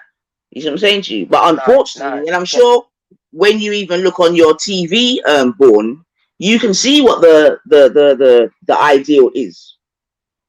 You know what I mean? It's not like there's loads of women like in the. Say that again, Bob. I'm going to speak strictly right now, unscripted. I'm going to put myself in the place of a single man strolling through the airport, strolling through the grocery store, whatever, and I see a sister, like you're saying, with an afro, right? The first thing that I'm going to look at, because obviously I haven't had any verbal communication, right? The first thing I'm going to look at is her face. And I'm going to see if I see a smile on that face, if I make eye contact, or if I see pain, or if I see at least somebody that doesn't have too much emotional baggage. And you could tell that by somebody's eyes and their smile and their demeanor. That's the first thing. The second thing you're going to look at her feet and her hands. If, you know what I'm saying? If her toes and everything, if she just looks clean, kind of like the sister was saying earlier, in terms of she looks clean cut and she's got herself together, that's going to be something else that's going to be make her attractive. And then lastly, right? Hair, in terms of how it's kempt, is one thing, and two, body weight. She don't have to be super skinny. She doesn't have to be a size 0. She could be a size 12, and you can make her feel like a size 4. You know what I'm saying? If it's all about how the weight is distributed, and it's all about confidence, right, and femininity. I think those things, overall, for most men, are kind of like the make or break it in terms of the initial approach. Now, once she opens up her mouth and she seems cooperative and intelligent and opinionated but not overbearing, I think you're going to be like, wow, man, this is like a good book that I just can't keep put down. You want to investigate. You want to learn more and more. Hold on, Robbie. So let me say this, because you gave me and Lady D was speaking about a checklist earlier, right? You said feminine, submissive, cooperative, like you are yes, feminine, fit. You are using words like that, and then it's a problem when men use words like that, because it's weird. Like, women have a checklist, and sometimes you don't check all the boxes. I can say this as a man. Sometimes I can deal with a woman who don't check all of my boxes. Hypothetically, if I got 10 boxes and you only check 7, I'm gonna say, but let's work it. Let's work on it. Let's see if we can change that. But it's like some women are stuck in their mind, and they let white supremacy and white people tell them what the perfect man should be, and then when that man doesn't equal up to that, then white supremacy has told you, even if you marry that man. Shut your dry ass mouth up. That's what Hold on, you Lady do D. to black women. That's what you literally Hold do to black on. women. Oh You my. try to put us under the category of European women, of Asian women, of all these other women that is not of us. Shut your dry ass up and keep quiet. Now, brother Robbie, yeah, let me holler at you for a second, yeah, because I don't know if you're aware of this, but in the UK, like we've had couple social experiments, and I'm hearing what you're saying, but what you're saying sounds very romanticized, sounds very, in the ideal world, that was how we do expect our men to see us. But in reality, that's just not fact. And we can give you 10 examples. Wait, sis. We can give you many examples of this happening. Like, so, for instance, over here in the UK, we have this program that comes on TV yearly. Yeah, it's called like Love Island. And what we have noticed from the beginning of time with this particular program, whenever there's sisters up there, sisters are never chosen. They never fit the criteria. They never fill into the box. They never fill the right box. It's always there. They're not picked. They're not picked. They're not picked. But then the black man, them that will go up there will run and go lick and have all kind of thirst dripping from their mouth, running for these white girls, ambiguous looking girls, and we see this all the time. So it's all good you talking up here, talking about, yeah, we love the afros and we love the sisters in their natural form, but we know in real time, in reality, you lot ain't checking for sisters, point blank, period. Like, let's keep it 100. We're not fitting the criteria you lot want us to fit in. Let's be honest here. So when you see sisters running out there to go and get weaves, to go and get these BBLs and all that, then you got to ask yourselves why. Because you brothers are looking for sisters like that and looking for women like that, and sisters are trying to conform to what they think you lot want, because that's what you're showing them all the time you want. That's wrong. Shut your dry Give ass me the history. Hold on, Robbie. No, Robbie. No black man in the history of niggerdom has ever told a black woman, you should go get your ass done. You should go get your titties done. Exactly. Y'all saw white women doing that, and then you said, oh shit, maybe I should go get my what's titties funny, done. Boy? The white woman is doing all that so she can attract a brother. The only difference is, and that's what they're not getting, is it's something real simple. And I think it's the hardest thing.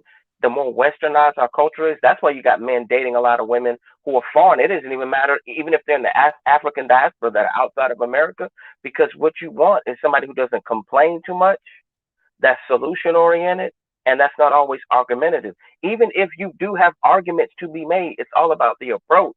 Because at the end of the day, we got to survive. We're trying to build. We're trying to thrive. And I think there's just so much anger, and there's so much propaganda, and there's so much division that even if you say something that is the absolute truth, speaking for yourself, because I can't speak for all men, and I can only speak for the men that I talk to, I'm telling you, women, a lot of the stuff that y'all think is just stuff other women tell you. Men's dick are not prejudiced. All we want, matter of fact, you know what they say? You can't even get an erection when you're scared, and you can't get an erection when you're angry and stressed. That's a clinical fact. And sometimes fear and anxiety can come from pressure. You're like, Jesus Christ, she's always complaining. She's always nagging. She's always putting me down. She's always threatening she's going to leave. We got financial problems. Then I got to deal with all this insecurity built on by white supremacy in both of us. It's like at that point, you're just like, man, you just want peace of mind. And you cannot perform like the brother was saying earlier, James, about performance and culture. It's kind of true. That's why I said Western culture is toxic for us. And I'm gonna go. Hold on. I agree with that. I do agree with that. You know what? So someone said African women on the continent don't have these issues. They don't, but I think it's slowly getting there, though. I think the colonization's slowly getting there. They're starting to, we go to like Ghana and that, we're seeing the sisters with the weaves, we're seeing the sisters trying to be very Eurocentric, we're seeing the Gucci, the designer. So let's not play like it doesn't go on in Africa. It just depends on where in Africa you're at, but it's slowly creeping its way in. The same way it's in the Caribbean too. Let's not play no games. It's in there. And I hate to be like this, man, but yeah, If any man from the West went to an African country and told an African sister, come on, come with me, we're leaving here and going to the West, they probably would come. They would come. Come on, man. What are we doing? What are we doing? Let me hear the Queen Mother, man. She's not in the wrong place. Some of our women don't know what else to do other than go to the bar. They need some activities. Some of our women thinking that staying home on the weekend is some kind of sin.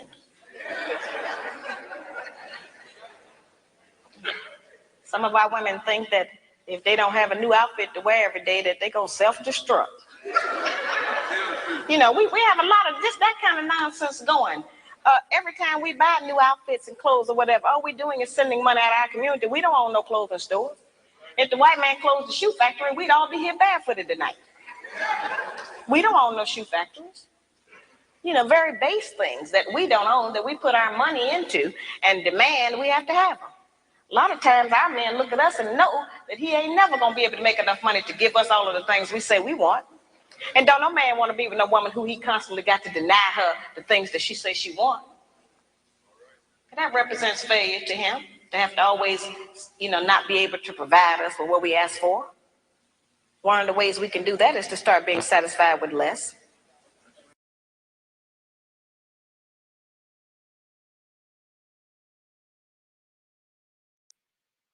One of the ways that we can strengthen Black relationships is for Black women to be okay with settling for less. What do y'all have to say about that? We should not be settling for less. I strongly disagree. Amen. Praise the Lord. Hallelujah. Do not settle, sisters. Do not. Again, it depends on what settling for less means, Born.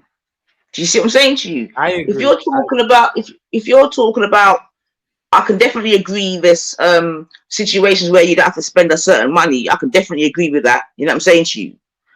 Yeah. Because, you know, we know that right now we're living in a consumer time, this, that, and the other. And definitely, I agree with that.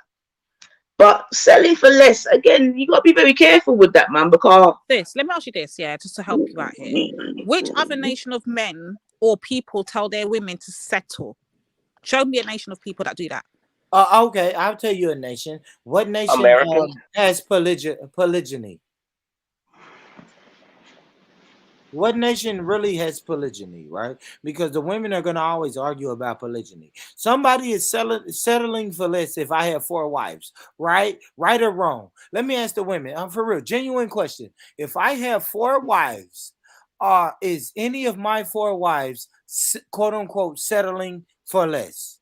9, Lady D. In theory, they shouldn't be. Nations tell their people and their They shouldn't be, to but always are they aim not? first, to always be supreme, to always reinforce their thing. They never tell their people to settle. Stop playing games up here, man. Don't get me mad. No nation tells their people to settle. So settle I said for less. earlier. Why are we the only I will deficient argue people that and want to say tell our that in people America, to settle? What we doing? It's I not would even argue settled. I would argue and say that in America, and this again, we're going with Western culture and the toxic pathology in it. In Western culture, white people, for the most part, are able to differentiate between fantasy and Hollywood and reality.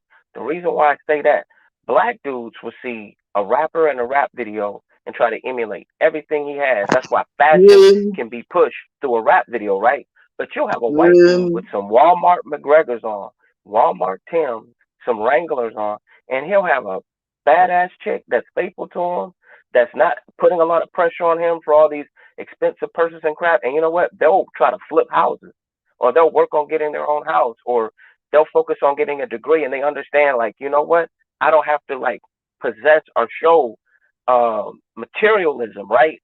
In something that depreciates to win in the game.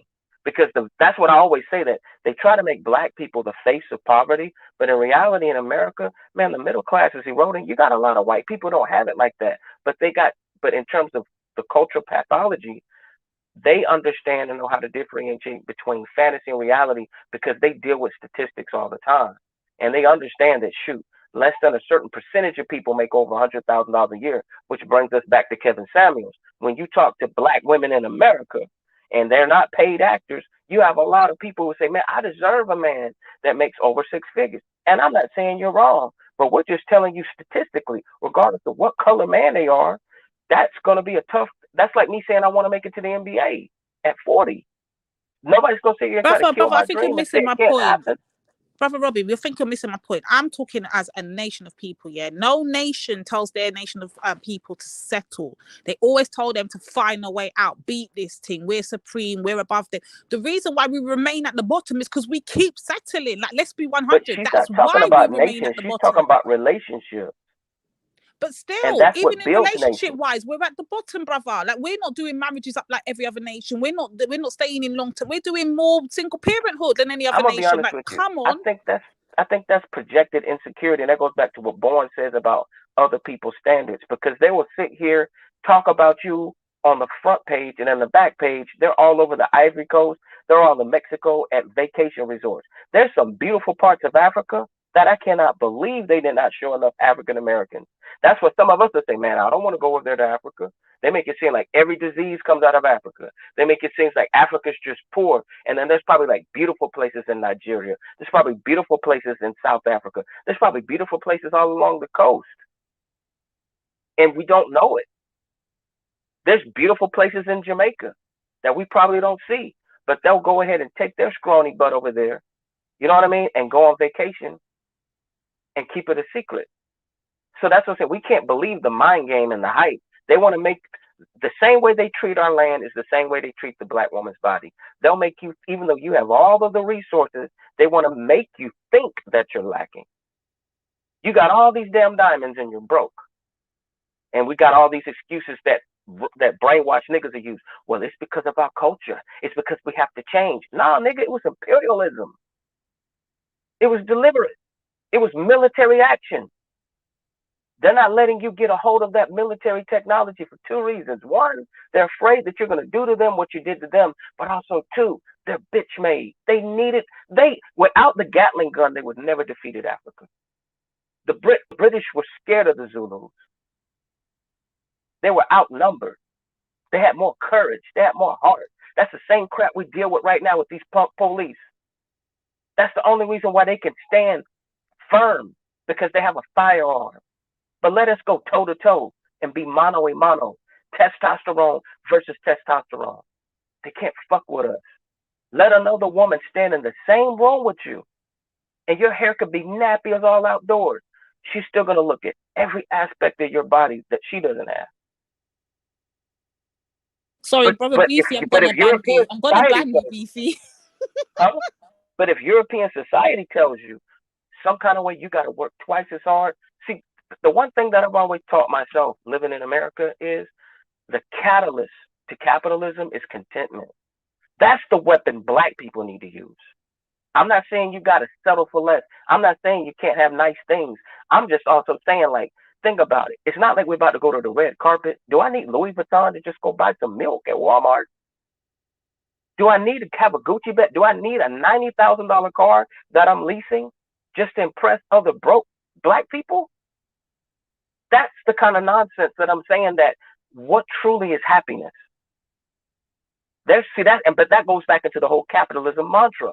It's called, malicious envy and benign envy. Benign envy is, I see my neighbor buy a new car, I want it, so I'm going to work hard, work overtime, give myself a heart attack to try to like come up with this illusion that's credit based and least that I'm doing better.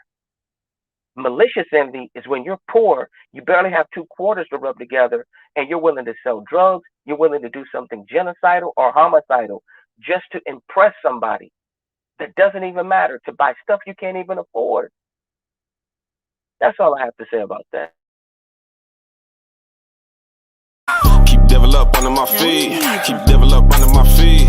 Keep devil up under my feet. Keep devil up under my feet. Some devils are looking like you. Some devils are looking like me. Keep devil up under my feet. Your waist, man, dickhead. Shout out to Robbie, man. Shout out to Robbie. Shout out to everybody that's in the building, man. Everybody fire in the bun, building. Born Rich. Fire bun. Man, everybody in the building, hit that like button, man. What are you doing? You're here.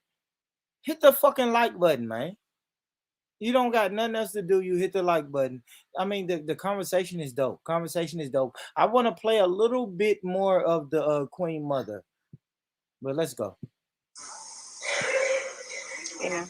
The good black woman is clean. Now that's a hard one. The good black woman try to keep the house clean. Good black woman is clean by her own body. You know, a lot of those things we kind of take for granted, but all of our people don't know about that.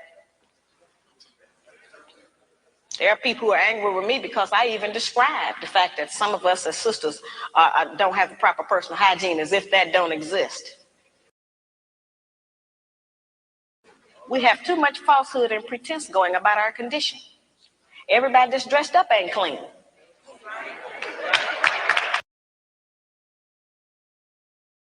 And I said this earlier. Black women, please make cleanliness a priority in your life.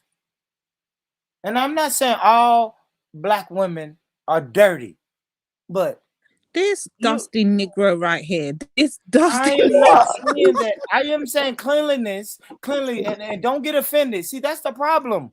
See, that's what I'm saying. Who is allowed to hold these women accountable? When Born Rich says black women, I think you should hold cleanliness high in your mentality. Then they say, Born, what are you talking about?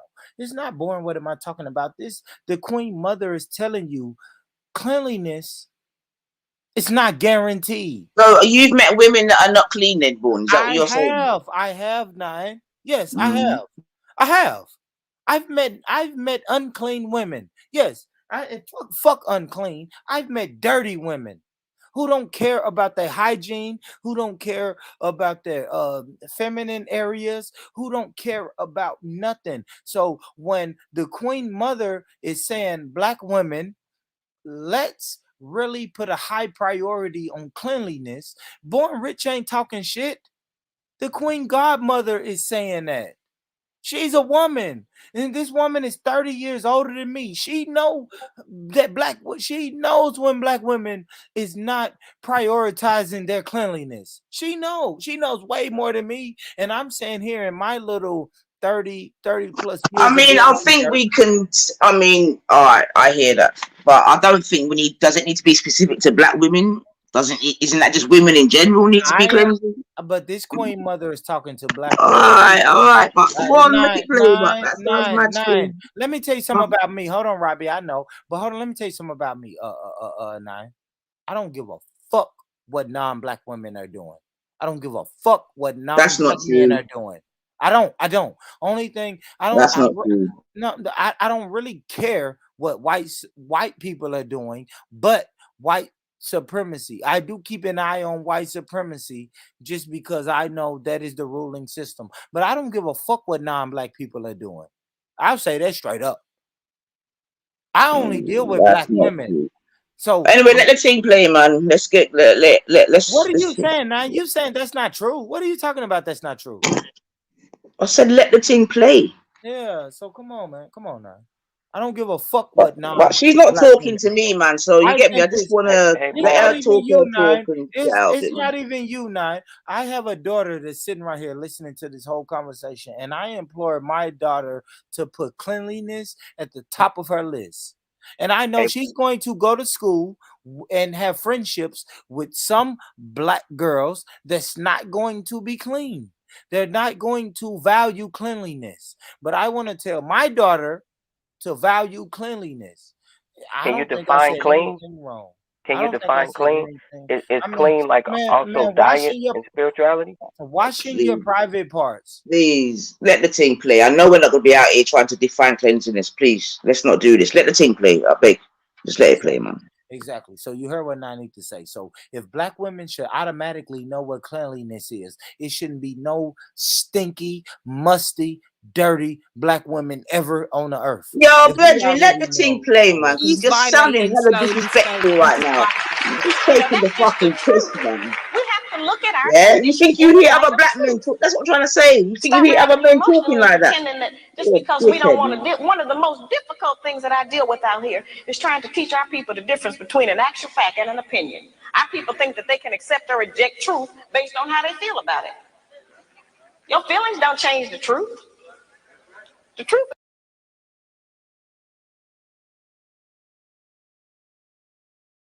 I have to agree with her. The truth is the truth. The truth is the truth. So it don't matter how your feelings feel. Fuck your feelings. You can't hide or you can't hide or run from the truth. Fuck your feelings. Yeah, I know when the Queen Mother says some women should put cleanliness at the top of their list when it comes to priorities. I know women want to say, man, I don't feel right about that. I disagree with that. But your feelings don't override the truth. Fuck your feelings when it comes to the truth. Shout out to the Queen Mother. Hey, Born. Hello? Go ahead, brother. Yo, what did the Cowardly Lion say in The Wizard of Oz? Why does the muskrat guard his musk? Courage. So everybody just needs courage. I mean, that's it, bro. Let's go. It's just gonna be there. You can feel any kind of way you want to feel about it. Those kind of emotions have kept us from growing. Because anything we don't like, we just reject that and say, well, I don't believe that. That don't mean that it's not the truth. It just makes you a disbeliever.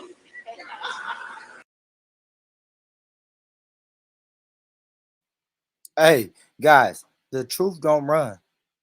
The truth don't run. The truth don't move. The truth do not get off of its square. I don't give a fuck how you feel. Who gives a fuck how you feel? Yeah, you feel that way, but the truth is the truth. Come on, man. What are we doing, y'all? Nobody gives a fuck about that. Feel how you want to feel. Be emotional. Be as emotional as you want to be, but you still cannot change the truth. If some of these women are out here musty. And what's the truth, Born? Black women are dirty and they stink and they're unclean. What are you trying to tell us here? Because listen to your fucking self, Mr. White Supremacy. Listen to yourself, you dickhead. Can I say not? I mean, Lady D, let me say this. The truth is, not all Black women put a high priority on cleanliness. You know, like I know, we have met some musty Black women. I have met some musty Black men. I'm out. Black men and Black women that so you're saying you believe that it's a talking point. You think that this is a talking point, yeah? Is that what you're saying to me? You think this is I heard you say stinky yo, Bridget. Do your thing, man. Nah, do your thing, man. Did you ask me a question? You asked me a question, man. I didn't even ask you a question, man. To be honest. Let the thing play anyway. Seriously. Your monologuing is killing me. Let the Queen play. I beg you. Exactly. I mean, you're not going to get this. You know why? Because you disagree with being courteous. You disagree with being clean and cleanliness. I disagree with being clean. Are you dumb? Are you stupid? All the 7 attributes. Are you stupid? Listen, Born, stop it, man. Stop that. Yeah? I know you're in your bag and this and that. But don't take the piss. When did you hear me say I disagree with being clean? Don't be a skunt.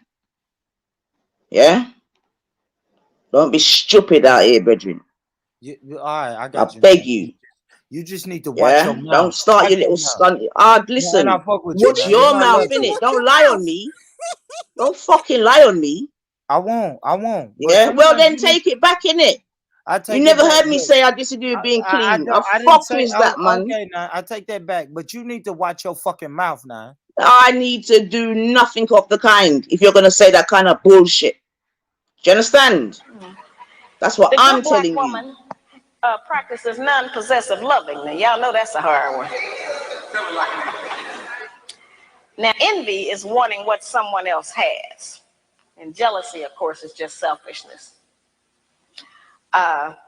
Non-possessive loving is not an easy one for us to practice. And of course, I have a lot of sisters and some brothers who are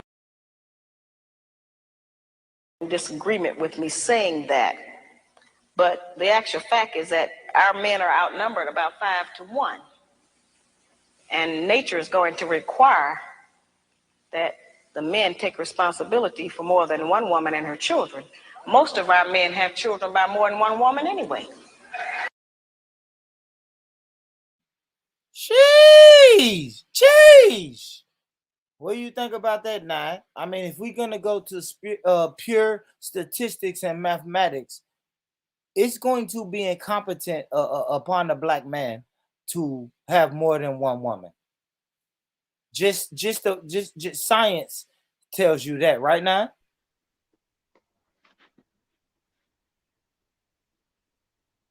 Oh, you asking me?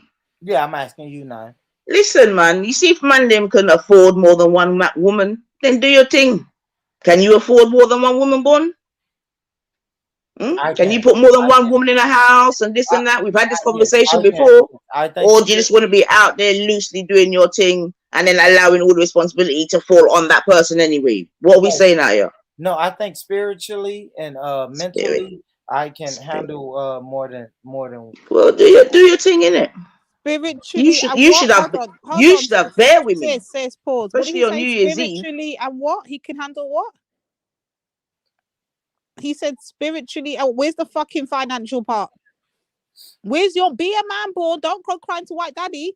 Can you financially supply more than one household?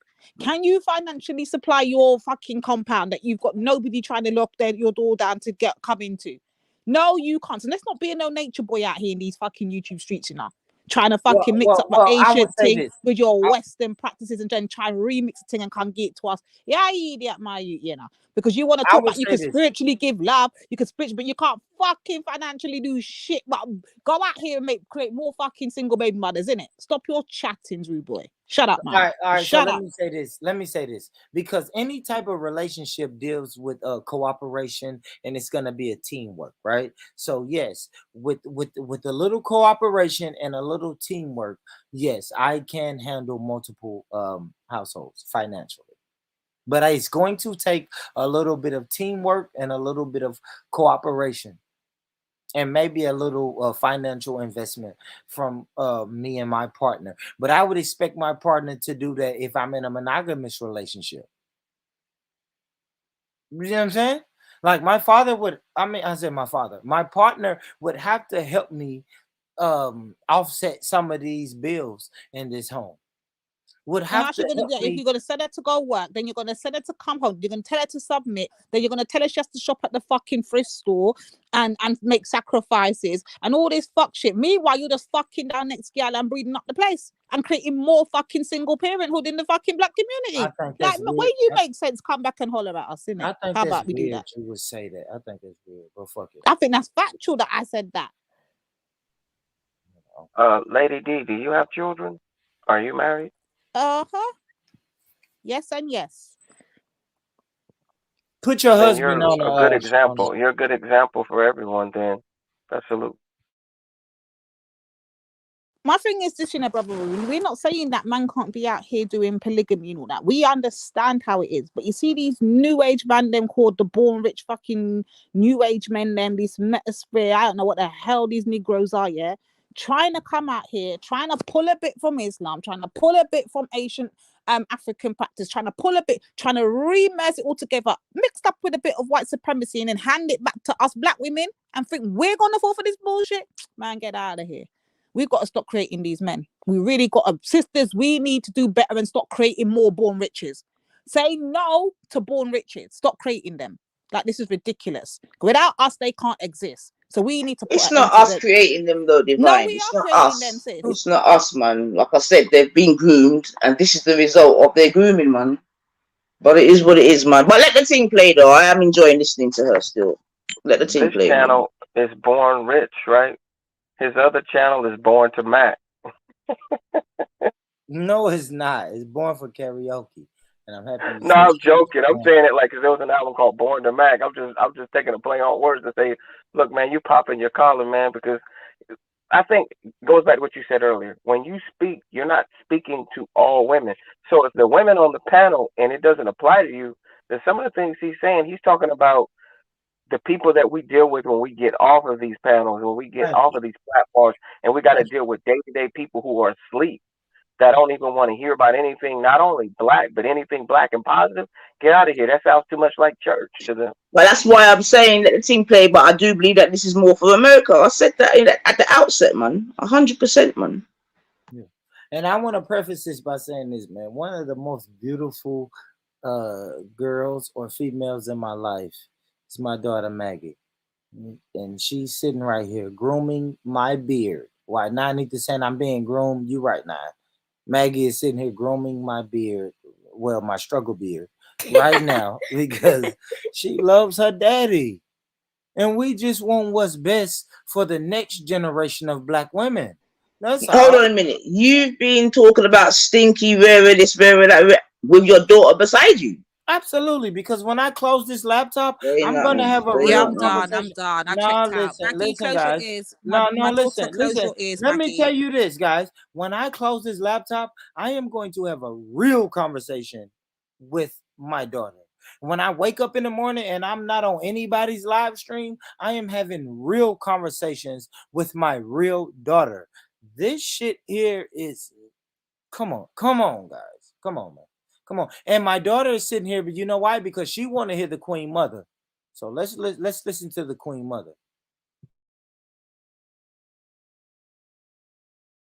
So I don't know why that was such a surprise, allegedly, when I said that. The black man has not been waiting on me to tell him he could have more than one woman. You know, I'm in agreement with the rest of y'all. I don't think he should do that, but I feel like you did.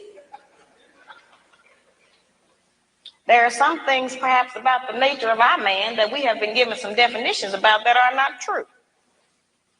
There are some things he can do that we call him a dog. We do not have the same capabilities as a man. I am not talking about fornication and adultery. That's something else. I'm talking about actual responsibility of fatherhood and husbandhood of another family. That's quite different from fornication and adultery. We don't have the same capabilities of them. That's right. A man can have 2 homes, 2 sets of in-laws. He can eat dinner at 2 houses, 2 sets of children, 2 garages, 2 separate sets of friends attached to that woman. He can have all of that. We can't do that.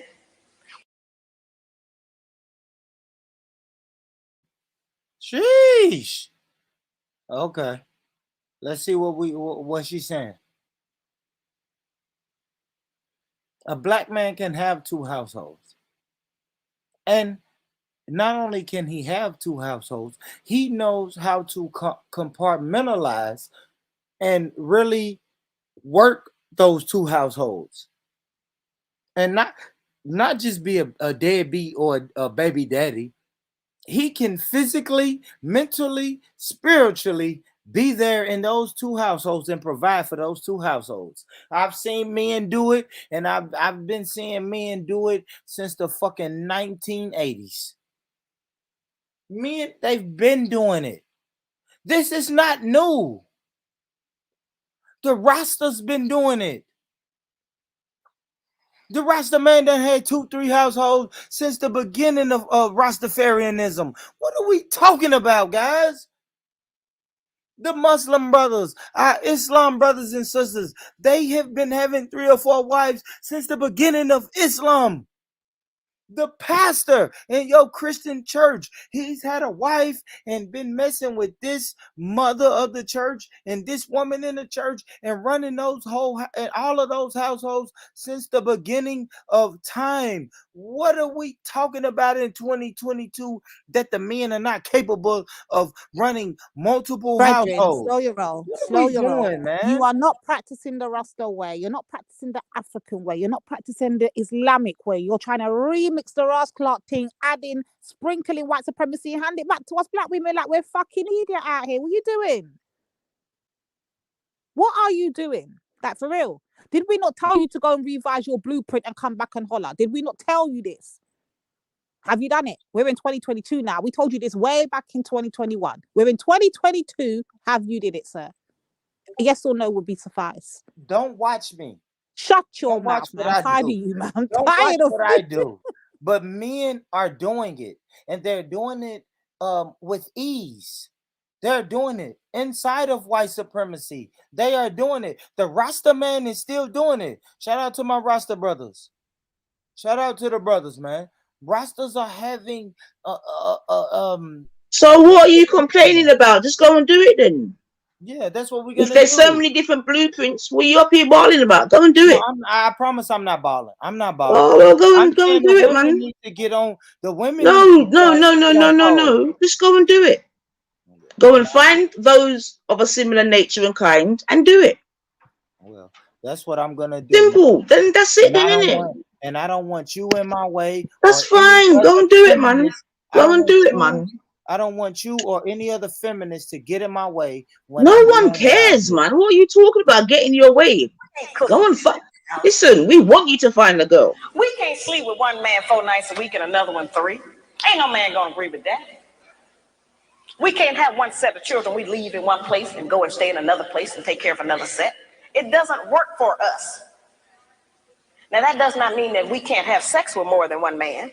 That's not what I'm talking about. I'm talking about just taking responsibility for your children. Now, certainly, every man can't take financial responsibility for all of his children. He can do something. But a man who is spending time with a child is going to do something for it.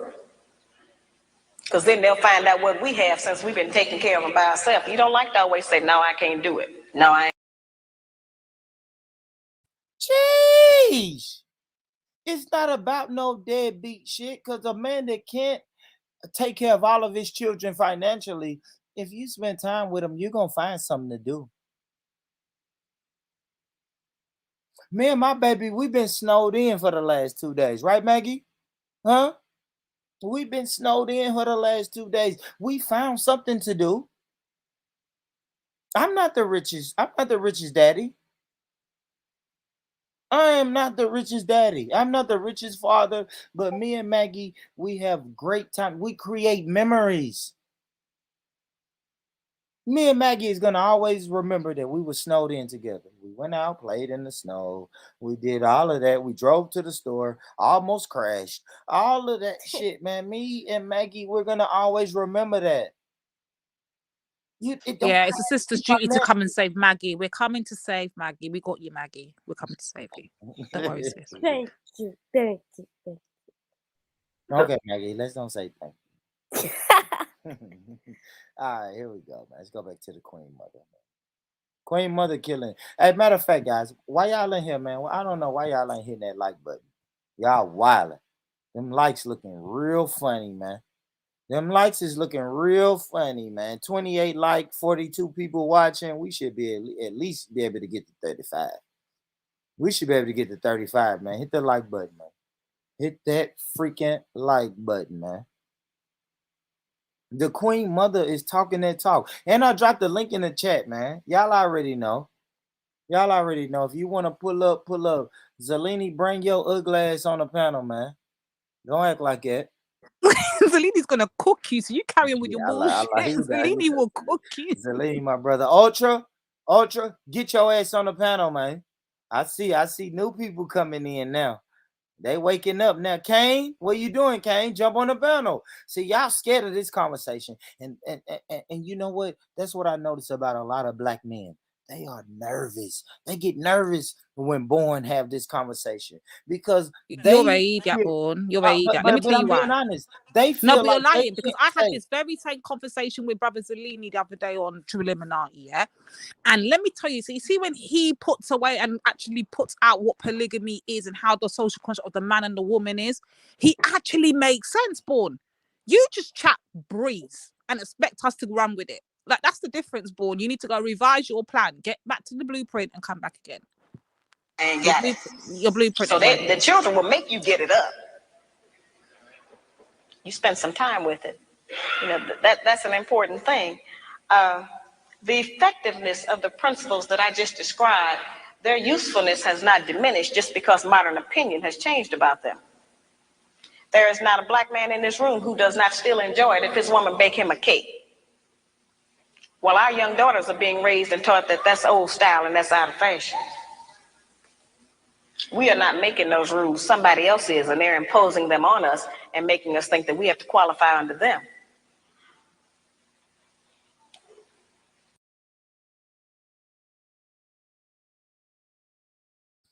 I want to repeat what the Queen Mother said. She said it's not a man, and not in the room. I'm gonna say on this panel and in this chat. It's not a man on this panel and in this chat that don't enjoy his woman baking him a nice cake.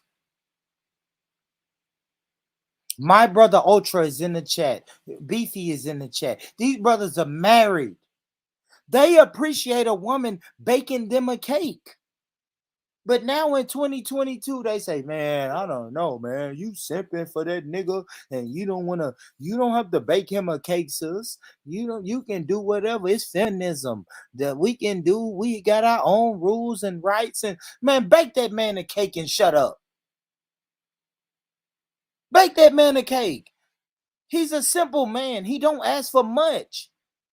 He don't. Do you guys understand? Do you women understand how simple men are? A simple cake from time to time is all we want. We don't ask for much. We don't. Fuck feminism. Fuck our argument. Fuck everything. Bake that man a cake sometimes, sisters. Trust me, it goes a long way. Tell that man, I know you worked hard and I love you. Be courteous. It's not hard. A little commitment, a little cooperation. Like men, if a man had to really write down his checklist, it's not an extensive checklist. It's probably 6 or 7 things that a man wants from a woman. And if you can't get with that, goddamn, what can you do? Because if you go to a job, your job description is going to say, listen, these are the 6 things that you're supposed to do every day when you walk in here and clock in for this job. But you can't do that for your man. What the fuck are we doing, family? Men are simple. Lady D, not Ether. Men are simple. Bake a cake from time to time. Oh, fucking hell, Paul. Just play the video, man. Seriously, just play the video. Seriously, you're doing a lot. Play the video, man. We're gonna bake you the cake and we're gonna lace that blood clot with poison. How about that? That's what we're gonna do. Your cake is on its way. A nice Jamaican fruit cake laced with arsenic is coming.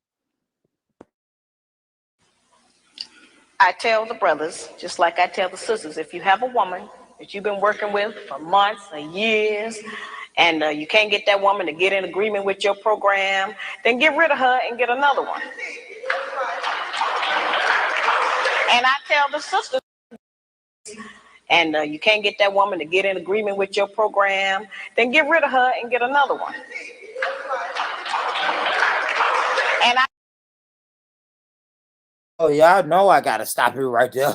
Y'all know I have to stop it right there. Fellas, if you can't get a woman to get with your program, get rid of her and get you another one. What are you trying to tell us now, Born? What are you trying to tell us now? Yeah, I'm talking to the fellas. I'm talking to the fellas right now. That may be the motto of 2022, fellas. Listen to me, fellas. I'm not talking to the women right now. Thank you for real, Zeleny. Put that on fucking on the loop. Hold on, Zeleny. I got you, brother. Like, oh my God, that right there is so fucking sick, man. and get rid of her and get another one. Sisters, if you have a woman that you've been working with for them,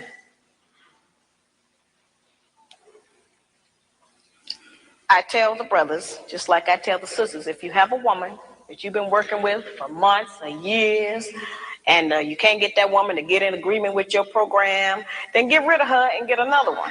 And you can't get that woman to get in agreement with your program, then get rid of her and get another one. Get that woman to get in agreement with your program, then get rid of her and get another one. Can we get Cynthia G on loop now? Can we get another sister? talking to sisters and get Cynthia G on loop. How can you argue with that, Lady D? How can you argue with that, Lady D? Like, talk to me for real talk. How can you argue with that? If you can't get that woman to get on your program, get rid of her and find you another one. And I told black men, sheer numbers is women outnumber us. So if you get rid of her, you're damn near guaranteed to find you another one. I agree with that, man. Get you another one. You have a program. Why would you fucking why get off of your square when they're not willing to compromise? Get you another one. If that woman can't agree to get with your program, why are you with her? You wouldn't do it to your homeboy. You wouldn't do it to your business partner. You wouldn't do it to anybody. If that's not family.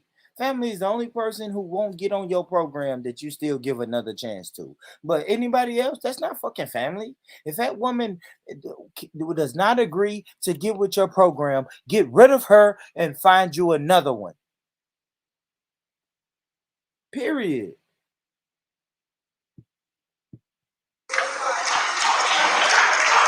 And I tell the sisters the same thing. If you with a man you can't agree with, don't make his life miserable. Get with a man you can agree with. But we spend too much time living in hell with each other. We spend too much time tearing each other down, trying to make the other person do different or function different. If you want somebody to change, first change yourself. We set the example. We are the teacher. We are the mother. We set the example.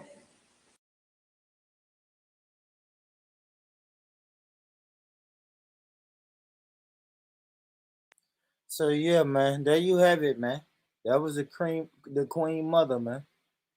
Queen Mother did her thing, man. Yes, if you guys want to donate, that's the Cash App right there. That's the Cash App, man. Hit me on Cash App, man. Y'all fuck with me. Fuck with me, man. And shout out to the Queen Mother, man. The Queen Mother did her thing, man. She did her thing. Lady D, what do you have to say about what the Queen Mother said?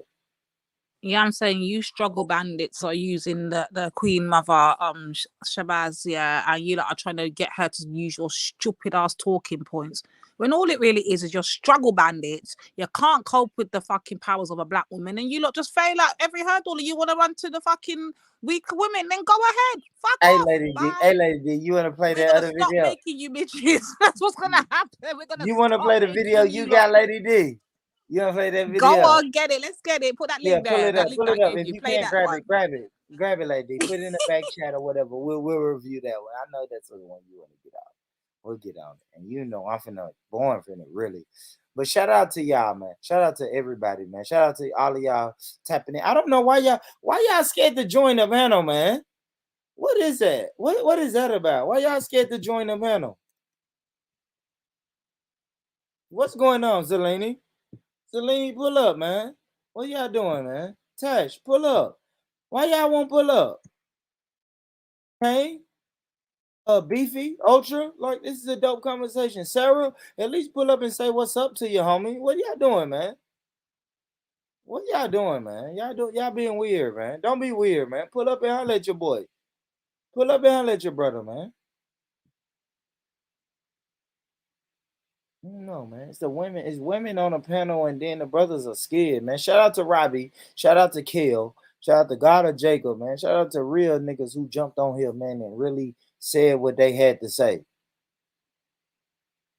Instead of niggas want to be in the chat with a cartoon avatar. I'm like, come on, man. He's a hater. I tell you, he's a hater. You want to have a fucking Boondocks avatar, and you all in the chat dancing, all in the videos dancing. Come on, man, get out of here, man. What's popping with you, Beefy? Oh God. If she ain't cooking, I'm leaving her tonight. I hate you, Beefy. I For hate another you. one. If she ain't brushing and ironing, I'm leaving her tonight. For another Fire one. bar Beefy, man. Fire bar Beefy. Talk to it. Talk to it. Talk to it.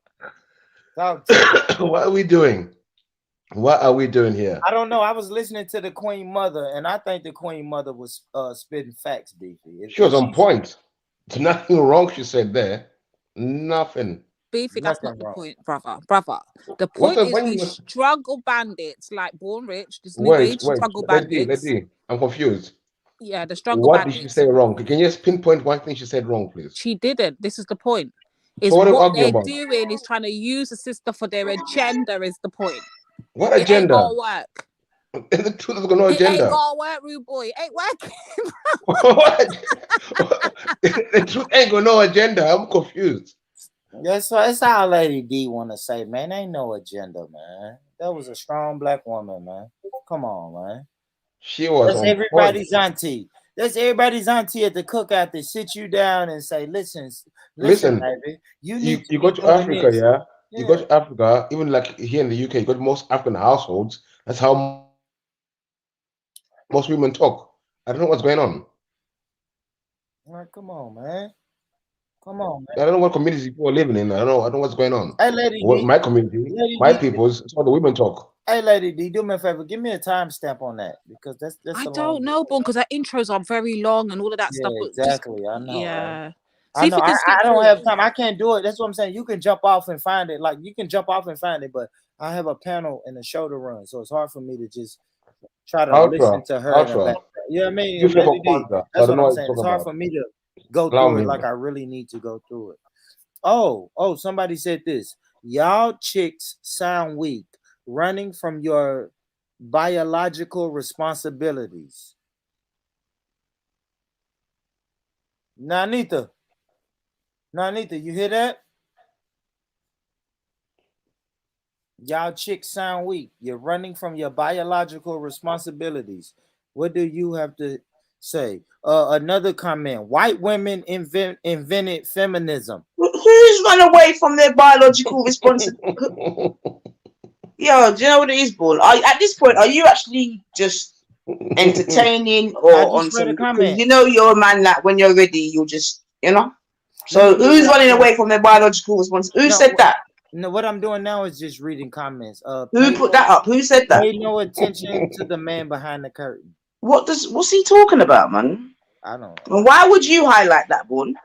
I don't know. It was a comment. I'm shouting out the comments. Well, let me read another comment. So ask that person, like, what biological responsibility does he know me to have run away from? Great question. This Fassy, who is this? Who is this? Is this the kind of people you got in your chat talking shit? Who is this? Sorry, I'm Born. If you go into about, let's say 30, just say 36 minutes in for the safe side to why she gets into to why black men are the way they are today. Oh, wait. What are we doing now? What about ism? Hey, Sarah, what's going on here? Sarah. Wait, how are we going to go from women to start bashing men? What are we doing here? Bon, what are you doing? All's fear in love and war. For months, they've been coming at the sisters and why No black one's been women. coming at no sisters. Listen, brother, Bon, what are you doing? Brother, they've been What about coming at ism? us What are you doing, talking Bon? about Don't why fall for all it, the bro. problems of the black Man up, community is Bon. onto the black sisters and all of these things. There's time to analyze the Let 'em brothers, talk, isn't it? What's the Beefy. problem? Let them talk, Beefy. Let them talk, Beefy. This is some entertainment at this point, man. This is a joke thing, man. This ain't even nothing serious. A joke thing, this, man. Okay, well, nah, just joke. Just joke, nah. Just joke. Because feminism ain't serious. So if we want to talk about something serious, we're not going to talk about feminism, the white woman that gave us feminism. So don't shit on what I'm saying and saying it's just a joke thing. It's a joke thing. But then when people speak about feminism, I can't say it's a joke thing. That's real life. That white woman. You're the only one that talks about feminism and white supremacy. We don't even talk about it. It's black men that seem to be talking about feminism. You get me? So I don't know what you're talking about. You don't hear me talk about fucking feminism unless I'm answering someone like yourself. You see what I'm saying to you? So I don't know what y'all talk about. What's the timestamp, Lady D? I just guessing go about 36 minutes in all around there, because that's when she starts. Before that is callers and stuff. You're broken, Dusty. Oh shit. Oh shit. Broke and dusty. Let's start right Well, there. don't worry, we're gonna show her. We'll make sure we Wait. Pause for a second, Bon. So we're gonna listen to a woman who's looking like a gay something makeup on to a black man. Why does she have Are to we be serious? gay? Why does she have to be looking gay, brother Look at Beefy? the contouring there, You like see a what gay. you lot are automatically do? Go for the One black woman's second. looks. You Let go me for finish. her looks without hearing what she's Let me saying. Yeah? elaborate. Oh Let me my elaborate. God. Let me elaborate. A white gay man told her how to do the makeup. She was talking about dusty black men. What are we doing? I agree. Fuck, man. What the fuck are you talking about, man? Just let the fucking thing play, man. Seriously. The first thing you're doing is drawing for her looks and all that. Let the thing play, man. Like you don't like the way she looks. Let me Shut share up, the man. screen, because I don't listen to bandits. I listen to data. Unfortunately for you, I just don't care about what you're saying. You can say that even if black women did have the highest unemployment rate, we would still be more employed than you are. Now, but aside from that, why does this say black men continue to have the highest unemployment rate, costing the U.S. economy $50 billion a year on your broke, dusty trash bag asses? Why does it say this then? The number of unemployed black men in the U.S. has grown so much that it's costing black communities, i.e. black women, $50 billion in income a year. Because who got the money in the black community? It ain't you, trash bag. They just ruled you out. So now we have to ask the question: who has it? Who has it? So if the quote unquote dusty black man if the black women are more likely to be employed, higher in education, higher in the workforce, but they still don't the make ones as that are much as struggling? the black man. Black women in America or black men? Simple question. Black men in America still statistically make more than black women. Now that may change in the next few years, but right now, as of today, that hasn't changed. The black man still makes more. So I don't understand what she's saying. Born, you don't understand that black men are costing $50 billion a year. You don't understand that. What she said, yeah. When she said was they said the U.S. economy. When she goes us black women, what did she mean by that? Yeah, she's saying when black women are paying their taxes, they're paying for the struggle bandits of the black men that are refusing to come into employment. A white man talking. Sounds like a white man talking, but okay. But when Kevin Samuels is talking, it doesn't sound like a white man talking. Fuck Kevin Samuels. We'll let it slide. We'll let it slide. Fuck Kevin Samuels. Don't watch nothing. Fuck Kevin Samuels. I won't bother with Kevin Samuels. I'm gay, dude. I'm mad. You're dusty. It's just like these dudes are gonna stop coming on here talking about you high value. Where? Can you fix this 50 billion deficit first? And then maybe you can qualify as being high value. But right now, you high broke. That's what you are.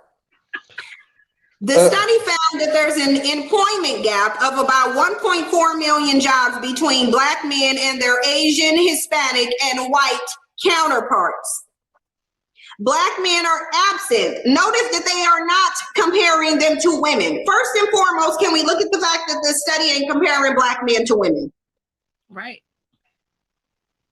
They're comparing them to other men in society. Why? Because no smart man who wants to be seen as dominant or masculine would compare his competitive nature to a woman. He would compare it to a man.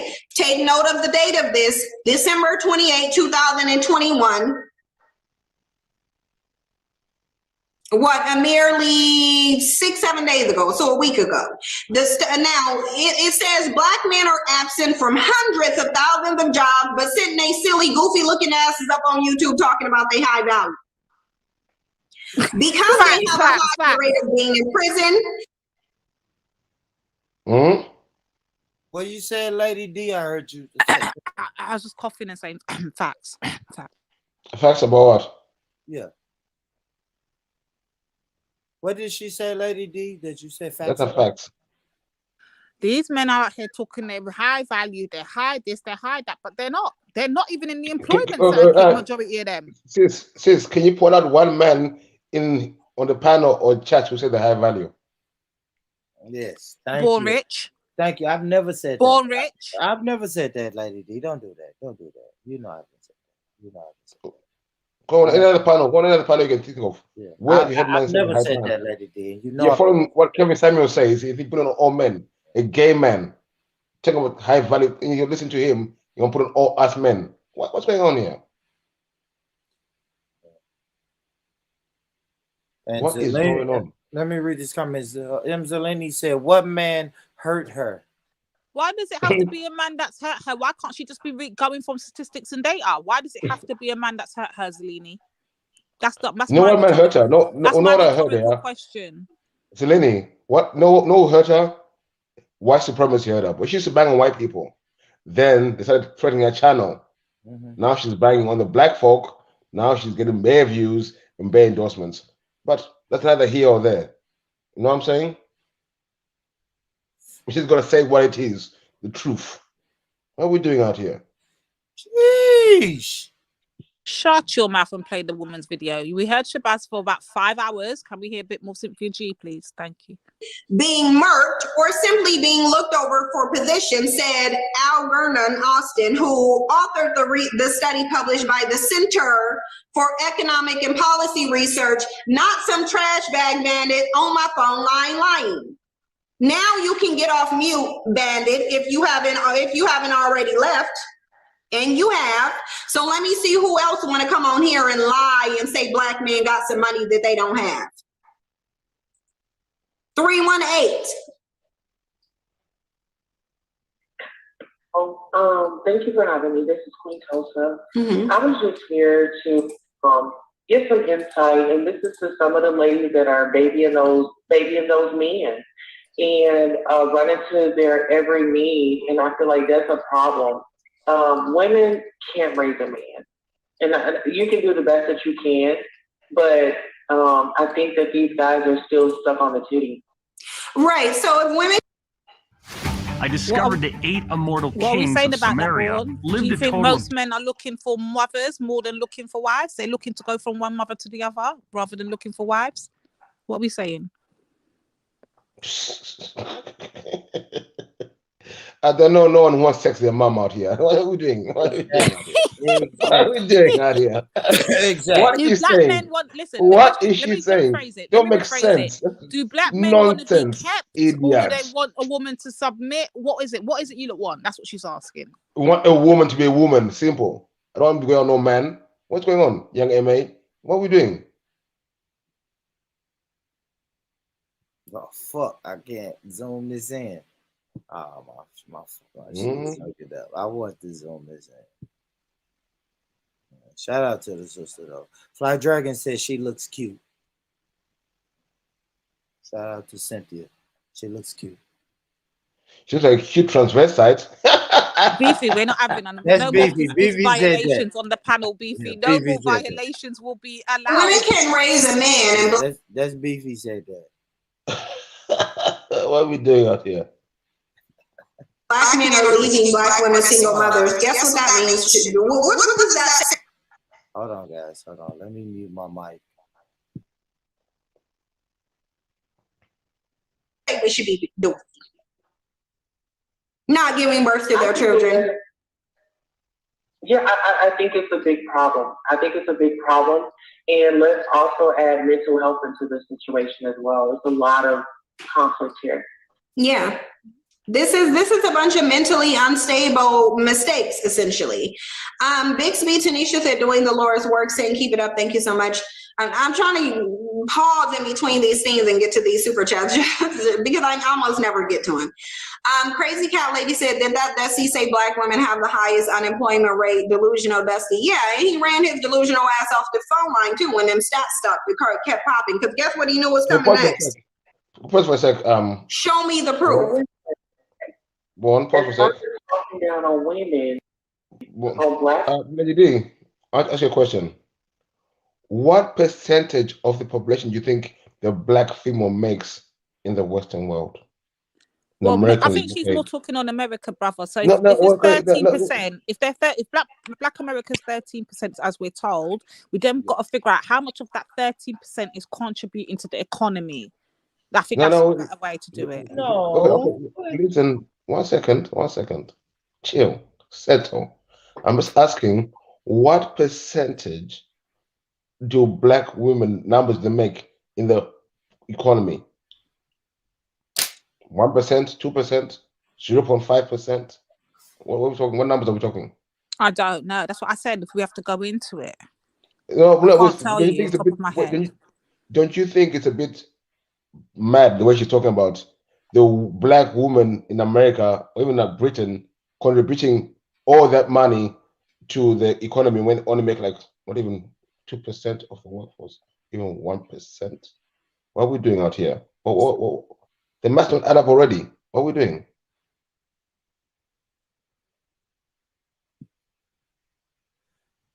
Huh? Lady D, where you at? I told you what we got to do. You didn't want to hear it. You said no before you even heard what I was saying. You already said no. It's easy, equivalent. It's easy, basic math.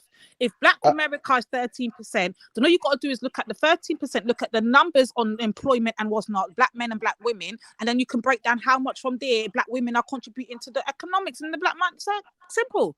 But he don't want to hear that, do you, Born? I mean, I hear you. You just want to disagree for the sake of disagreeing, right, Born?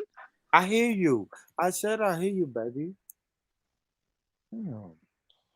And that's the thing. You just want to keep nagging me until I say what you want me to say. You can't corner me in and make me say what you want me to say.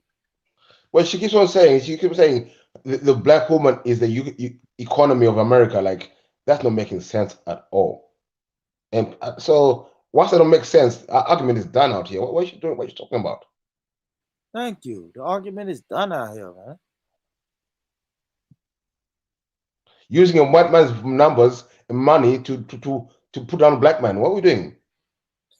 And that's the problem. White supremacy. And this is a show we're gonna do later. Here we go. No, you want to hear the truth? Not here we go. This is a show that we're gonna do later, Beefy. Not tonight, but we're gonna do this. Does white supremacy have more to offer to the black woman than the black man has to offer? Don't answer that now. Don't answer that now. But that is an upcoming show because I think a lot of black women really has subscribed to that. They say, submitted. You know what? Yeah, they submitted. They did. But then when I say all I want in my wife, one of the most important things I want in my marriage is submission. Black women say, man, what are you talking about submission? We're not going to submit to anything. But then go right into their job and submit to the white man. Meanwhile, black men are out here performing white supremacy on a daily, hourly, minute basis. Let's deal with the black man and the black man. You want to lead? Fucking lead. Lead us with that fucking white supremacy, Mr. Black Man. Mr. I got it all down. Mr. I can get the community out of the fucking white supremacist ways. But you ain't doing shit. We're running your fucking goddamn mouths on the internet, not doing shit. Period. And my fight against white supremacy. Say no more. You just made your point, boy. Just say no more. You hear that? Exactly. Right? She said, "Why ice is colder?" That's it. That's it. As any woman, do you like ice? And they'll say, "Yeah, I like ice." Is the white man's ice colder? They're gonna say, "Yeah. It's colder. It is a little colder. The white man's ice is a little colder than yours, Beefy." Shut up, man. Shut your mouth and just play Cynthia G. Women, let's go way back. We were the caretakers. We are the matriarch of our community. You know, we keep things together, but we don't get that support or appreciation. You get what I'm saying? You give a black woman lemons, she's gonna turn it into lemonade. Yeah. And that's all I have to say. Support your sister. To my black brothers that are out there listening, we are tired Girl, they not listen. This is what we need to stop doing. Hold on. I don't mean to cut you off, but this is what we need to stop doing. Your pleas are falling on deaf ears. Black men don't care. If they cared, you wouldn't have to plead with them. You would not have to plead with them if they cared. They will look at the problem. You think black men don't know what the problem is in the community? Honestly, do you really honestly think black men don't know what the issue is? Let me ask you that, Beefy. Beefy, do you think black men know what the problem is in the community? Yep. Do you think black men are fighting against the problem that's in the community? Yep. We need a teammate. But then the problem is, when you go home, your partner is sleeping with the enemy. What the fuck are you gonna do? Oh shit, Beefy. What do you do, Bon, when your partner is sleeping with the fucking enemy? I don't know, Beefy. I just don't know, man. I don't know, man. I don't know. I don't know. I've had more black women tell me, or more women tell me, white supremacy doesn't exist than I've had men tell me that. Now, that's something I can say because y'all know me, Born. I speak out against white supremacy. My goal is to speak out about this racist, crooked, corrupted system, which is white supremacy. I don't say the system or the man or they or that. Born, what I like to hear, I want to hear what the ladies think the problem in the community is. That's what I want to hear. Great question. Lady D. Or Nanita, if you there, sis, that's a great fucking question. I want to see what the women think of what the problem is in the community and how we're going to fix it. Because we ain't doing shit. We're talking about white supremacy. So let's listen to people who say we're talking shit. Let's hear what they got to say. Absolutely. And how we can solve this. How can we solve it? I'm going to tell you what they do, Beefy. Let me tell you something. My uncle, IC3, comes on my channel and he gives his solution to white supremacy and everybody calls him crazy. I'm just being honest. Everybody say, man, he is crazy. But I'm like, okay, maybe he is crazy. But guess what he has that you don't have? He has a plan. A fucking solution, a plan and a solution. It may be far-fetched and you think it's not achievable. It's unachievable. But he has a plan. You don't have a fucking plan. You're going to sit up there as a single woman in your fucking 2-bedroom flat with your baby and just complain, and never ever look at the solutions. That's a problem. That's a fucking problem, man. That's a problem. Right. Oh, they know. They just don't care. Right, exactly. So why continue to plead to men who don't care? Right. They don't care. So, wait, yeah, that's what I'm saying. We should be at the point. Oh, she can't tell you, Beefy. Keep listening. If Born stops pausing every 2 seconds, she's can't tell you what she thinks we should do. Okay, she can't tell you.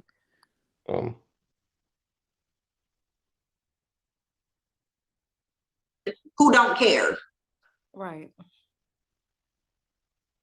They don't care. That's a great point, sis. Yeah, that's what I'm saying.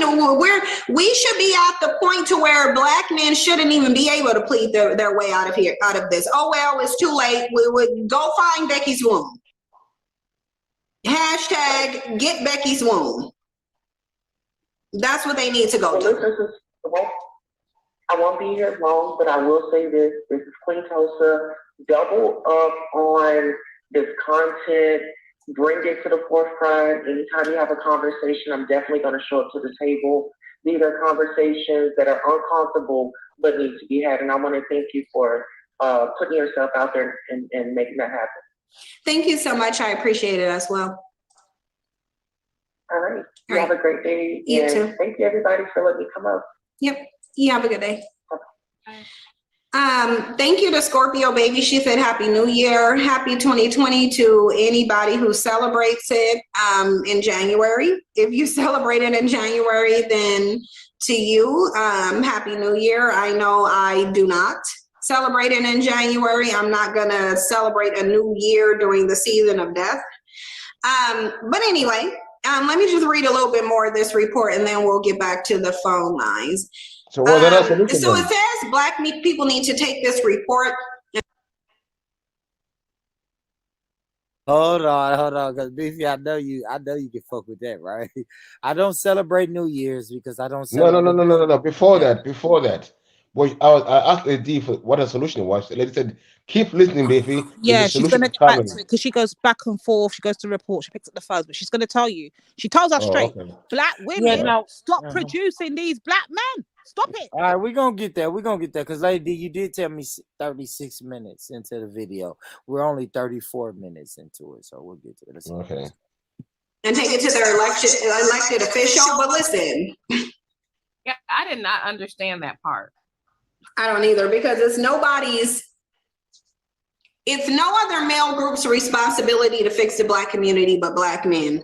Yeah, to me, when I read that part, it was basically saying, well, confirming that society does not see them as whole men, that they're literally telling them to go and beg, like you said, and ask another male group for help and ask for a handout. Nobody has faith that they can pull themselves up. And if we're just talking about jobs, are they saying that they won't even fill out a job application? So this is what they said. They said using employment data from 2014, Austin study tallied Black men between ages 25 and 54 and examined how many of them were employed and compared that to the total Black male population.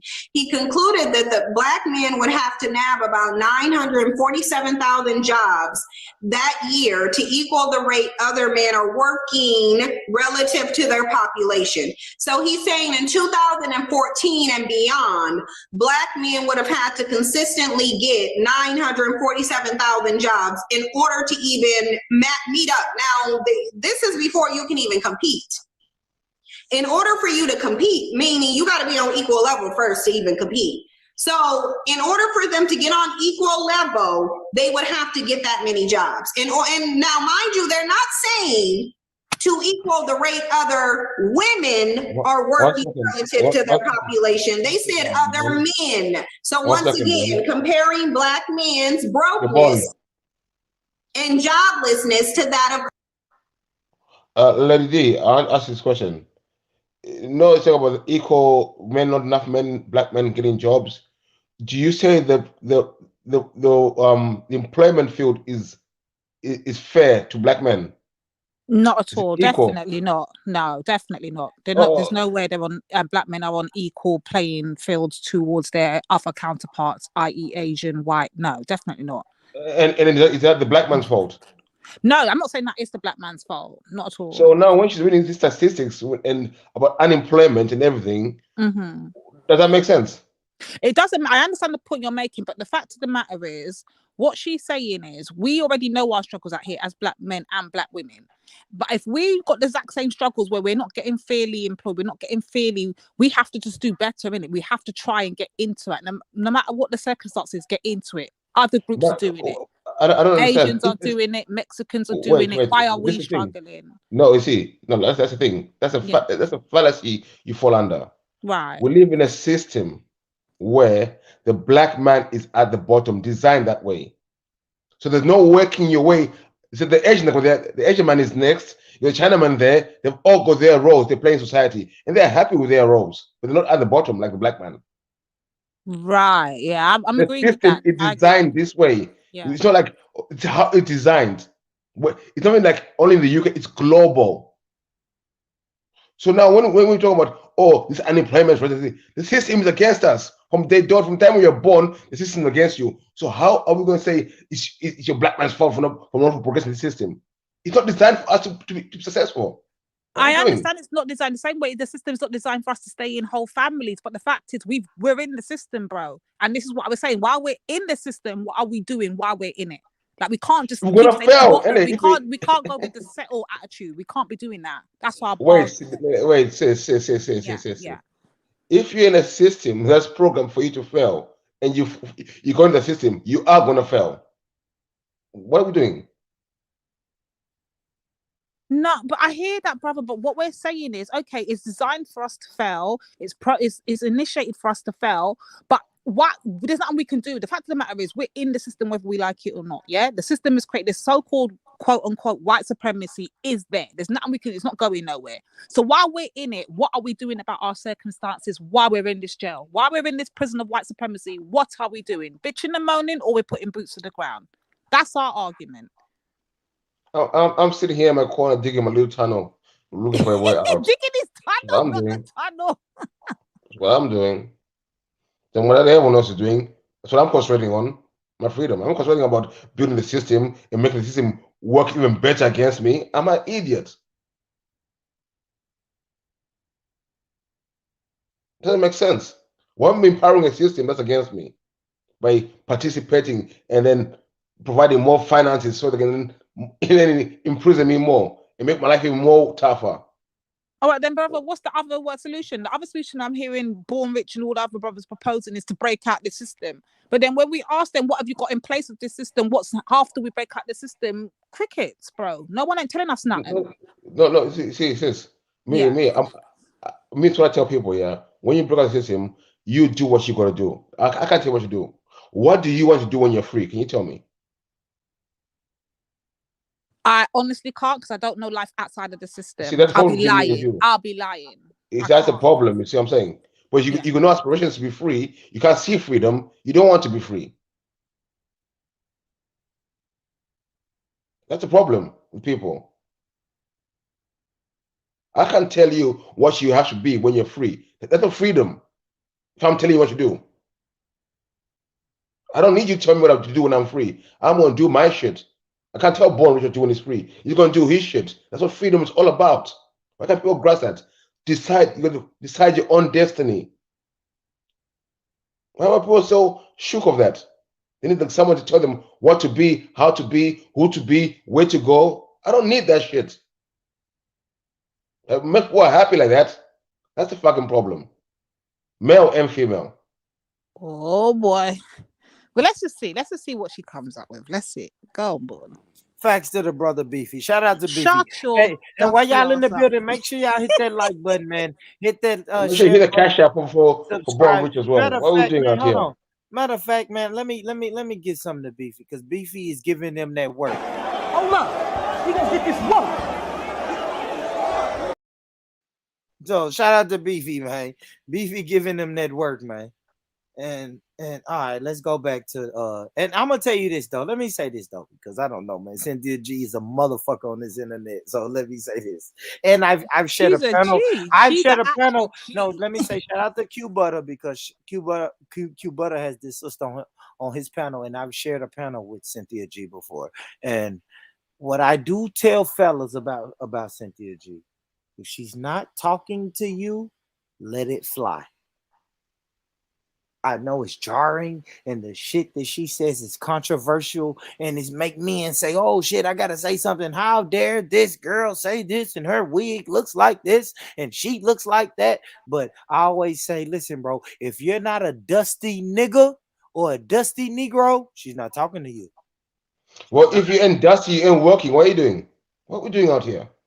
I'm just saying though, Beefy. So I do want to preface it by saying that. Well, if a man is out there doing working, a man's gonna be dusty. What are we doing out here? Okay. Oh, okay. So Beefy's challenging dusty. These narratives we will throw out there are dangerous. Okay, Beefy. Okay. You think the person building a house is wearing a suit and clean? What are we doing? You think the person growing your food in the farms, you think he's wearing a suit and clean? What are we doing? That dusty fucking nigga doing it.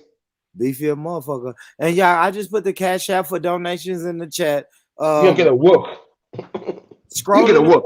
He gonna get this work. You get a Kwanzaa work today. Bottom of the You get a screen work. is the PayPal. If you don't do not cash the app, Kwanzaa work. the PayPal is up there. Beefy talking that shit, but let's get back. Let's hear a little bit more. Let's see. Other men. They're not doing it to women. So there shouldn't be a broke struggle bandit.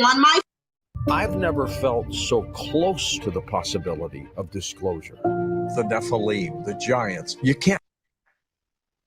My phone line talking about what Black women do or don't have. Black women shouldn't have to be having all of these jobs. Y'all said y'all want a traditional woman. That means a woman who is not working, because traditionally women were not working until white women initiated the feminist movement, as they should have. But the bottom line of it is that if you want a traditional work, look, you ain't about to be the most unemployed male group on the I think you need to rewind. Like, you need to rewind that. I know, yeah. I just want to know. She said the white women started the feminist movement. And they're all right to do so. Yeah, no, she said the white women, which what they should have done. She said the white women started the feminist movement, and she said, I agree with that, because that's what they should have done. Nah, Anita. But I don't know why she said, I don't know. But fuck it. Shout out to the feminists and the feminist movement and the white women that started the feminist movement. And that's why. Shout out to my sister Nanita, but that's why Nanita can be a part of the feminist movement, because white women started it and opened the door. And like So Becca Black said, women too. yeah, The and Karens like out here. Like Becca said, Karen for life. Big up the white women that started the feminist movement, and I know my sister Nine can agree with that. Oh, here we go. Face of the planet talking about you want a traditional woman. You shouldn't even be talking about you want any woman, because you can't afford a woman. It says adding those jobs would have generated billions of dollars in wages funneled into Black communities. Although the findings come from 2014 data, Austin said the takeaways can be applied to 2021 and beyond. Black neighborhoods with a large infusion of income from men working, not women, men working, would see lower crime rates, longer surviving small businesses, and higher educational attainment among children. If we can get that 50 billion in, not only are people's lives made better today, but the next generation is going to be better off. So look, all the data is going to say the same thing. Black men ain't doing nothing. That's the moral of the story. Black men ain't doing nothing but being feminine. Oh yeah, and guess why they're being feminine? Let's look at this study here. We're going to look at this study, and I'm going to tell you why they're being feminine. Why are Black men so feminine, you ask? Why do they focus so much on hair and makeup? Why do they compare themselves only to women? Why do they wear skinny jeans and frosted blonde tips? Why are their voices more high-pitched? Why did we see a room full of manosphere dudes and a bunch of double D titties and fat bellies? Why do you ask? Let's see. Geography, race, influence on steroid levels in older men. Now we're going to go down to here, and it says, according to the results, Asian men who live in Hong Kong and Japan, but not in the United States, had total testosterone levels that were about 20% higher than other groups. Researchers noted even greater variations in levels of estradiol and dihydrotestosterone. However, differences in BMI between groups of men were not an explanation. Now, we examined by race. Who does it say have the highest levels of estrogen of any? Black men. Pause. This is the foolishness we do it. Does anyone saying black men? The term she said there, what does it mean, Legidi? Which term? Which one? She said a few terms. Any of them. Just tell me one term she says which means what? Predestinal, whatever. What does that mean? I don't know. She's going to go into it. That's why she's going into it now. She can't even read the word. Why mean she gonna go into it? She can't even read what she's doing. We'll see, Beefy. You don't know. What are we doing, man? Hold on, brother. You told her what to are we pause while she's doing? breaking it down for you. This, so no, let me finish. Let me finish. This is Beefy, now you're doing 2022. that We're not wrong, gonna keep on doing Beefy. this. Someone is going to explain to me. They can't even read the fucking word they're saying. They're going to explain to me what shit. What are we doing? Hey, that's like a man. Yeah, that's like me being in Bible study and they saying Deuteronomy. Let's go to Deuteronomy. I'm gonna say, man, get the fuck out of here. You can't You're gonna teach me explain what nothing to me. about the Bible if you're saying let's go to Deuteronomy chapter. You can't read the fucking words. But I understand what you're saying, Beefy, man. You don't get a work. Go on, carry on. But let's let the black women. Shout out to Cynthia G. Black women love her. Intellectual. Yeah, let's carry on. The scholar. Ha ha ha ha. What did I do? Speakers going to scholar. Ha ha ha ha ha. Scholar gang. Scholar. There, that explains the tits. It says, when examined by race, Black men had higher levels of estrogens, including estradiol and estrone, and Asian men had lower levels of glucuronidated. Pause. We're gonna kill this slowly. Pause, Bon. Have you been tested for estrogen levels as a black man? Hold on, say it again, Beefy. What you say? Has someone come to your house, say, Bon, we're testing you for estrogen levels? Oh, that's a fact. I always say that about the statistics and data. No one's. No, I'm asking you. Say it's a simple yes or no. Has anyone come to you and said, "No, Bon, we're testing you for estrogen levels"? Brother. Never, Beefy. Lady D, has anyone come to you and tested you for estrogen levels? I've had hormonal tests before. Yes, and being a woman, you get them all the time, especially through pregnancy. Especially through pregnancy, yes. Okay, for women. So now, no, show of hands, the chat's men. Has anyone come and tested your estrogen levels as a man? Never. I've been tested for chlamydia and syphilis, but I've never been tested for my estrogen levels. So this is madness. Well, I was like, well, I don't know. I don't know. What we're doing in 2022. Yes, I don't know. Carry on. Glucuronidated androgen metabolites compared with other groups of men. So the bottom line of it is Black men are broken full of estrogen. That's why you're having a lot of problems with them. That makes a lot of sense. The whole wanting to be taken care of, wanting someone to bring something to the table, wanting women to propose to them. Let me tell y'all this about that, right? Let me tell you this. You are a fucking fool if you get in a relationship with somebody who's not bringing anything to the table. Man, women, hermaphrodite, black, white, purple, or green. If you get in a fucking relationship with somebody who's not bringing anything to the table, you are a fucking fool, and the relationship is gonna crash and burn like a fucking jet that the engine went out on. Like, what are we? What the fuck are we talking about, people? What are we doing? Said a man is full of estrogen if he wants a woman to bring something to the table. That's foolishness. Lady D, you know about the thing called Planned Parenthood, which the British and American government set out to do? Yeah. We spoke about that a few times on here. Yeah. Okay. And that's a black man's fault as well, I suppose. Yeah.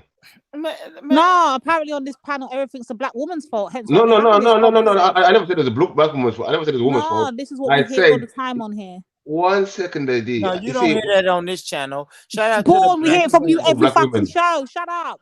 I never said I'm gonna blow women. Hold on, Beefy, new panelist. Big up. It's me. Big up. Yeah, because you had a lot to say in the chat. You had a lot Yes, to say in the upstairs, chat. You upstairs. make sure you say it with your chest too. So No, I don't even know what you're arguing about, Paul. I'm lost with you. Like, you actually confused You lost with me? Yes, with you, bro. I don't know what the hell you're talking about. What is the argument? What is your argument? What are you trying to say? The problem me a of the black sentence. community falls at black women's feet. Point blank, period. Like he's been saying for months, sis. Who No, said I that? think we both. I think we both. No, my thing. Hold on, Lady D. Let me say it for real. For real. Let me tell you my overall argument with Go ahead. black women. And I love black women, right? I have 3 kids by 3 different black women. Yes, I'm toxic, or call me whatever the fuck you want to call me. But I only deal with black women. But my problem with black women is who is allowed to hold black women accountable. That's it. That's all I've been saying. Because when a black man say, listen, sister, I think that you're being promiscuous, or you're doing this in the streets, or you're doing that in the streets, then now I'm fucking sexist, misogynistic, and all of that. And then when I tell my black sisters, hey, older black sisters, can you please tell the young black sisters that they wilding? Everybody is saying, who the fuck gave you permission to tell me what I should tell the young black sisters? So I am saying, whose responsibility is it to hold black women accountable for their transgressions? That's all I'm saying. That's it. That's the question. But is accountability limited to women, or is it just men and women, humans in general? I think men are accountable for. I think men responsibility to hold other men accountable. I can honestly say that. I can look you in the face and say, you know what? If my young brother is bullshitting, it's up to me to pull my young brother to the side, put him in a headlock, and say, nigga, you wildin'. You wildin', bro. Get yourself together. Get your shit together. That woman loves you. Go home, take care of your family, and do what the fuck you know you're supposed to do. I expect a woman to tell me to hold my young brother accountable, but I just don't see women doing that like that. I don't. I think women are choosing fucking feminism, and then we got this woman. She's saying leave black men and do all of this, and it's like, bro, who's gonna hold the young black women accountable? Who holds black women accountable? Then she said as well. Yeah. All the black women need to stop having these black babies. Where did she come from? I can say is, did she come from a black man? Regarding Where she come from? Hold on, one thing I can say is, having done a lot of academia myself across the years, when you're looking at studies, you have to look at the methodology used, you have to look at the participants in that study, you have to look at who's funding that study, right? So anytime you research something, you do a bunch of literature reviews or whatever. So we need to pull up this study. Can we pull up the study that she's using? Because the newspaper article is not evidence for anything. I tell the people all the time, newspapers don't mean shit. You cannot use them in an academic piece of paper. I said this. He said no. So That's we why need to get the don't really want to deal with the problem. Yeah, we need to get the study up. So what's this study called that we're going to pull it up? Hold on. I can rewind it, right? And 5,000 participants is a bit that's not really strong anyways. If that's let's see. That's all I can see. That's right, Sarah. That's right. Like I'm talking from my non-biased thing. I got a son and I got sons and a daughter, so I don't come on. You right. Me too. I want the best for both of them, innit? So exactly. We ain't trying to take sides, and I don't know about this homogenous. We're all black. Everyone's got different cultures, bro. I don't care every black. Where we at? You right. Helio. Right. Let's see. Helio. Can we see that? It was November the 1st, 2010. No, that's the newspaper article. Does it mention a reference to the article, like the who? Or who maybe wrote if we go to the actual article, then we might be able to get a reference. The research question or the research. I don't know what y'all mean. What are y'all saying? As in, this is the title for the newspaper article. I'm talking about the actual study.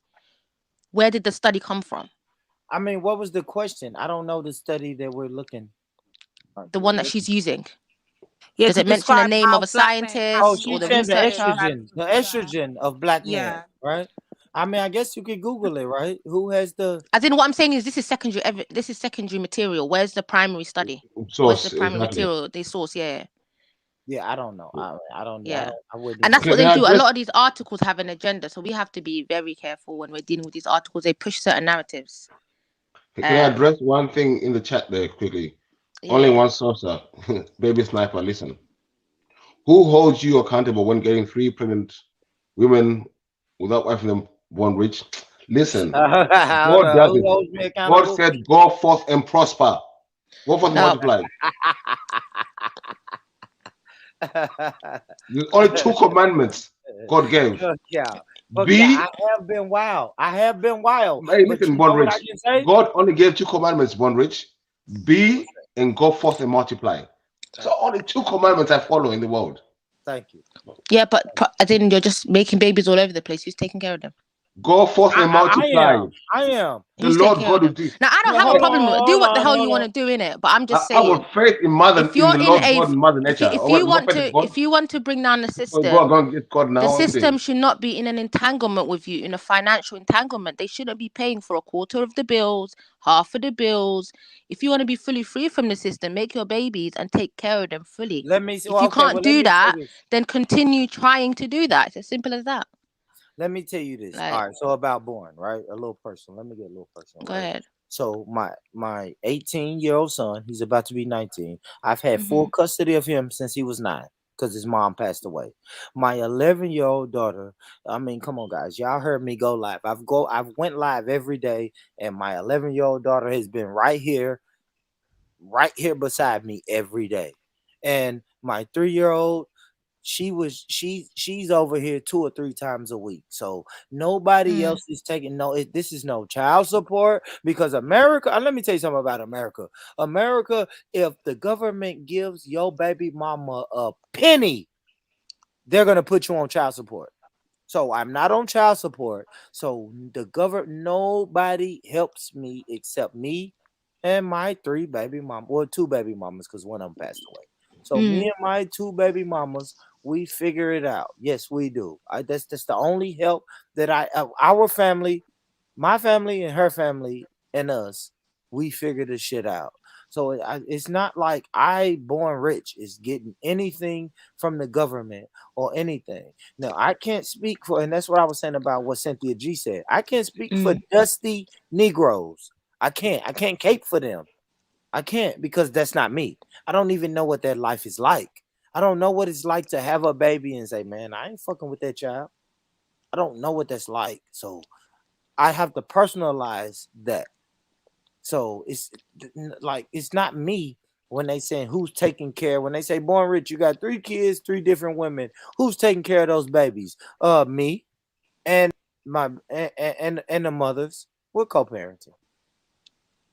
It's not all peaches and cream, but we're making it work. Yeah, that's what I'm saying. I think a lot of the times it is quite individual. Like, people have individual experiences in it. So grouping people together, I'm not for all of that. Yeah. All right, just for the record, Sarah says I put the one babes. that she's using. Yeah, I put that as that's Me the try and second look at it. link. Right, that's the Okay, second thank link. But the first link I put is the one that I found from our end. I guess UK All right. version. I'm just gonna look at it. Give me a second. And family, y'all jump on the panel, man. Jump on, and while y'all here, hit the like button. Let me see what these likes looking like. These likes should be looking like something. Okay. You right. Hit that like button, family. The like button. Let me fast forward it back to where we was at. I'll play this while y'all looking for that. It says, when examined by race, Black men had higher levels of estrogens, including estradiol and estrone, and Asian men had lower levels of glucuronidated. Glucuronidated androgen metabolites compared with other groups of men. So the bottom line of it is Black men are broken full of estrogen. That's why you're having a lot of problems with them. A lot of sense. That makes a lot of sense. The whole wanting to be taken care of, wanting someone to bring something to the table, wanting women to propose to them, comparing themselves to women, having excessive conversations about weave, makeup, nail polish, and stuff. That makes a lot of sense. The excessive bitching, whining, that makes sense. It all fits. And why you will see, and why you will see videos like, let me find this TikTok video that someone sent me. I'm gonna show you why you see videos like this. And a lot of them are really curvy. I've been calling that curvy man hips on Black YouTube since I got here. They all got these hips.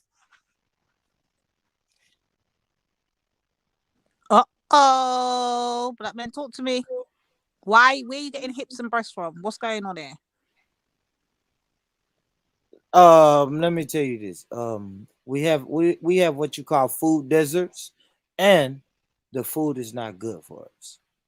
Like, come on, man. We know we all have we have horrible dietary habits. Black people are curvy. Black people are curvy. We're not built like what are you talking about? Like ironing boards. What are we doing? So if I call that girl fat, everybody gonna say, "Boy, you wrong, bro. You shouldn't call that girl fat." Yeah, no, she's fat. If I say that, then I'm tripping. Man, I don't know, man. And am I wrong for asking, are these women single or married? No, Ding. Sis Salsa's got the nail on the head. Sis Salsa hit the nail on the head. Big up yourself, sis. Yeah, I was about to say that. Yeah, big up, sis. And the water as well. They fill it with. They pump it with What hormones. are we doing? Have you been to Africa? So I've seen people shop in Africa. What are we doing? And the thing is, the study is already biased because people in Japan's diet and water is not the same as in America or here. So all of this is just bullshit. I don't even know why we're taking this serious. It's just a dumb, it's just dumb, innit? Her evidence is a bit dumb. It don't make sense. What are the high count of gay people? They're more gay Asians and gay white people than anyone else. Because it says here they're looking at the Asian men who live in Hong Kong and Japan, and they're comparing it to men in the United States and their testosterone levels. And we know over there, that's a fallacy. it's just different. Do you get it? It's just dumb. The whole, all this evidence is just dumb. She's pushing the agenda. It doesn't hold any water in it. Yeah. The young MA self. So maybe she has a point, but her evidence is just poor evidence in it. Very, very poor. Lord. Yeah, it's very poor. I just looked at the paper, so looking at old, well, why are we looking at 65-year-olds and what are we doing? I looked at one of the studies, and what did they say? They're looking at parties 65 years and over. But if you go to Africa, I see the shape of people in Africa is different from the shape of people in Europe. What are we doing? Yeah, that's why they say BMI is not really accurate, because we're just built different. It's based on the white, Caucasian body type, should we say? Exactly. Yeah, and that's not our body type. So it will say a black woman's fat when technically she's not fat. It's just that's her body type. But yeah. Yep. That's right. Debunked. Cynthia Gay. You know what? This is funny.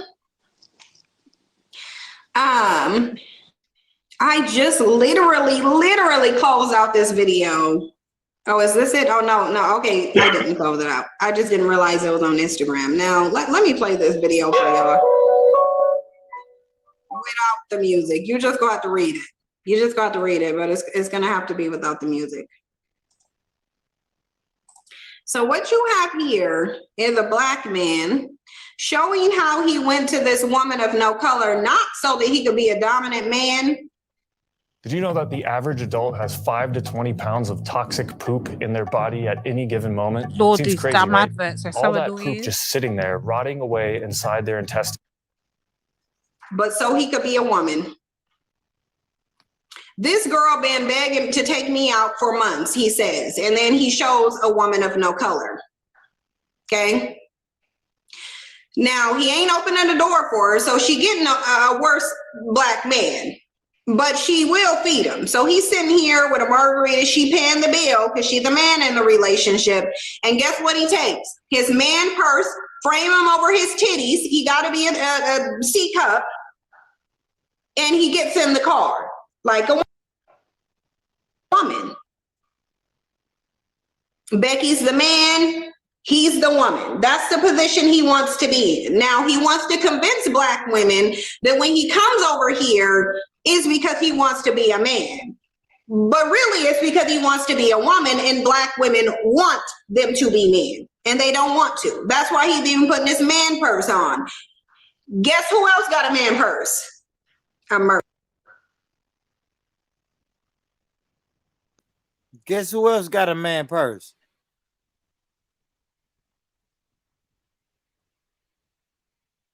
Okay. Yeah, we're not falling for that one, boy. Get out of here. We're not falling for that. Too soon. So what did you think about that?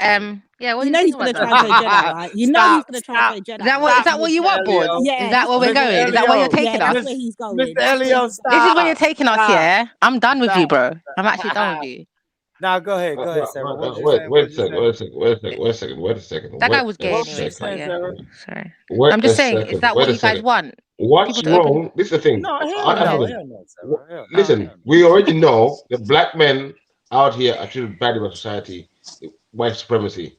So what's wrong with a woman who got more money taking him out? Right now you should say you ain't got no money, but you have to pay for everything. That don't make sense. What are we doing? Then you shouldn't be even going out. You need to go get a No, job. I think you're Get a missing second her job. point, Beefy. I What think what she are was we trying to doing out hold here? on. Listen, I think she was trying So, to say. when a woman's got no money, she shouldn't be taken out by a man because she's got no job. No, I think What you're we doing? missing her No, bigger that's a picture. lifestyle choice they're pushing there. That was a lifestyle that he was living. It wasn't a one-time thing. How you on camera putting on a female's bag? Just go jump out the window, innit? A female bag. What are we doing now? He was putting on a female's bag. What are you doing? He had a little purse. One second. Stop, because I shouldn't. One second, Bon. One second. Go ahead. One second. Do any of you women wear high heels here? On occasion, not all the time. It's not practical. Yes, I do. I own high heels. What's your point? Yeah, I wear high heels. What's your point? Those for men. No, it's for me. What are we talking about? High heels were made for Napoleon men who are short. What are we doing? Know your facts first. Beefy, you know I gotta hit you with this, Beefy. What? Bro, what are you talking about, man? Bro, I'm out, man. That nigga's tripping. Born checked out. He said he's not wearing no high heels. I'm not saying. Look, no, I don't wear high heels, but I'm saying heels were not made for women. They were made for Napoleon, man. It wasn't just that though. There was a lot of cultures that wore shoes that would push them up, but I did make them look taller. Yeah, like the clogs outside of here. The Yeah, Dutch people wore the clogs, and even if you never saw them under their skirts, they were wearing it to make themselves look taller.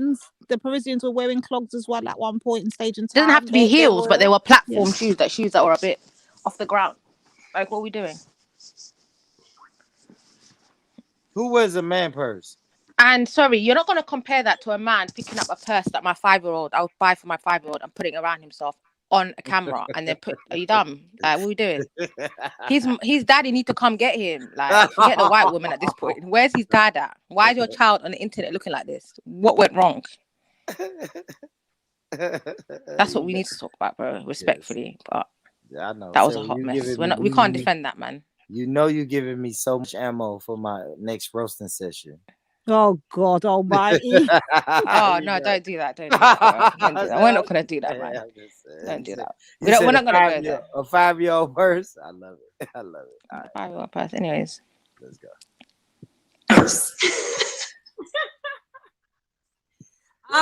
The kitten daddy, he got him a purse too. So you got a bandit over here. A bandit that wants to now, and now I want Black women to understand that when you're in dialogues and discussions with these males and their high-pitched voice and they're overly emotional and they're talking over you, Mr. Palu, listen up, they're Mr. acting Palu. like women. For the record, Mr. Palu, I hope you're listening. This is you. She's describing Mr. Palu. You get all excited. Your voice gets all high pitched. You start screaming and ranting. You go into your thing. That Mr. Palu, sort it out, man. Sort it out. Yeah. But shout out to the men with high pitched voices. Shout out to the men with high pitched voices. Rambo, I don't need you to fucking put my name in the chat, man. I don't need that. Because they have more of the female hormone than other men do. It's just that's it. And then we used to think it was Asian men, but the fact that it's Black men.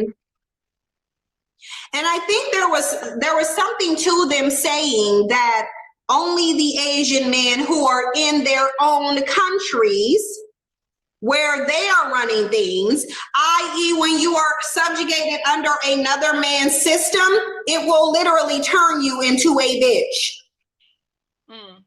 And that she's conflating two things there, right? Estrogen levels is because of the chemicals they put in your food, right? It is what it is. And if you go Africa, they're not going to have high estrogen levels. I don't know what the fuck she's on about. But then the whole study she's basing her argument on is bullshit. So everything that comes out of her mouth is bullshit. It's bullshit. And I say this respectfully. I'm not on no one's side, but this is just bullshit. has She's like, oh, but they're in colonization. their own country, so their estrogen levels are going to be low. But if you got Africa, black men's estrogen levels are going to be low as well. What's your point?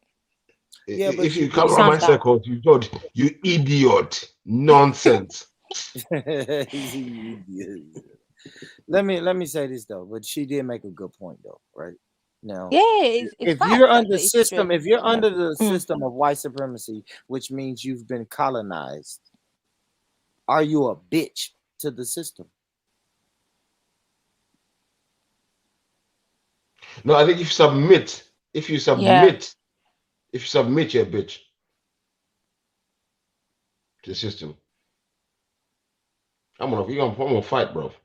But some people have submitted that bitch. To me, you're a bitch if you submit to the system. And what she's done since the G, she submitted to the system. If you base your value based on the standards of the system, like Kevin Samuels, because his value is based on money, then you're a bitch. But if your value is based on other, whether it's spirituality, your culture, what your parents taught you, then you're just a rebel doing your thing, innit? It is what it is. But yeah, we live in mad times, man. We live in mad times. Pray for the kids. That's all I can say. Pray for the kids. I put Cynthia G and Kevin Samuels in the same bracket. Yes, they must have the same coin.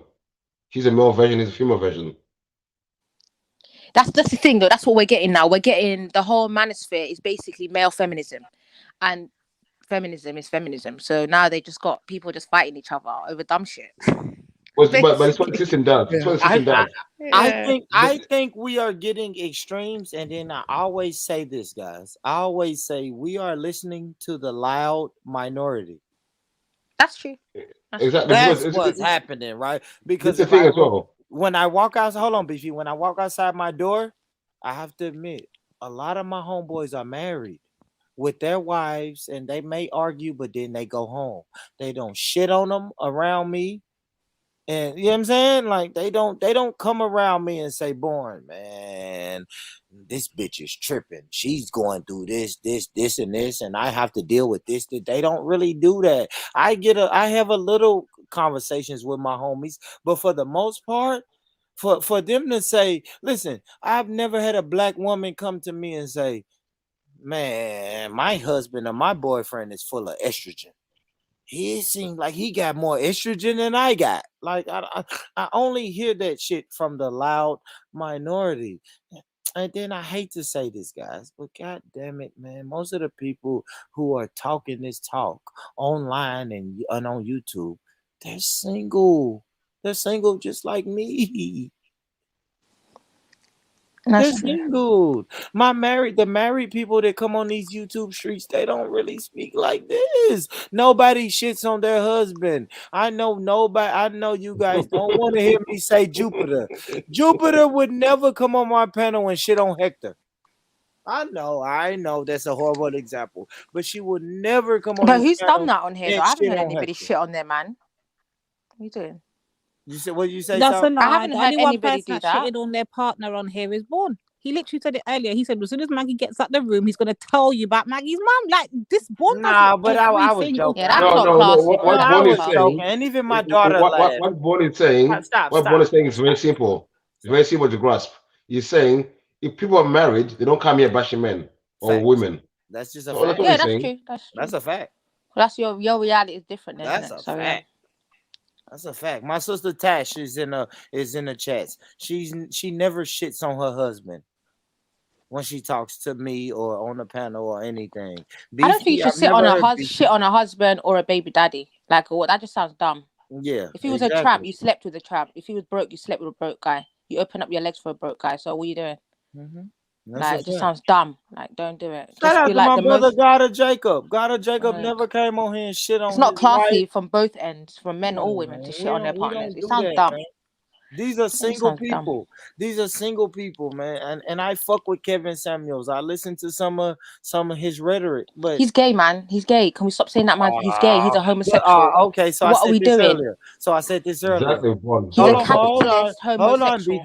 on, Beefy. Are we gonna always shit on the messenger, or shut up, because you want to slam down? Hold on, Lady D. But you want to big up fucking Kevin Samuels. I'm not saying big him up, Beefy, man. Beefy, you can't not see what's going on here?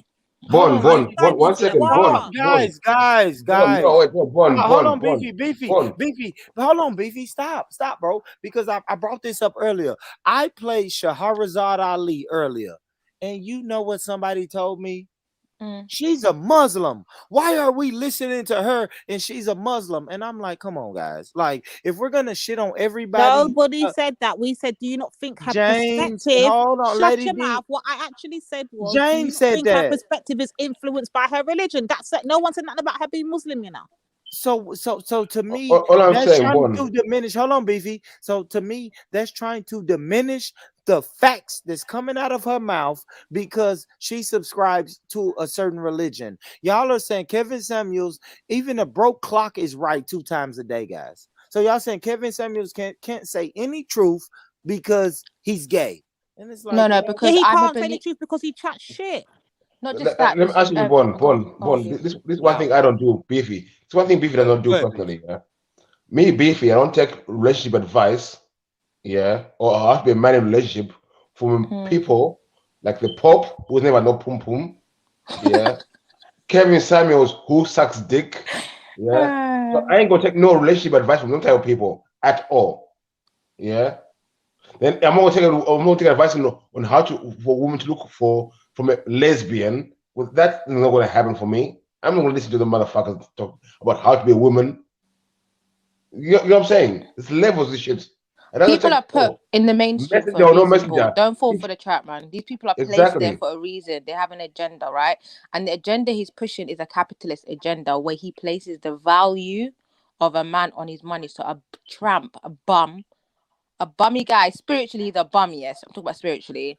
Just because he's got 100,000 or 200,000, we're supposed to view him as high value.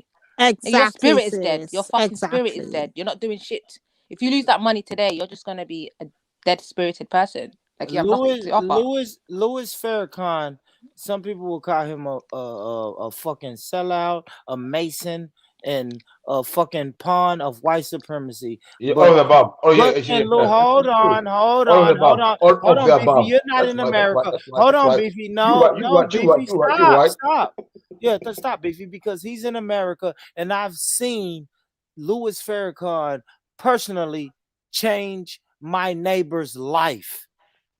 I hear you. Took my neighbor from a criminal, brought him inside the Nation of Islam, spoke to him personally, and he changed his life. Now, should I say Louis Farrakhan is a bum and don't know what the fuck he's talking about because he's a Mason and he's a part of the system and the government, or should I look at his works and appreciate his works? There's a lot of people that were saved by Luciferianism. What's your point? Actually, you know what I mean? The Red Cross does a lot of good in the world, but that's killing a lot of people. It doesn't mean anything. Bill Gates does a lot of good, but he kills a lot of people. What we doing? You do know, like a lot of these people, they will do good, but then they'll do evil. Like it's equal to them. That's the 50-50. Let me answer you, Bonnie, about Farrakhan. I said all of the above. Mason is a Shriner. Fact. Nothing wrong. It's fact. Yeah. Man said, your black hair and big lips are a curse from God. Bruv, ban you if you tell me that shit. Ban your bumbleclad, innit? When do we separate the messenger from the message? When do we separate the messenger from the message? Do we ever do that? What messenger? From who? Which message from who? What are we talking about? All right, so I used this example earlier, Beefy. A homeless man can give me some good advice about home ownership. Should I say bun him because he's a fucking homeless man, or do I take the gems and the good advice and take it for what it's worth? Good advice. Why is he homeless? It makes no sense. Listen. I hear you. I hear what's advice. Someone's failed. They can tell you where they went wrong. Nothing wrong with that. But what I'm telling you is this: I'm not taking no relationship advice from someone who sucks dick. You're not gonna tell me nothing. Man, someone never had no pum pum and tell me how to be in a marriage. That's not gonna work. You can't prove it. Born. Does he not place the manhood on money, on consumerism? Being a yeah, man money, to him money. is having a lot of money, Yeah. right? That's not being a man, bro. That's just, it's trinkets. These are just things that look nice. But if I Being snatch gay. that stuff out of you, basically, you should be able, your energy should stay the same, whether you've got $1 million or $1. Energy is energy, bro. Some people have it, some people don't. If you Well, don't have it, go learn about it. Well, you never see a broke Do gay you know what I person. mean? You Like, never see a broke guy person. Shout out to you, Sister Roz. Shout out to you, Sister Roz. I can't say Happy New Year because I got my people. You know what I mean? I got Beefy and Sarah on the panel. No, listen. I don't care, bro. You can do what you want. If I say Happy Listen, New Year, people, listen. It's not my New Year, but if you want to do it, go. 1 second, Bon. No, we might laugh about this, but this is very important. I might make jokes about it, but it's very important. New Year's holiday is nothing to do with about New Year. It's about a god called Janus who is looking forward and backwards. And New Year's Day was actually called the Feast of Fools. Let that sink in, people. Sorry, I missed that. What was it called, brother? The Feast of Fools. Feast of Fools. Okay. Yeah, Beefy is, you know how Beefy do, man. Beefy FTK. Let's go look it up. Then go look up what was going on that time. What's the promotion right now? Exactly the same.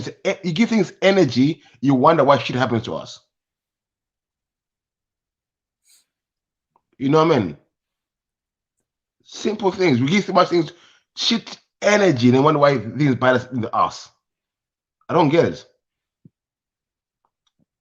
Shout out to the brother Beefy, man. Beefy on point, man. Beefy is on fucking point. Let me ask you this though, Sarah, because I asked somebody this question earlier, right? What would you prefer black men to do? To have a side chick or practice polygyny? How do you want to practice it in it? So I need to know what you mean by polygamy, because everyone can have different definitions. Let's just say we go with the Islam foundation of it. The Islam. If you can maintain multiple houses, then go for it. But maintaining, I mean full autonomy. I say this all the time. You pay for the groceries, you pay for the rent, you facilitate an environment where hopefully the woman you've picked can educate and nurture your child. She shouldn't be working. She shouldn't be working for different houses. Different houses. Okay. Different houses. Different living, whatever. Accommodations basically. So if you can, and it's very hard. Like you can try, but in this system, bro, I don't know how you're gonna do it. You're gonna fall short somewhere. Well, the Arabs are doing it, right? The Pakistanis are doing it. Like it's Muslim. Because they probably have help from family and extended family. That's the other thing. Some people have extended family. So if you've got loads of siblings and each one of them can give you £1,000 if you need it for a deposit or something, that's 10,000. If you've got 10 siblings or 8 siblings, that's 8,000. Do you get it? It's a lot of help from extended families. Good shit. Let me ask yeah. Oh, go ahead. I'm sorry. No, I was just gonna say, I think one thing we don't have is extended families, innit? That's one thing we're missing, which makes a lot of things hard. People talk about generational wealth. You can't make generational wealth if you're 2 siblings. But if you had 10 cousins and 12 of you put down £1,000, that's £12,000. Okay, let's do something with this. Boom, there we go. On the right track. Do you know what I mean? We don't have that in the West. I got you, sis. And Beefy, I'm gonna ask you the same question. But hey guys, I don't know why everybody is talking and commenting to Roz. Shout out to Roz. But come on, guys. Like y'all been weird now. Like, shout out to Roz, man. That's my sister, man. I'll be back. And Roz, I'll be back. all right, okay. And Roz, I saw you in South Africa. I saw you out there with them. I saw you in South Africa, man. Shout out to you, sis. But Beefy, let me ask you this, Beefy. In a perfect world, what would you prefer black men to do? Have side chicks or practice polygyny? First of all, those things, are derogatory terms, both of them. I just have partners, innit, who want to have kids with me, innit. Simple, straightforward, innit. If you want to call the side chick, that's our problem. But I ain't getting married. That's not my thing. My culture about marriage, doing deals with the government. That's not me in it. I just find people who want to have kids with me. If they're cool, we're good. No one's promised tomorrow. No one what the future holds. Well, that's what I know in it. I'm just gonna be happy. That sounds like a willy-nilly relationship between men and women. So do you prefer men and women just be willy-nilly, like you saying, like, hey, if we vibe, we vibe. If we don't, we don't. We still have babies, but if we don't get along, fuck it. Like, I don't know. That's like I don't know. That's like a go along to get along type of vibe. Is that what we're gonna teach our babies? If life was so simple, yeah, where we say, okay, you get married, you're going to be with this person forever, and everything. That's wishful thinking for me. There's no reality in it. Or but else love for itself. Me personally, I cannot see myself loving one person for the rest of my life. To me, it doesn't make sense. There's so many people out there to be loved, bro. That does not make sense to me. You know what I mean? The world is your oyster. Like, I don't know. Why limit yourself to one thing? You want to go forth and multiply. Wow, what else is there in life, man? Nah, you're right. You're right, Beefy. I ain't gonna lie. No, right, instead, I'm just working for the government, becoming a slave to them. I ain't gonna lie, Beefy. You know, I will never argue with that, brother. I promise I won't, man. I would never argue with that, Beefy, because our people say, like, we have babies, and then some people will say, man, you know, black people not really having babies like they used to, and I'm like, why not? Why Africa, not? Bro. Listen, my grandmother came from a small village in Africa. She had 10 kids. What are you talking about? Yeah. What are we doing? Yeah, in my mind, it's like, why not? Why not just keep going? What are we doing out here? So, you tell me, some people go around and say, if you're poor, you can't have children. So, what we say now? You need to, what we say? If you're poor, you can't have children. It's illegal. What are we doing? Nah, you're right, man. You're right. Where do you draw the line? What are we doing? If wait, 10 grand to have a child? How much are you allowed to have a child before you have a child? Before you can have a pum pum.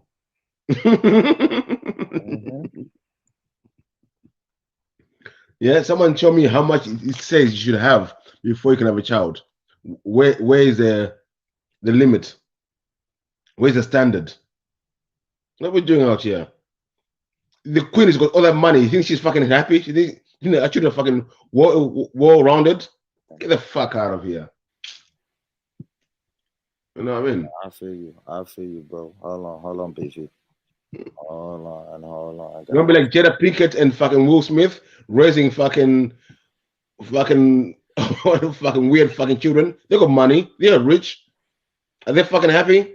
You gonna ask them a minute and come back to me. Nah, I got you, Beefy. You're right, Beefy. What are we doing out here, man? Yeah, you right. We stop this bullshit. You right, man. Shout out to the brother Beefy. Shout out to all of y'all, man. For real. Shout out to y'all, man. I'm really about to wrap it up, though. This was a great conversation. Great. Listen, family. I want all of y'all to stop what you're doing right now. Stop what you're doing right now, and I'm finna drop this link. I dropped Maku's channel, Sniper. I dropped his YouTube channel in the chat.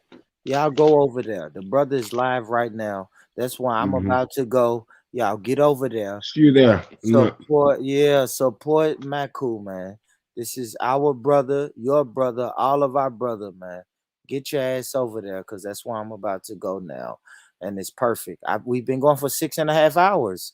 That's 6.5 hours. Me and Lady D. I'm tired. Yeah, I know, right? I know, Lady D. Me and Lady D, we did our thing, though. We did our thing, wifey. I'm going to start that GoFundMe in just a second, soon, to get Lady D to Tennessee. You know what I mean? Put a 1 in the chat. Amen. Put a 1 in the chat if you want to see Lady D in Tennessee. You know what I mean? And me and Lady D do a show live from Tennessee, man. We gonna make that happen, man. But shout out to Lady D for real. She came through. Shout out to the King Born. Don't know. Always Come got your on. support. Always going to be here back. And even when we go back and forth, brothers and sisters, you got to understand these are conversations we got to have. These are things on black women's minds. These are things on black men's minds. And we just hash it out and see where we get to. But make sure to subscribe.